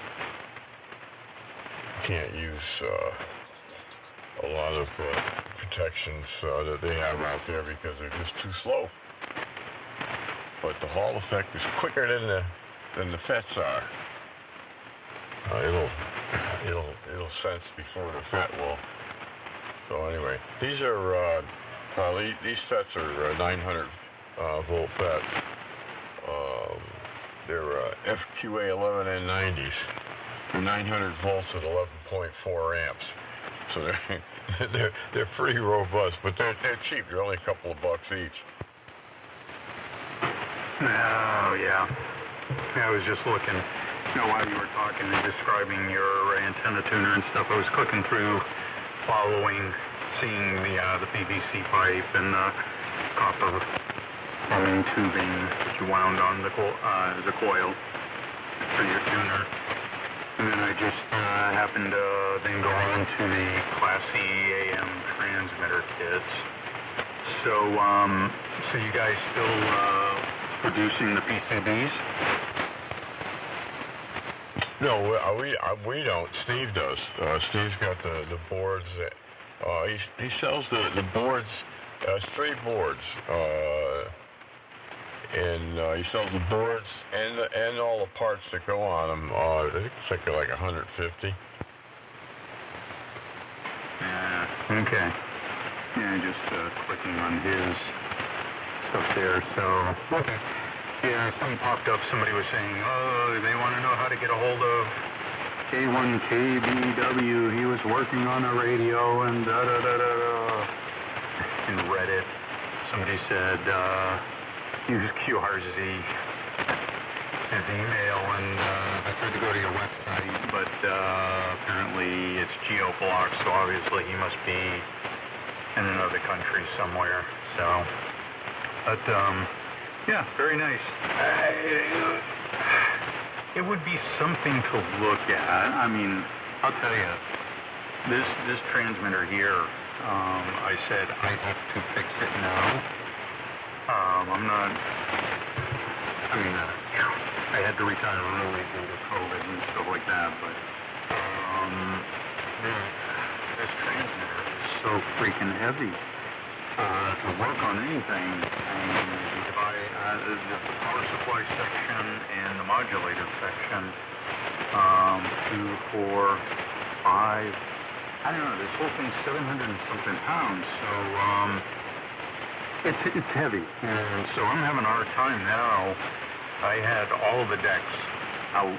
I took the whole thing apart. I painted did some painting, touch-up painting, renovation, cleaned it all up, and then put it all back together, and then I started fixing it. But I said, 10 years from now, when I'm mid-70s, I don't think I'm going to be able to move this. The R390, I think, R390A, I think that weighs like, I don't know, 50, 82 pounds, I think I can say. I was lifting it up to like 5 feet to put it on top, and it's like, oh my God, I'm getting freaking old. W1ASS. Well, yeah, we all are. We all went through that. Yeah, you will. What you got to do is just, eventually you wind up, just get a flex rate, like a Flex 5000. You can get them for like $750, $800 used, like that, and they work fine.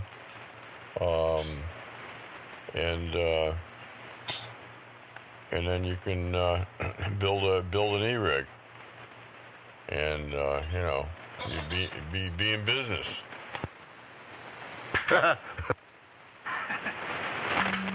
Oh, wait. Yeah. No, actually, I do have all the flex stuff, and I'll tell you, other than the amplifier, which isn't too bad, I think it's like 75, 80 pounds, maybe it's 50, maybe only 45. Not real heavy. Definitely not as heavy as the R390. But yes, I spent a ton of money on the flex stuff, and as I said before, simply so that I can run it no matter where I am. The station set up, just go on my smartphone, hit a power-up station, goes through a sequence, turns on the power supply, and turns on the flex, and then it wets, and then once the flex is up, then it turns on the antenna tuner, turns on the antenna switch, and turns on the amplifier, and it's ready to go remotely. And last time I didn't get a chance to try it, but I actually had a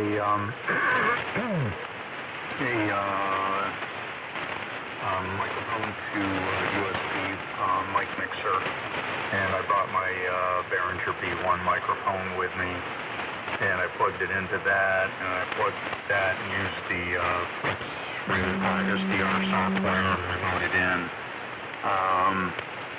But I didn't really get set up good, so I never really used it. So this summer, my intentions are that my flex setup is up and running, and I can do an AM or whatever I want to do remotely, and do it that way. So I can just put up the dipole here. I got actually, one day I'm going to put a video together.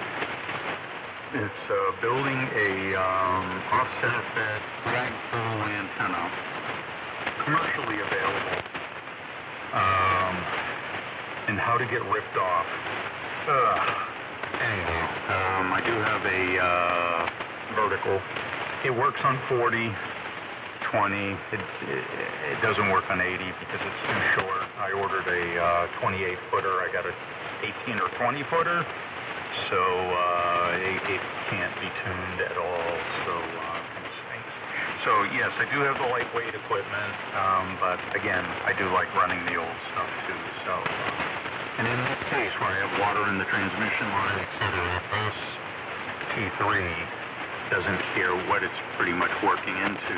It will work into almost anything. So it's just easy to tune up and get on the air and not have to deal where the flex, the amplifier will just trip out on the hiccup. I actually did a firmware upgrade on it, and it caused me so much trouble with APC, SWR, and things like that. I rolled it back to the original firmware and said, no way, that thing ain't getting upgraded, it's too much trouble.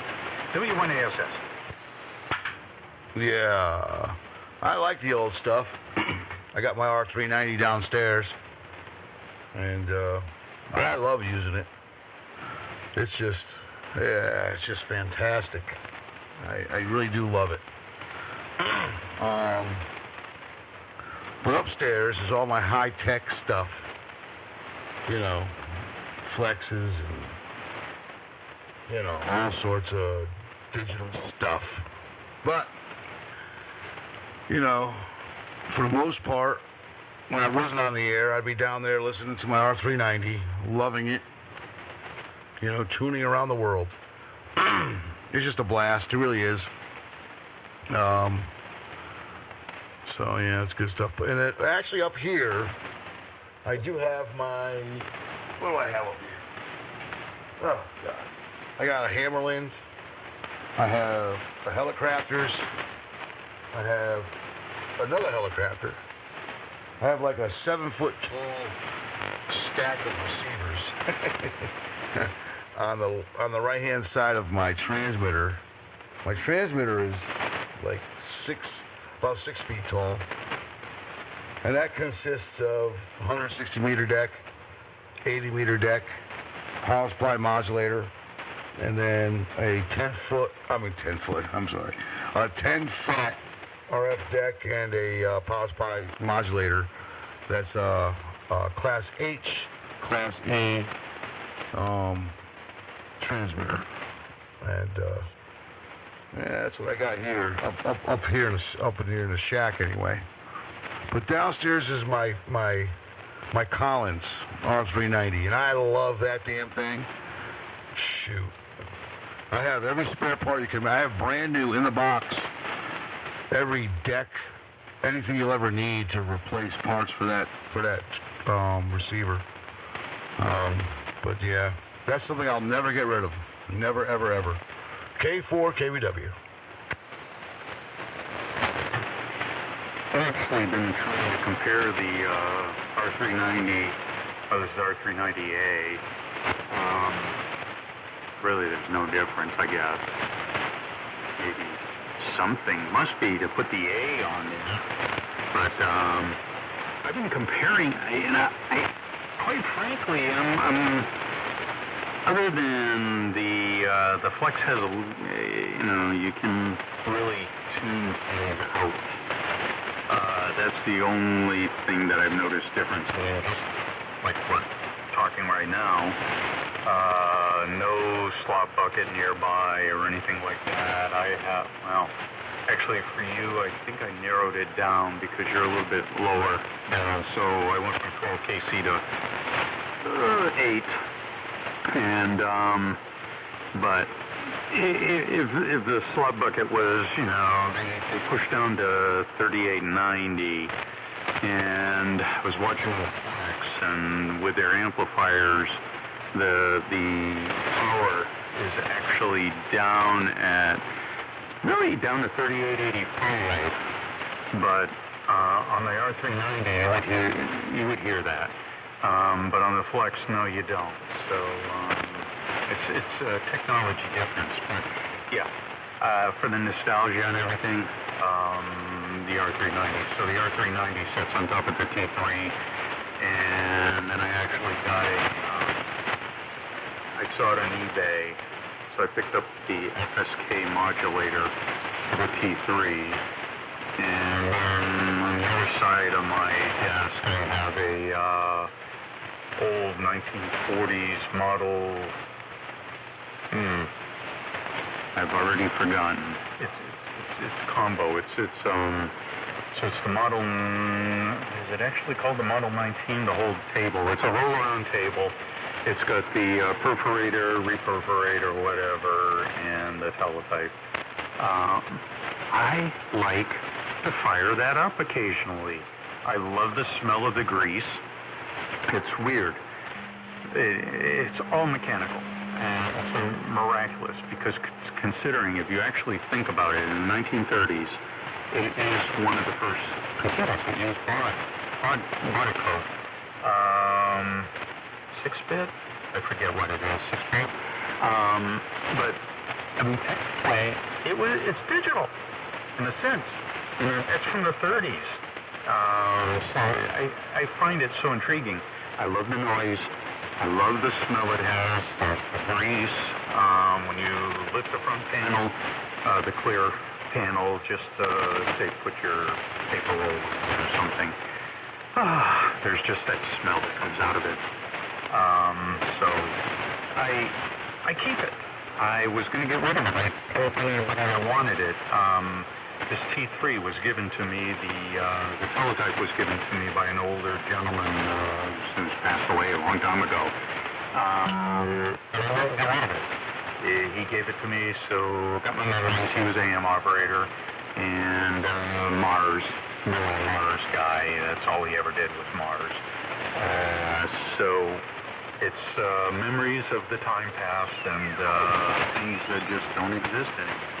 W1ASS. Yeah. Let me see. Where am I here? Oh, hang on. Yeah, there we go. All right. Yeah. I like the smell of it too. The dust on the tubes. It's such a good experience.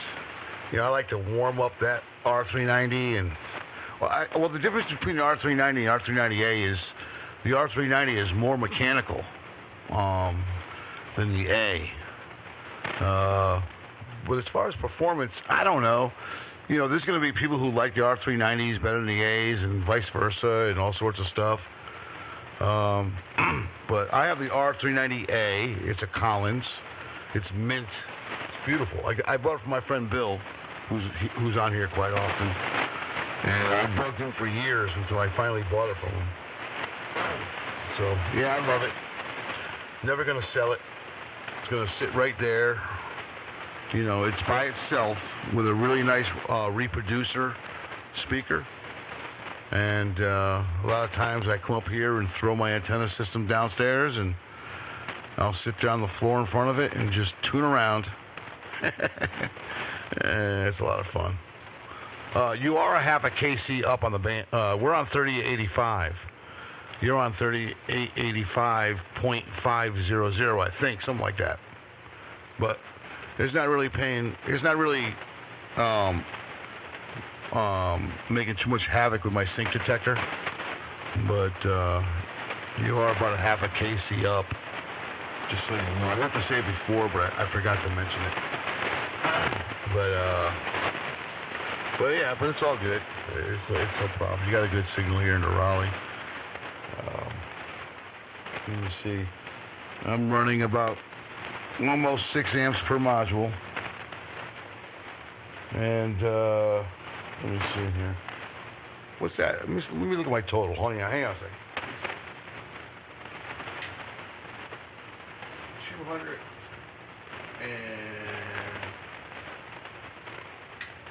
255 amps altogether. Wow. That's a lot.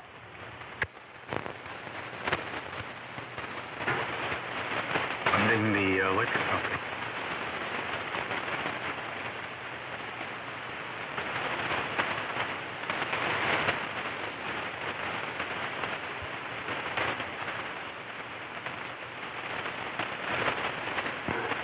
No, I don't know if my frequency counter's right. So I got 388503. So I don't know. You were just right on, but then you went click and you went a teeny bit up.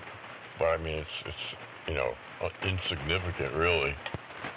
Yeah, he's pretty close. Pretty dang close. That's for sure. What was I going to say? There was something else I was going to say. I forgot. Damn. Man, I'm getting old. Especially in a couple of days. 18, 19, 20, 1, 2, 3. In 9 days. Man. In 9 days, I'm going to be really, really old. Oh, Dad, this sucks. Yeah, I wish I was going to be 58. Yeah, it's going to be 80 here in a few short months.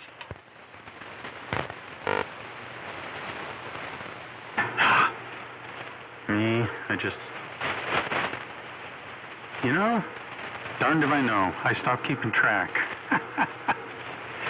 I'm at 66 now. I think last year I started Medicare. Yeah. Well, I didn't think I'd make it this long. Jeez.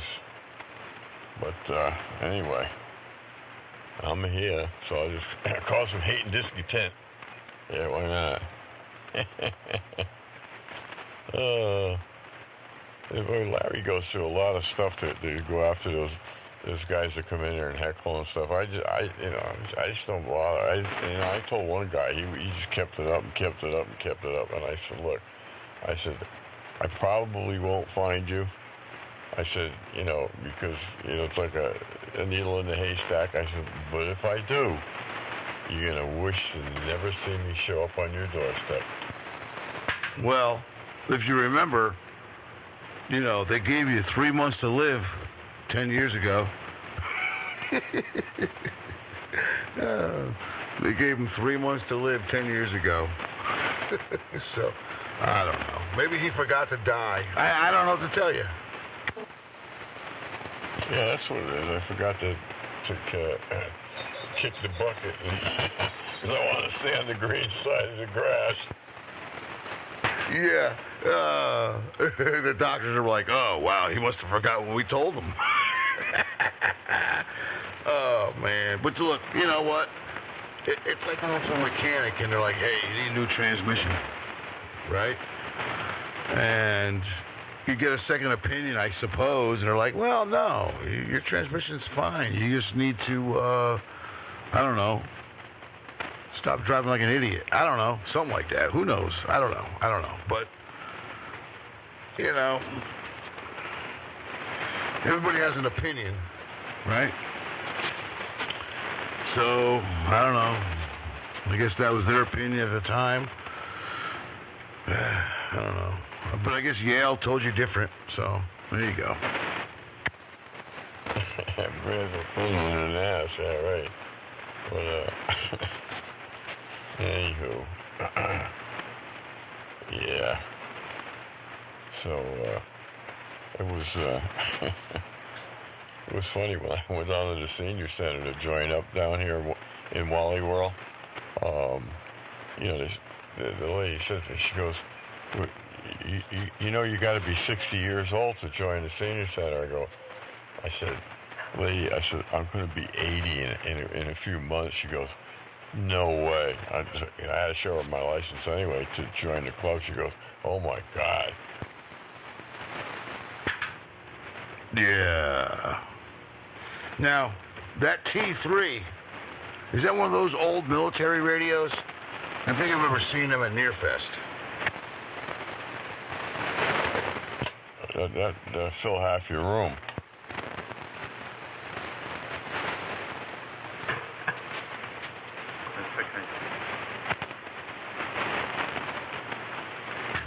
Yeah, I don't know. Oh.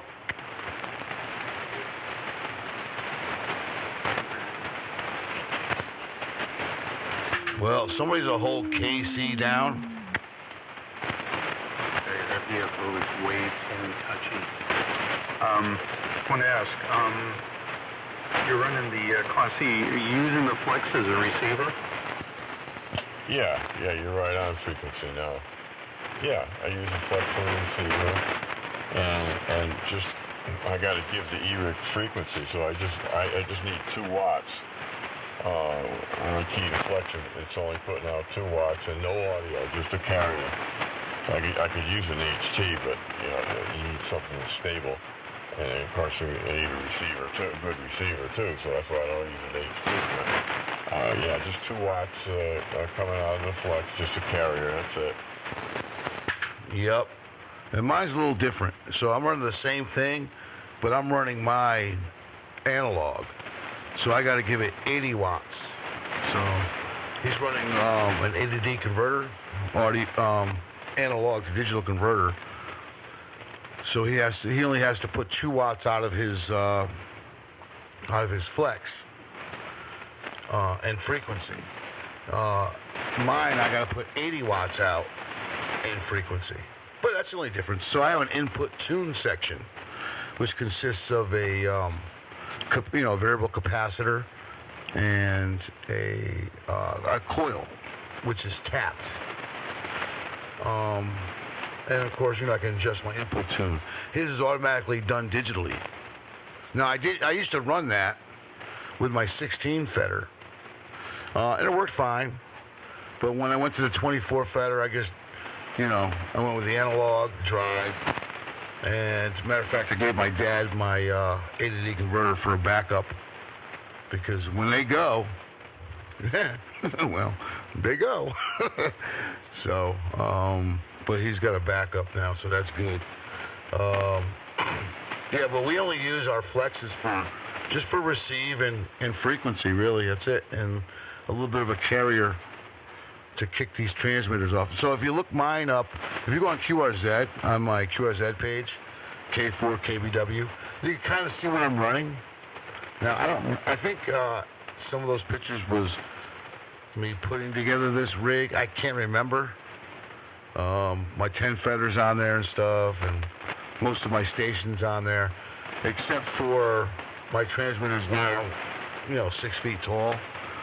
At that time, I think it was only, 4 feet. I don't know, whatever. But yeah, you can see most of my gear. I don't think I have my 6400M in there running. Probably just my 5000. And then, you can see my antenna tuner, my link couple tuner that we built. Him and I have the same tuner, except for his coil's a little smaller. I'm using a, I think, 1/4 inch refrigeration line. I think he's running 1/8 inch. I can't remember. But, yep, vacuum variables. But it works good. It's a hell of a tuner.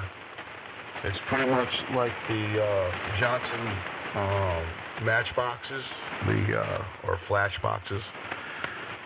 It's kind of like the same design as those for the tuner, but it works good.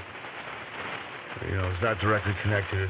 It's linked, which is very interesting, but it works very well. So I could tune it within the nats. But matter of fact, I could put a shoelace, a wet shoelace, off the back of that tuner, and I could probably tune it. K4 KBW. Yeah, don't care.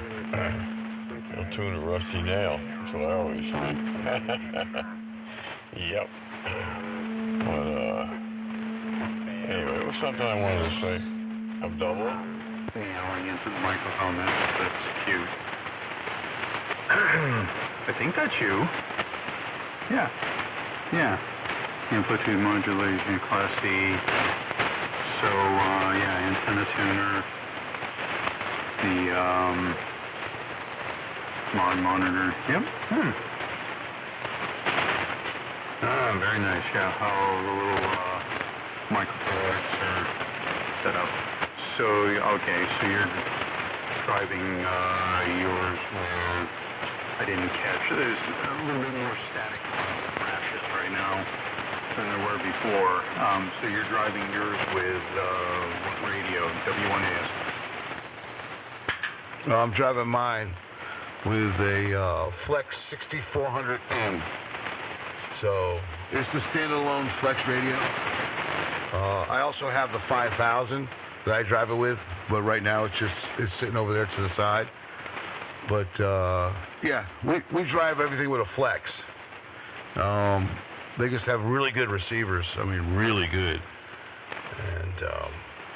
And this Flex is putting out 80 watts, kicking off of this transmitter quite well, actually.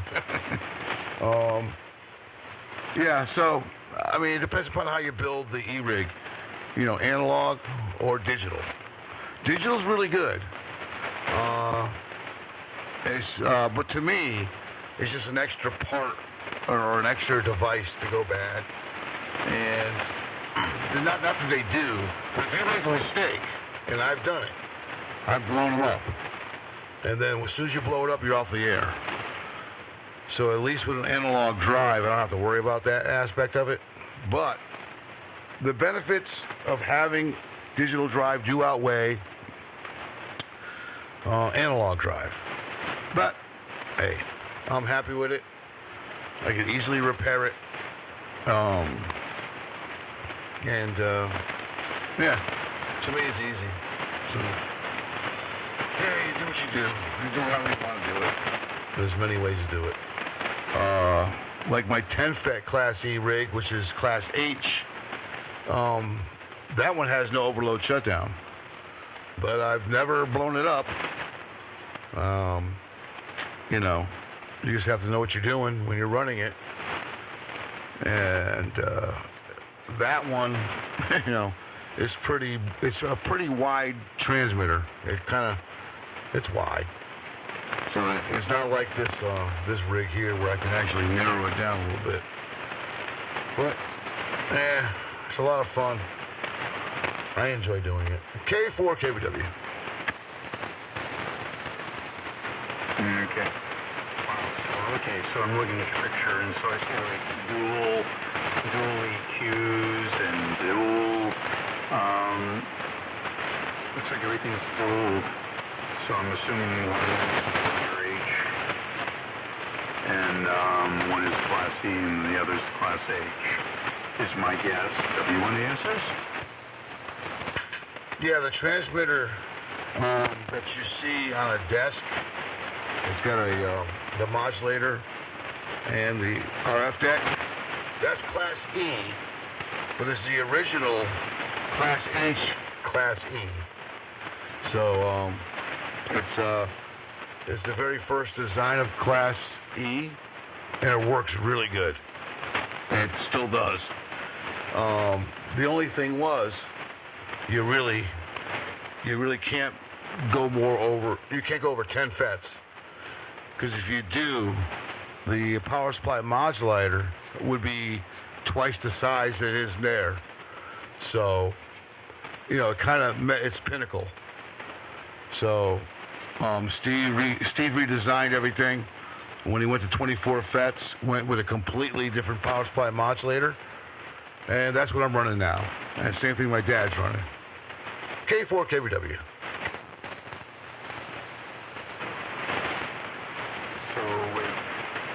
That many FETs, I'm thinking your PEP is extremely high. No. Yeah, I'm doing legal limit. Go ahead, Bobby. Yeah. Kind of, okay. Yeah, so, I guess it's there if you need it, I suppose, when you've got people creating havoc or whatever. You get yourself in trouble too there. I mean, obviously,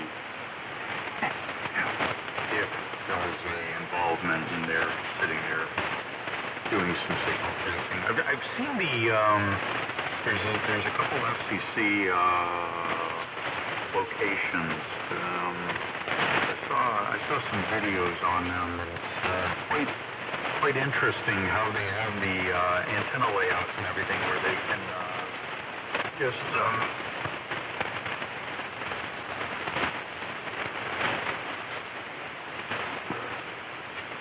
triangulate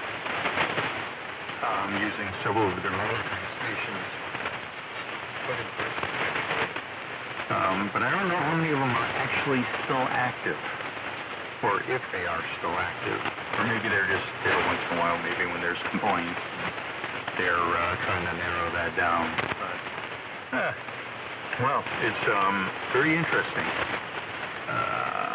Yeah, I like building stuff, things like that, but I've noticed also I cut my hand. I should have probably gone to an orthopedic doctor 2 years ago. I was using was it 2 or 3 years ago? I was using a hammer drill drilling some holes through some concrete walls so that I could drain the yard. The yard was fenced in by a 3 or 4 foot concrete wall, and I was drilling through, and the hammer drill snagged, and it did something with my thumbs. I don't know what. I cannot squeeze things really hard. I get a severe pain in the hands. It's not like it was, but boy, last year and the year before, it hurt. But I noticed that as I get older, I'm having a harder time dealing with small parts. And sometimes I don't always feel the things in my fingertips, it seems like, that I can't quite tell that it's there. So, I don't know if it's an age thing or what, but, so aggravating. Soldering, I'm okay. Still okay on soldering and everything. I don't have any shakes or anything like that, but, yeah, sometimes manipulating small parts is a pain in the butt for me. W1ASS. Welcome to old age. Yeah. Well,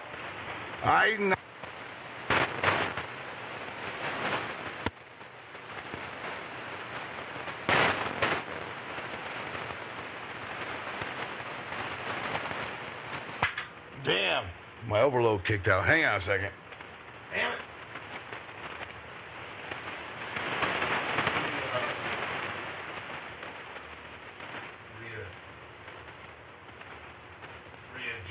There we go. All right, sorry about that. It's raining out here, so anyway. Yeah, I had a very similar issue with my thumb in my right hand. And what I had to do was, so I think it was like tendonitis or something like that. Anyway, I lift weights every day I have off from work. You know, so my muscles are quite developed, even in my hands. And I thought that, you know, developing my muscles more would help it. But what it was doing, I was pinching muscles, I was pinching a nerve somewhere in my shoulder or my neck or someplace, and it was causing my thumb. I had no strength in my thumb whatsoever. I couldn't feel the tip of it very well, and my third digit on the same hand, it was numb. So I had a hell of a time with it. And what I found out was I had tendonitis, and it was pinching on my nerves. And so what I did was I just took anti-inflammatories, but I continued to lift weights. I continued to exercise, and eventually it finally went away. But it actually took a long time. It really took a long time. And as far as the FCC is concerned, look, they drive around with these vehicles with these fiberglass roofs on them. They triangulate people that way, and then they go to where they're transmitting from, and they can tell how much power they're putting out. You know, I'm not worried about any of that stuff. None of that even bothers me, because look, you know, I put out full legal limit, 1,500 watts, and that's what I'm doing. So, you know, they can go kiss my, because we, you know, that's why we have these overload shutdowns to keep us honest. And just a little while ago, I kicked it out, and it took me off the air. And that's what keeps me honest, stuff like that. As soon as this is about to hit and go over, bink, I'm out. And my dad's station's the same way. That's what we do. You know, we've been doing this for a long time. You know, but you got these people out there doing all sorts of crazy stuff, and I really don't give a crap what they do, because they will have their day, and it'll happen. I don't know when, but it will. But anyway, enough of that crap. But yeah, you gotta be careful. And for a while, I wasn't able to fix stuff, so I had to repair my transmitter during this, and I couldn't do it. You know, I didn't have the manual dexterity to actually perform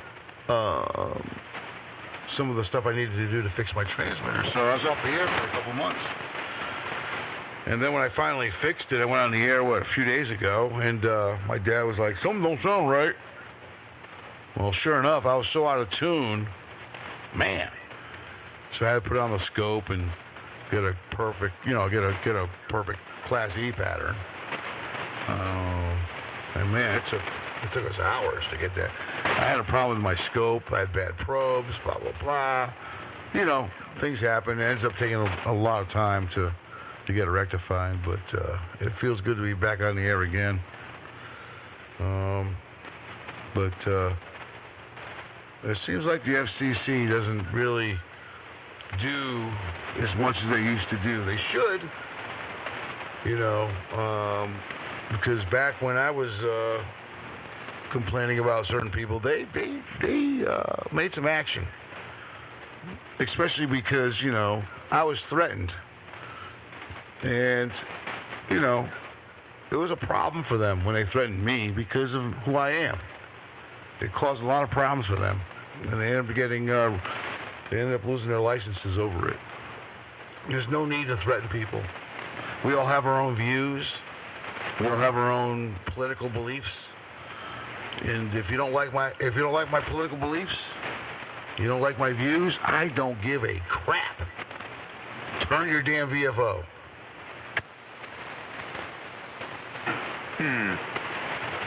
Yeah, I don't know whatever happened to. Let's just agree to disagree. It's just, it's not that way anymore.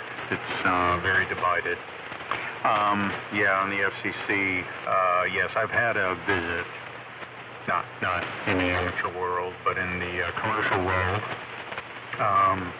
Yes, I had one of the FCC vehicles show up, which has all the antennas in the roof of the vehicle hidden. And, the guy just showed up. And he investigating a complaint and traced the signal here. And where is this radio system? And I guess it's in that container, base of a tower. He said, well, I want it opened up. And I said, well, I'm not the property owner, so I can't open it up for you. And he just turned around and said, I'm telling you to open it up. Like, yeah, well, I would open it up for you if I could, but I can't because I don't have the key.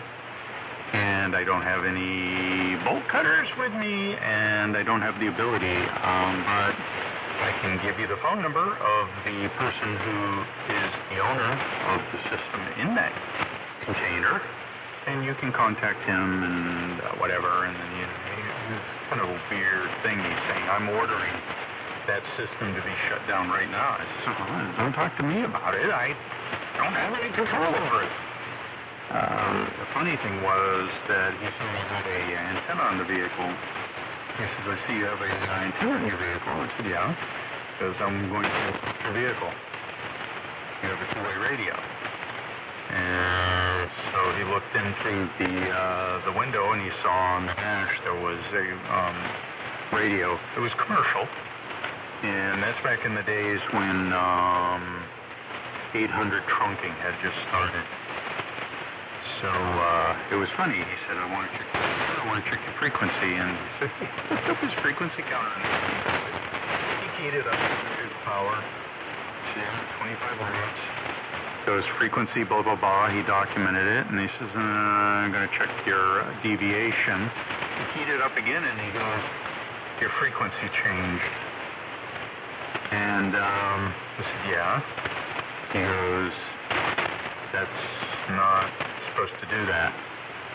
I just recorded this frequency, and he wrote down the next frequency, and then he keyed it up again, and it was a new frequency.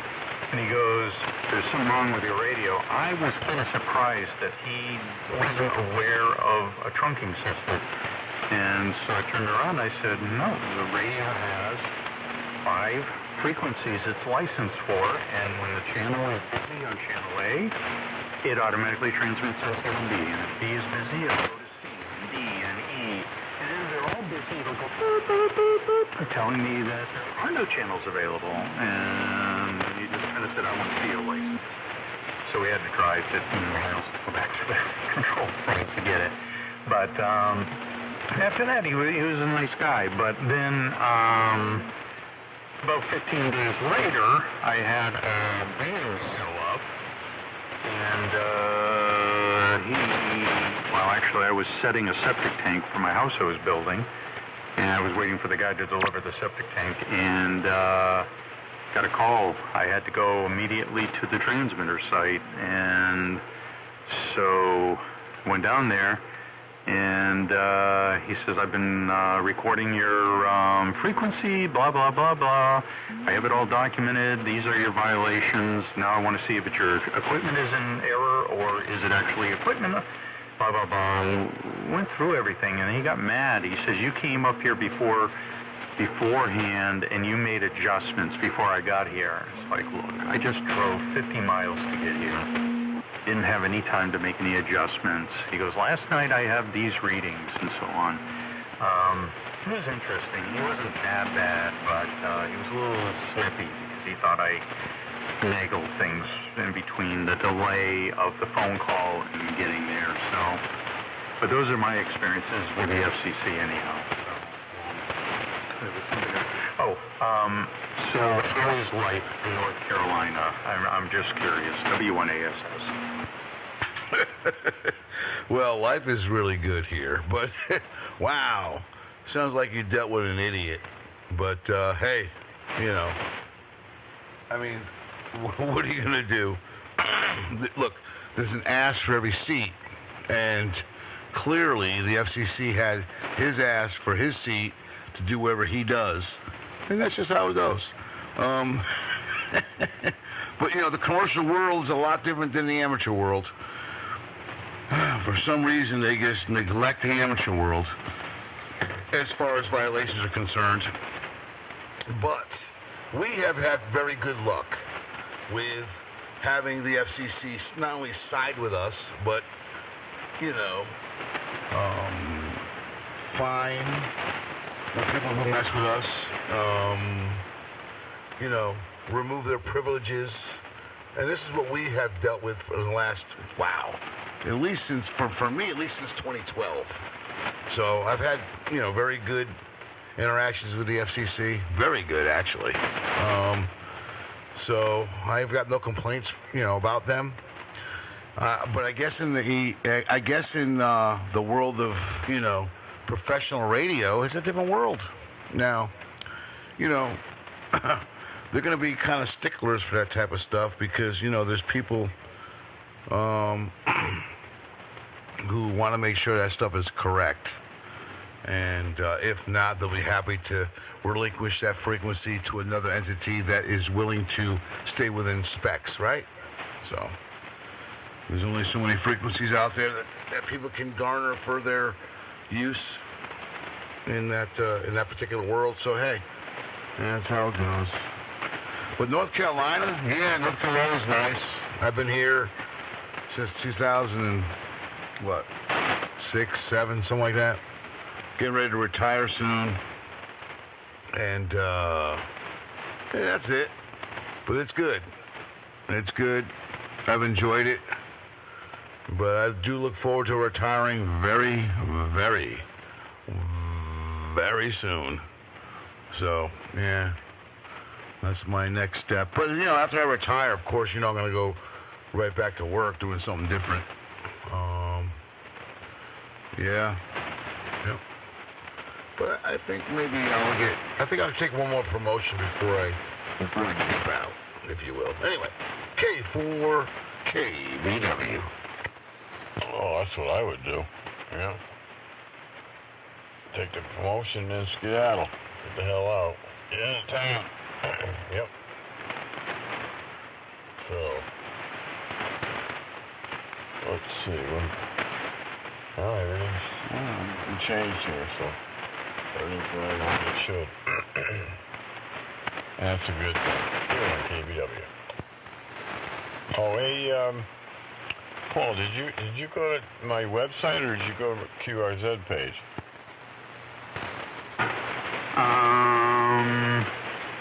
went to your website when you were describing your equipment. Yeah, the K1KBW.com. For Bob Jr., I went to QRZ. Oh, okay, yeah. Because and even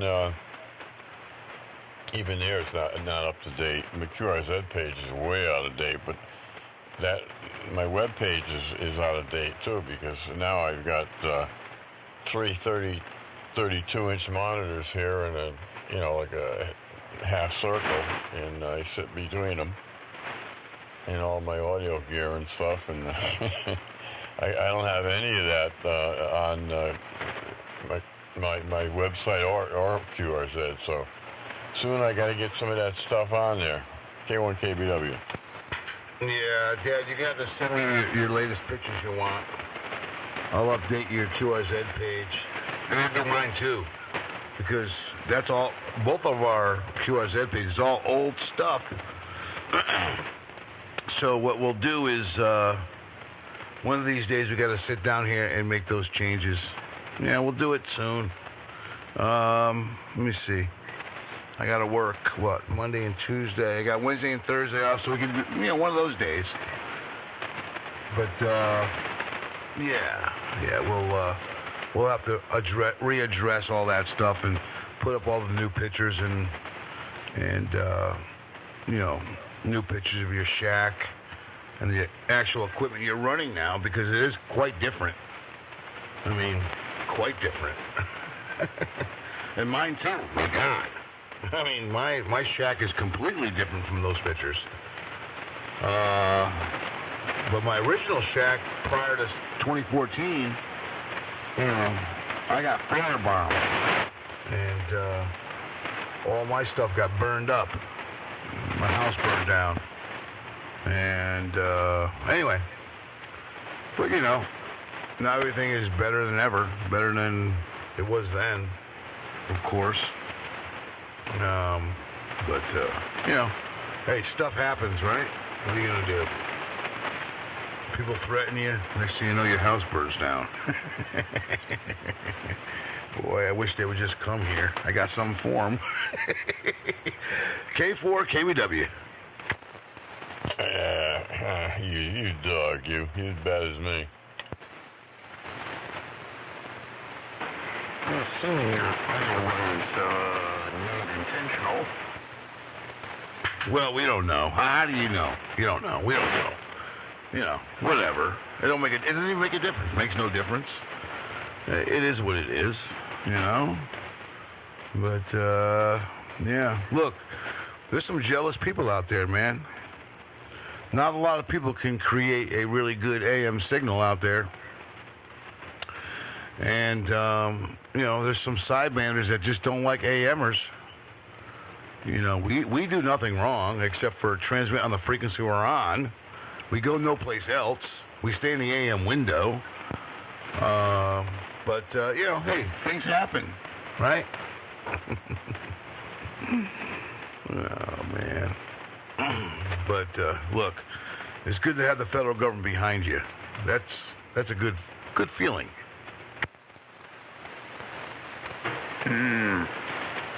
Yeah, well, that's interesting. Yeah, because, at one time, there was the gentleman's understanding, 3880, 3885, I don't remember if 3890 was there. But pretty much, it was just known that this was AM area, and this is where the AMers would stay. But, yeah, I noticed the other night,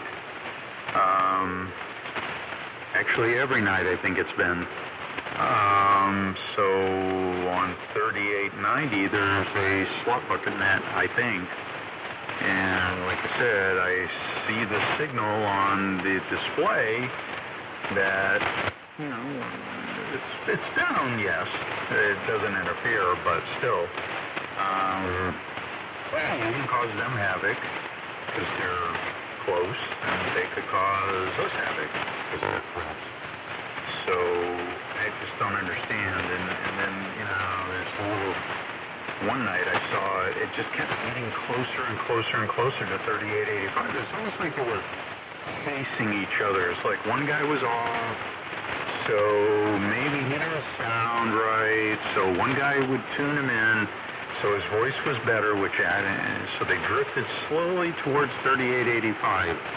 And just every time it made the rounds, it's like they moved a little, they moved a little, they moved a little, and I think they were chasing themselves downward, which, you know, think about it, guys, you know, you keep adjusting, you're moving your frequencies, and then the guy on the other side is, you know, that's why you have RIT,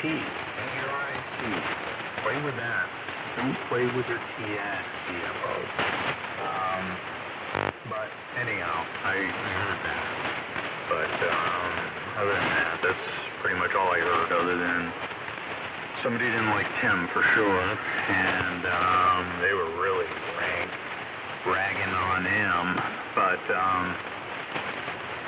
obviously there's, you know, a lot of people that are just jealous of certain things, whether it's knowledge or what you have or whatever. Well, get off your butt and you could have it too. W1ASS. Well, yeah, K1 KBW. I think a lot of the problem is too they don't understand how things really work. You know, they you know, I think the guys you're talking about were on 92. You know, on lower sideband, so they're coming down into us and they're getting into our pass band, and more than likely, being AM, we're kind of some of us kind of wide. We're getting into their pass band, and we've had they came down from 92. They came down and said, "Oh, you guys are wide, blah, all this crap." So they take a freaking hike, you know. You know, you get close to a station and you don't listen to find out what's going on, and you park yourself right next to it, and then you go, oh, but what this guy is telling me, yeah, well, because it's too close. Well, that's exactly right. But we actually know who those people are. We've met them in person up at Nearfest, so we know them. We know who they are. Each one of them. So, yeah, look, we'll be on here, and then they'll fire up on 92 or whatever, and sometimes they'll complain. But look, if we're here, right, and then you fire up and you start complaining, well, we're on whatever frequency we're on. If our pass bands go up or down, those are the frequencies we're on. And if you don't like it, move away from it. But if you need to be on the frequency you're used to being on all the time, but we're already here, you know, kiss my butt. That's, you know, nicest way I can say it. Nothing I can do. We're AM, we're wide, you know, and we're not doing anything against any kind of FCC regulations, right? There is no laws against bandwidth. And, you know, I can say it till I'm blue in my face. That's the first time I've seen it in a long time. There are no laws against bandwidth. I mean, that's it. What more can I tell you? I'm transmitting on all the frequencies you see me on. All of them. Right? I'm not purposely interfering with anybody because I've been on here for quite a while. But if you nudged up against me and I waited like 2 or 3 turns to come in here and make a transmission, and then all of a sudden, bang, I'm all over you. It's your problem, not mine. And honestly, I don't give up. Oh, man. I think my swear detector kicked in. Because those son of a... she keeps doing it. But look, they are a pain in my... Damn. Did it again. See that? And don't. Yeah, I don't understand because with sideband and having, okay, so you're wide. There's your passband tuning. You can get rid of the noise. You can, there's ways around it.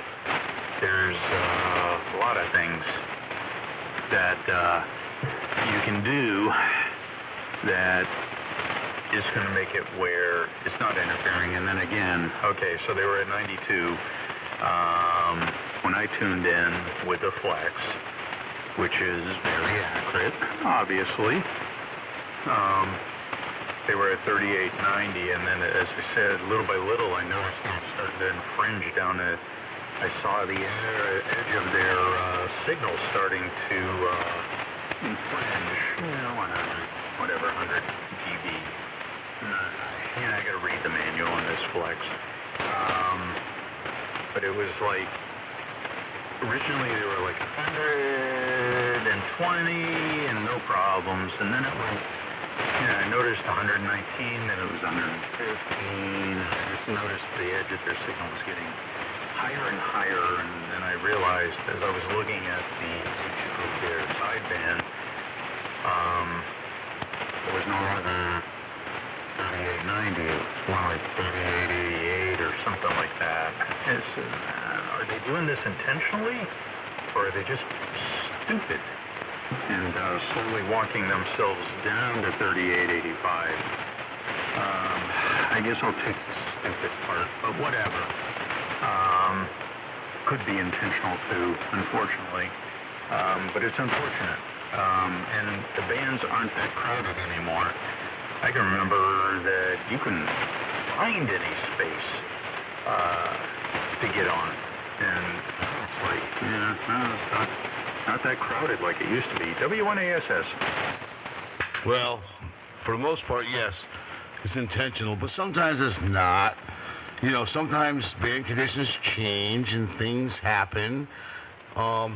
So it's not always their fault. It's not. It really isn't. I'm looking, let me see. My energy right now is, I gotta freaking zoom out. Hang on. Oops. Did I just change something? Hang on. Oh, hang on. Oh, shoot. Damn, I changed my transmit and receive. Okay.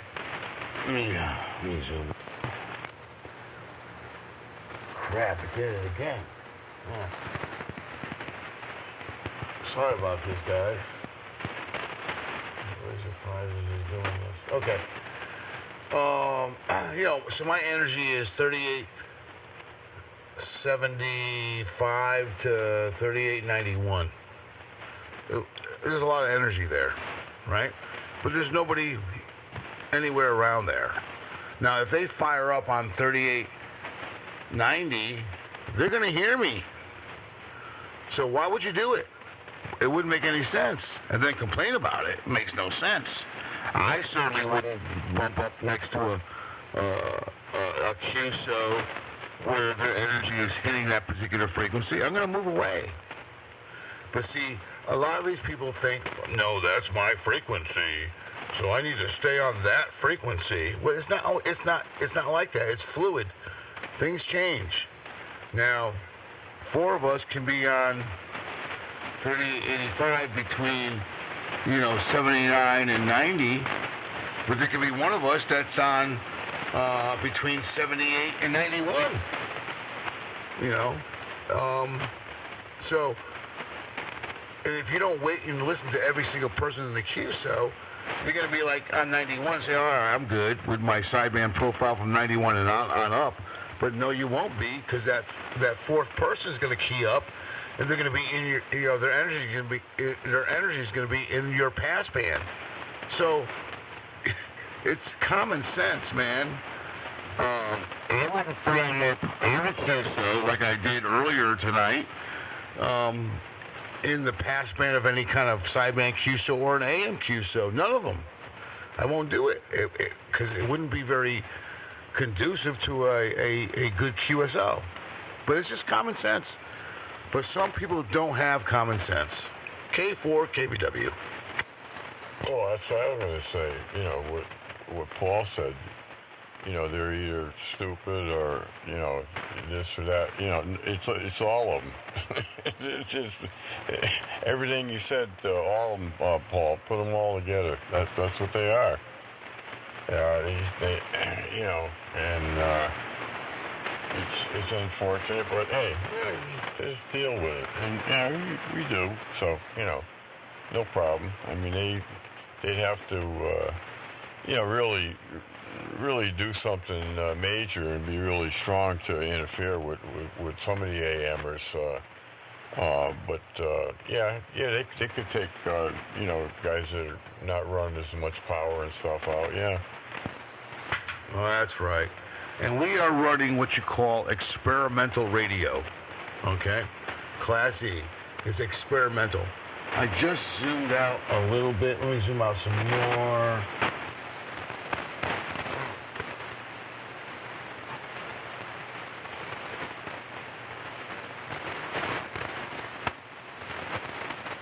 You went way up frequency.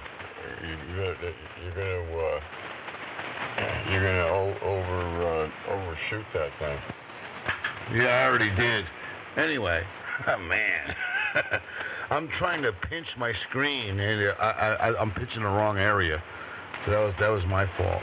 Anyway, my energy is actually 3870 to 3897, something like that.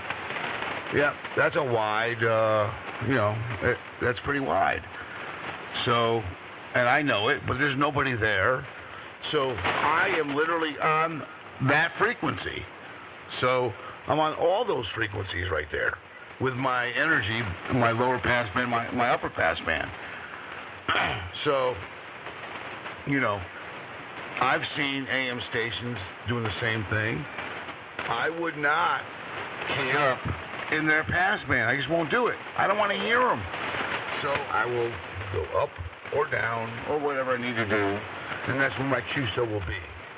It's just common sense, man. But some people are so fixated by their frequency. Well, they don't own that frequency. You know who owns it? The one that's transmitting on it. Until they relinquish it. That's the law. It's so simple. It's really that simple. And you're not that wide on, you know, to another station, Bobby. You may be right there at the transmitter, but it's, you know, you're only up. It's not that wide. Trust me. No, I know that. I'm talking about somebody who's standing out front of my house, literally listening to the receiver.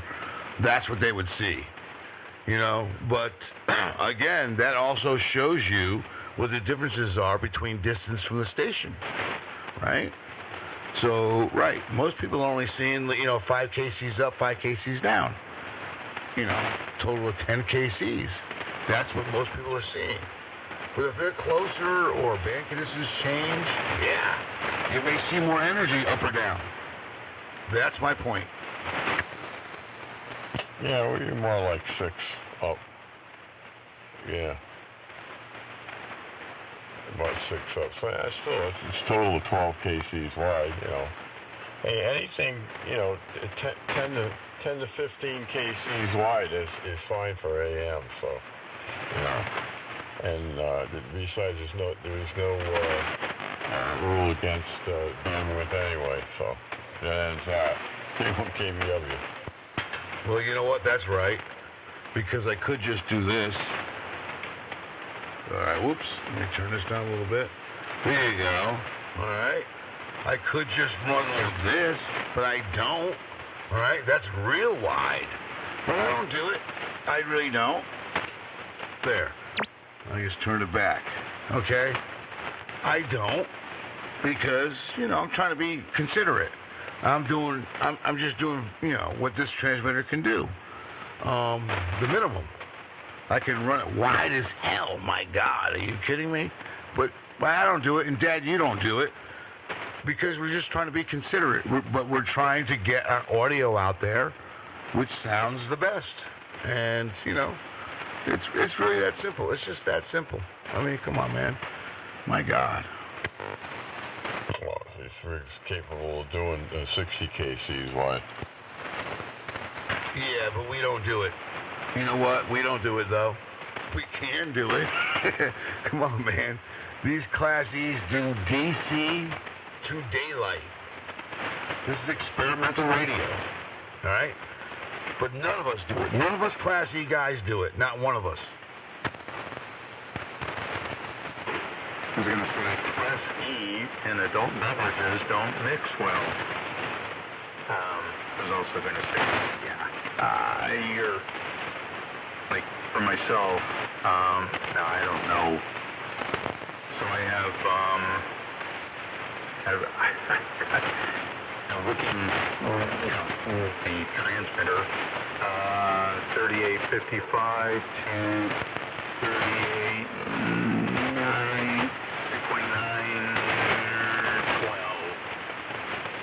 3912. I have two little nipples, lower side and upper side. So, but obviously the further away, it's going to be down. Because when I run the Flex, I have like 3,500 4 KC bandwidth. So, that's 4 on each side, I believe. And, but yet, on the base, you can see it way out. But that's like 120 dB down, so no one's even going to see that. That's one of the things about the Flex is it's got a nice sharp, you can manipulate it. And I'm actually looking at this, and from what I'm seeing, it looks like I have sharp edges above and below. I think that's modulation transformers limits. But it's like straight lines up and down, and then below that it's rounded off. Exactly what do you guys see? W1ASS. Well, that's right. You're about 10 to 11. Yeah, about 10 kcs wide altogether. But let me tell you. Now, if we ran just our flexes, yeah, we could have control over our bandwidth. But these are transmitters that are home built. And we only have so much, adjustment over it. And most of it has to do with audio frequency, right? So for me to narrow my stuff down, I pull down 20, 16, 12.5, and 10K on both sides to narrow my signal up. Now, most of those frequencies you couldn't hear. But what it does do is adds density. So, yep, I keep mine tuned down because it doesn't make much of a difference in audio anyway. And the only thing it does do is add to density. But I really don't give a crap. Well, why should you? It is what it is, and that's it. So, yeah, I don't even know it's not, I think even my 8KC, I think, is all the way down to the minus, whatever the heck it is. 10 KC steps, well, total, I don't know. But, anyway, yeah. So, because, I don't need, the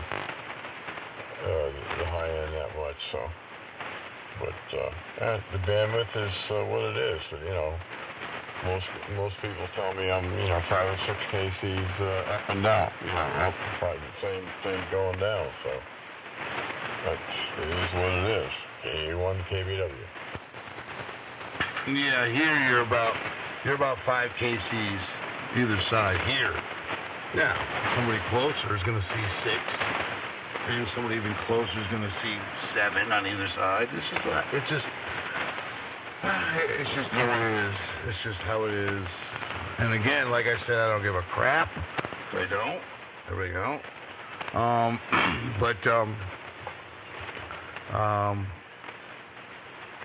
And as far as adult beverages, don't give a crap about that either. Yeah. So Class C being so sensitive to users, one wrong mistake and that's it. That's why I was going, yeah, adult beverages and Class C probably don't mix. Depending on the amount of adult beverages, you might tend to go something wrong. W1AS says. Well, put it this way. Nothing can go wrong if I can blow my equipment up. A lot. And, wait. They very seldom go at all. Well, that's exactly right. But it's got nothing. I've been doing this for so many years. It doesn't make a difference. Trust me. And anything I can break, I can fix. It's no big deal. We've been building this stuff for so many years. Come on, man. It doesn't mean nothing. The only thing we can do is just blow our stuff up. That's it. So, yeah, it mixes well. Because all of us have been doing this for a very, very long time. Well, yeah, I've been doing it since 2001, so that's what, 23 years, and, just building all this stuff, they just finished building the modulator for this thing here a couple of months ago, so, I don't know if I'm going to build anything else. I think I got enough stuff here. This whole side of the shack is filling up with the electronic stuff. And I got a big shack too, Paul. It's 15 by 28. But got lots of stuff in it. Well, you've been saying that like 5 or 6 builds ago. Holy crap. At least 5 or 6 builds ago. Oh, this is my last one. Well, then comes out a new and improved model. It's funny. I mean, my God. I know, because it's so daunting. It's such a huge task to actually do it. It's a lot. People think, oh, well, I just got to buy the boards and put them together. Yeah, those are just the boards. Now you got to figure out how to build a transmitter. People crack me up, man. They think it's easy. Good luck to you. If you're not a good engineer, it's not going to happen. It's just not going to happen. You got to be a good engineer. K4 KBW. Yeah, and you've got the power supply. Yeah, you got to build the RF deck. You got to build a power supply. A lot of guys that think, oh, I got Steve's boards. I got a Class E rig. No, you don't. You get part of a modulator. You don't even have the whole thing. And then you got to build an RF deck, and then you got to build a power supply, and then you got to tune everything up. Yeah, not just tune everything up, but you have to adjust all the boards to work well with each other, and then you got to tune everything up. My God, with a scope. So you need to know how to use a scope. My God, yeah, it's a huge undertaking. People just think, oh, That's why I don't have much respect for people with a plastic frickin' radio and an amplifier. I just don't. Anybody can do it. Anybody can get licensed. Anybody can buy a bunch of crap and turn it on. To me, I'm not impressed. Yeah, well, I'm impressed if somebody builds something and it works good, But, I come to the point where, I don't really care. I got what I got. I like what I have. And I'm happy with it, and that's all that counts. I don't really care. Because everybody's got a different opinion, It's, and then there's always one AH in the crowd, too. So, that goes. K1 KBW. Well, that's right. K4 KBW. And I have a butthole, right? You got a butthole. But you know what? Everybody got a butthole. Well, unless you lost your butthole.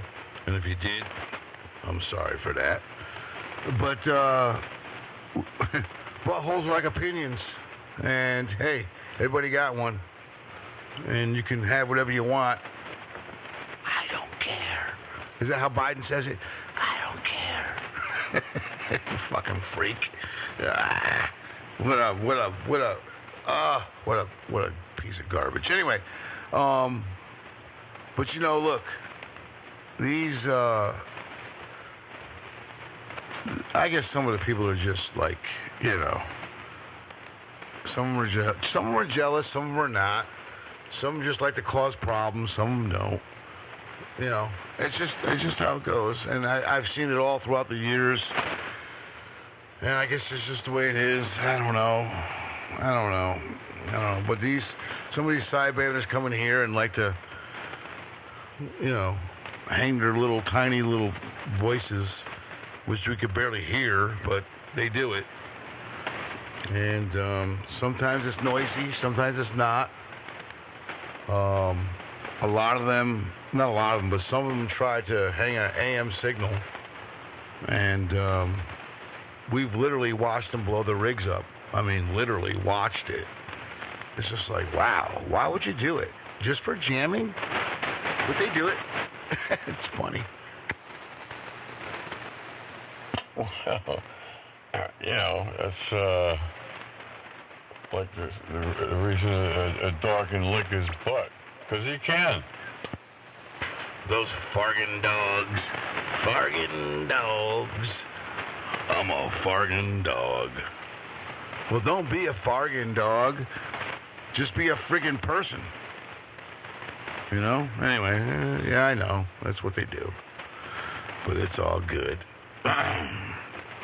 It really is. Yeah, hang on. Let me check some stuff out real quick. Hang on. Yay. Ooh. Man. Hey, this stuff is putting out some snot tonight, Dad. Hang on. Yeah. Holy cow. Yeah, it's doing it. I'm looking at my scope. When I stop talking, I'm looking at my beautiful Class E pattern. But then when I modulate it, you know, it turns into a Class E modulated dinosaur. Anyway. Yeah, it distorts. Yeah. Well, you can do that on your screen on here. When you hit that little red button there for the display. It makes, I don't know what they call that. I forget what they call it. Huh. All right, hang on. Look, I got to run downstairs. I can't use my back. Yeah, all right. Yeah, okay, we'll catch you when you get back. Let's see, look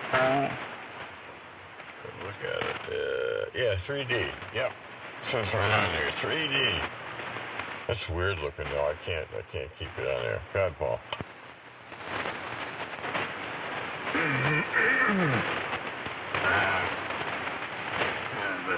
What was the saying? The problem with opinions, it's like buttholes. Everyone has one, but some of them stink. Proper statement without using real words. So, yeah. Anyhow, now, yeah, everybody's, you know, I think whatever anybody's running, I say, hey, great. Yeah, I mean, some have the capabilities of welding, and others have capabilities of repairing. Of course, the thing with those rigs, well, you can get a good RF burn from it. The other thing is, if you slice your fingers or wet hands in the power supplies, obviously that'll kill you. But it's not going to jump out at you.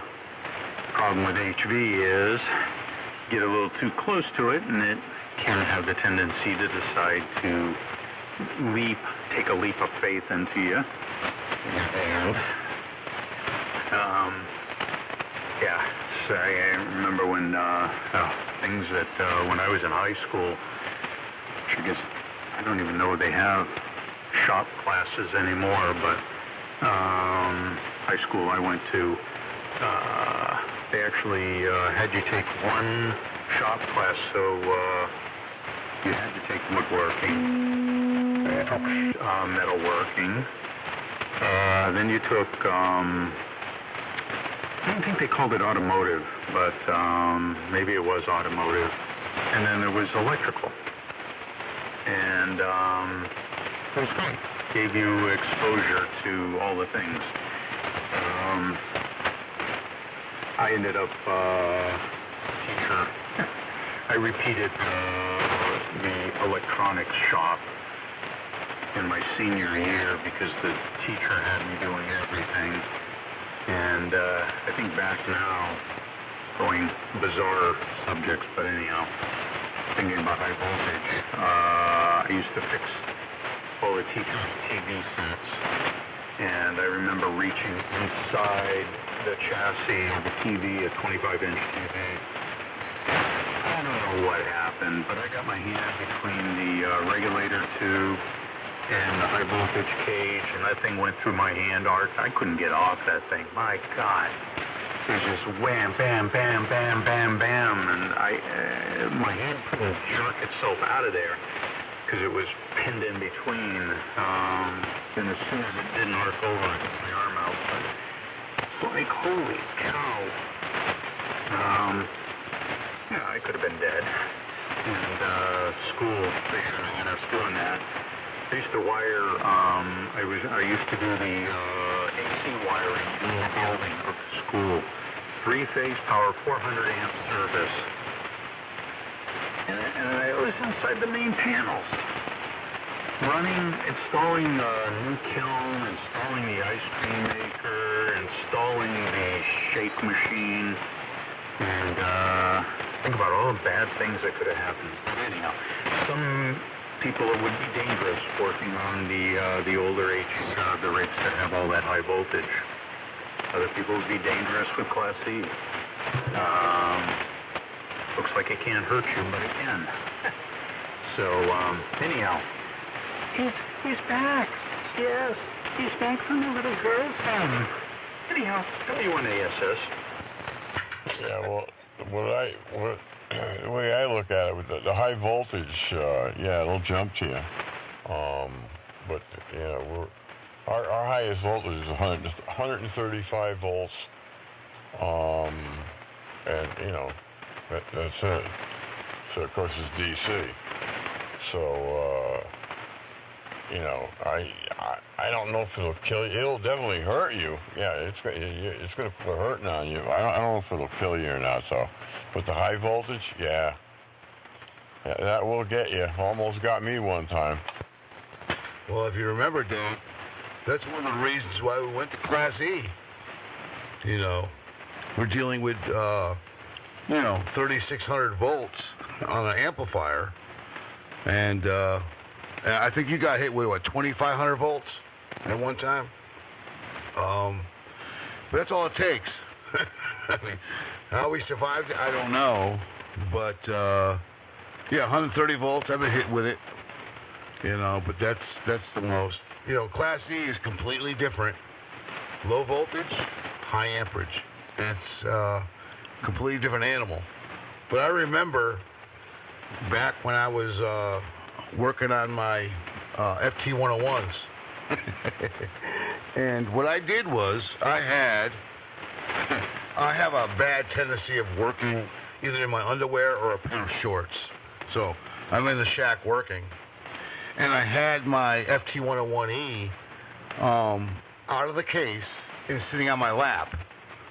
And that's 780 volts. But it was fine while I was sitting in my lap until I turned it on. I turned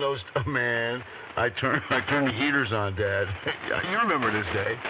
I turned the heaters on. It threw me across the room against the wall. And I was like, oh, man, never again. Oh, never again. And then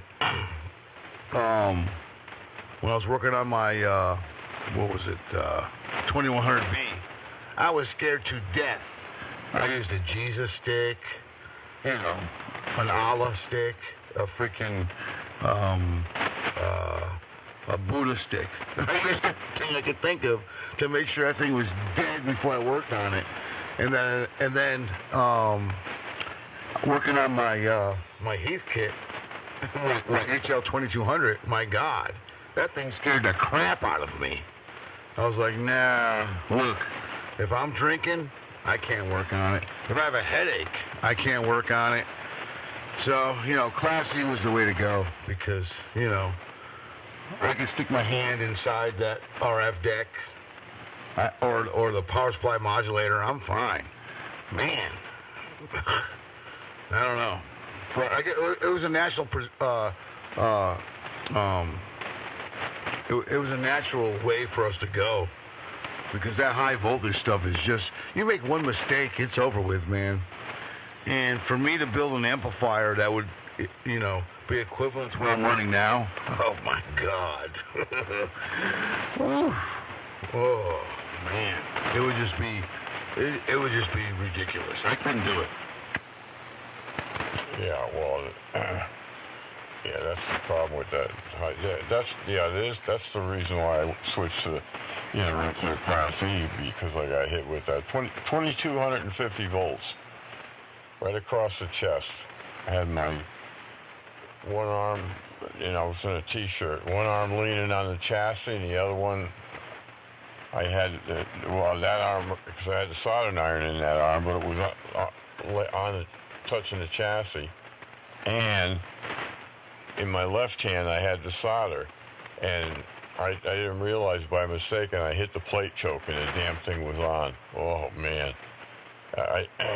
I fell backwards, and it seemed like 10 minutes to catch my breath. I'm sure it wasn't that long, but it seemed like it was. Yeah, I remember. But, when I was a kid, we took automotive classes, we took electronic classes, welding classes, wood classes, metal classes. We took a lot of stuff. But I don't think they teach any of that stuff nowadays. None of it. It's just very basic high school stuff. And I think they're doing a disservice to our kids. They need to learn this stuff. But they're just not learning it. I remember we used to, in welding classes, we used to, set up the welder and electrocute each other. It was crazy. It was just nuts. And I never worked on TVs in school. No high voltage televisions. We definitely didn't do that. I can only imagine. You must be older than me. K4 KVW.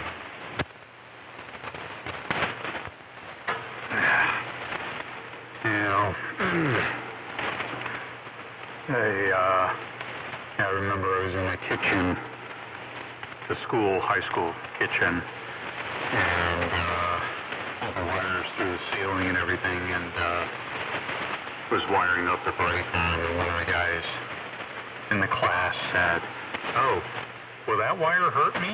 "No, that's the neutral. It's got no voltage on it." "Will that wire hurt me?" "No, that's the ground.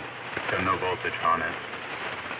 But since it was three-phase, it was working between the A, B, and C phase. So 120, you put yourself between the neutral and the neutral bus, well, you just became the conductor. But anyhow, my transmitters that I used to work on commercially, the one that the FCC guy showed up, that transmitter was a 50,000 watt transmitter. Out of the antenna was 4,790,000 watts ERP. And the beam supply, it was a Klystron tube.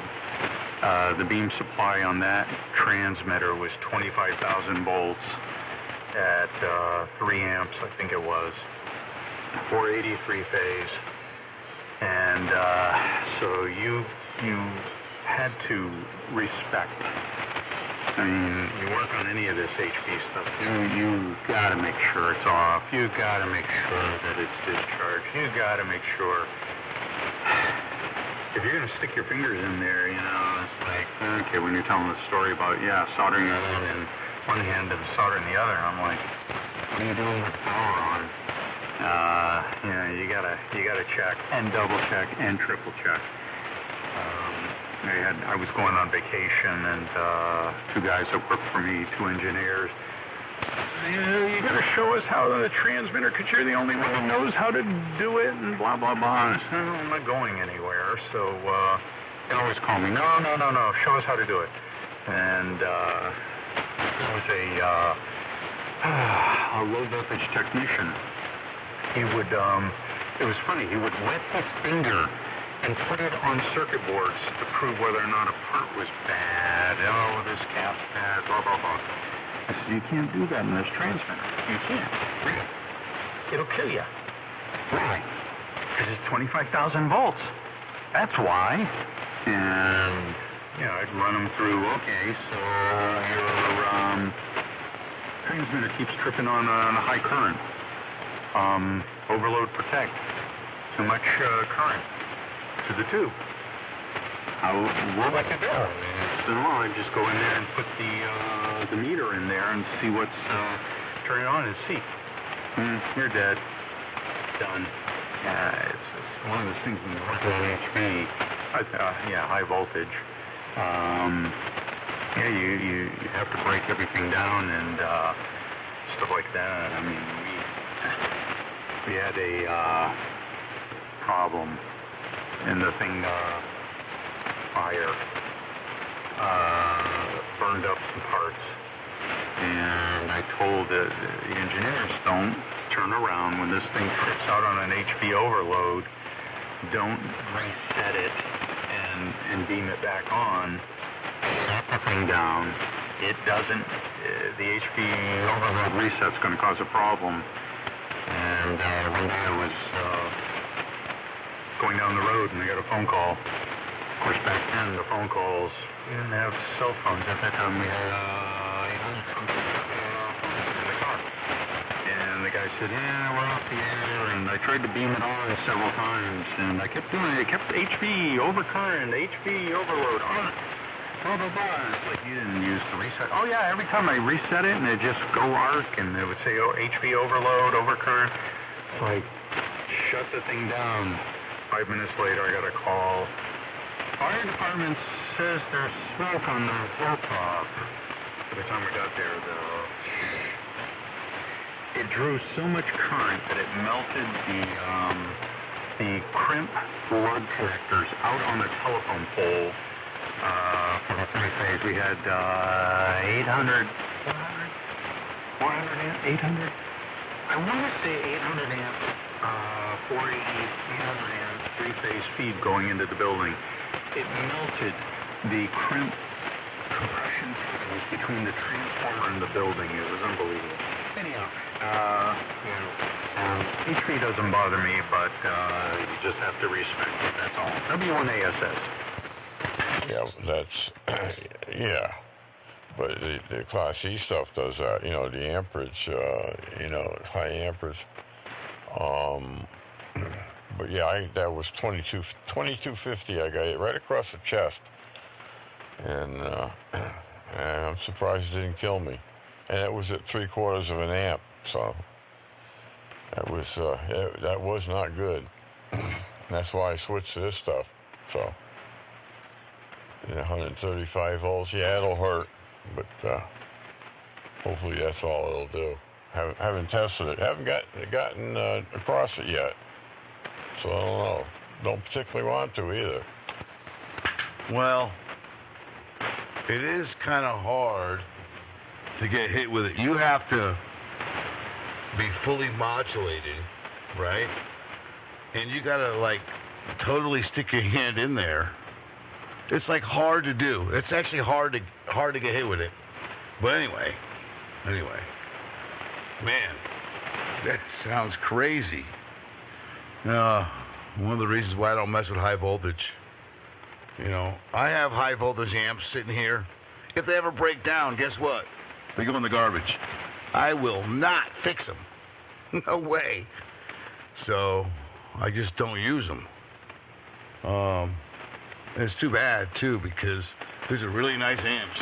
They work really good. You know, they function like they're supposed to. I just don't use them because, well, number one, I have no need for them. But if they ever break down, they're garbage. Somebody else can fix it. I won't touch it because I am prone to making mistakes. And let me tell you something. Those mistakes are easy to make. I swear to God. I've made them. Man, I've made too many of them, too. It's just like, are you kidding me? Man, no way. So, I don't mess with it. So, it's just, you know, since the advent of Class E, it's just been so much of a safer aspect for me. Yeah. It's just much better for me.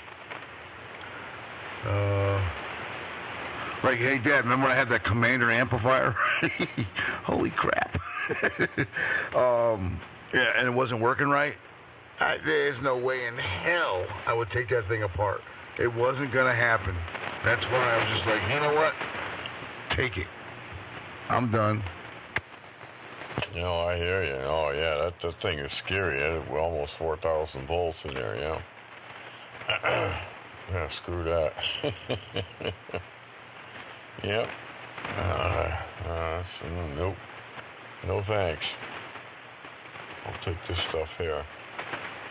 So, yeah, and my stuff, well, it's just sitting on the desktop here. This transmitter sitting right on the desktop. And, it's not, you know, it's not very big. It's not very heavy. You know. So, and the power supply just rolls underneath the, right underneath the counter. So, kind of neat. I'm glad I built it. So, you know, I built the power supply first, and then I built the modulator. So, and it works pretty good, I guess. K1KBW. Well, it sounds good here. So, K1 KBW, Bob Senior. Where are you located? Wallingford, Connecticut. I'm about 12 miles from Long Island Sound. Alright. Because the antenna that this dipole I put up, which I really can't get it any higher, I wanted to be at the height that I would be able to do both local and long distance. And the other night, or was it this morning? I think it was this morning, I heard Florida. So, and of course, Bob Jr., North Carolina, so you're down in Connecticut. People keep telling me, you gotta put that antenna up higher, you gotta get it higher, you gotta get it far. Well, I can't. I'm in the city. I got no trees, I have no height, I can't put up a tower. But the other thing is, when I lived in the country, I had one way up, and every evening about 8 o'clock, I couldn't hear one local person. I couldn't talk 2 towns over. I couldn't hear Tim in Maine, and obviously I'm in New Hampshire. And so with the height that I'm at right now, I can hear Tim in the day, or I can hear him at night. And actually, a guy in Manchester, talked to him across the city day and night, although he says my signal's really weak, and he's off the end of my dipole, but, so, okay, all right, well, I'm assuming then the antenna's working okay. W1ASS. Well, I mean, it's working all right. You know, can't complain for what you got. You know, and you use what you got. There's nothing else you can do.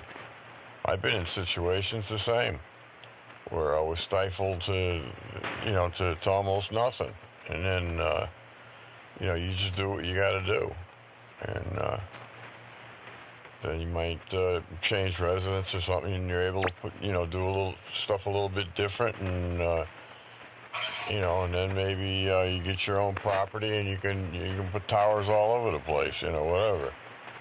So that's how it goes. Well, that's right, but you're doing really good down here in Raleigh, so I wouldn't worry about it. You're doing fine. I mean,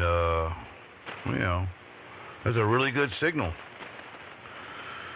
So I wouldn't worry about it, But like he said, you do what you can do, right? Until things change, And for me, it was, moving to a different area, higher trees, being able to build a different transmitter. So many different factors that are involved. But the most important thing is, yes, like that guy told you, get your antenna higher. But if you can't do it, you can't do it. There's only so much you can do. So if you can't get it up there, that's it. But as far as putting out more power versus a higher antenna is always going to win. It really is. If I had a choice of putting out more power or a higher antenna, I would absolutely go with a higher antenna, but I can't. My operating position is literally I'm at 65 feet above the ground surface here, and my antenna system's at 75 feet? And that's it.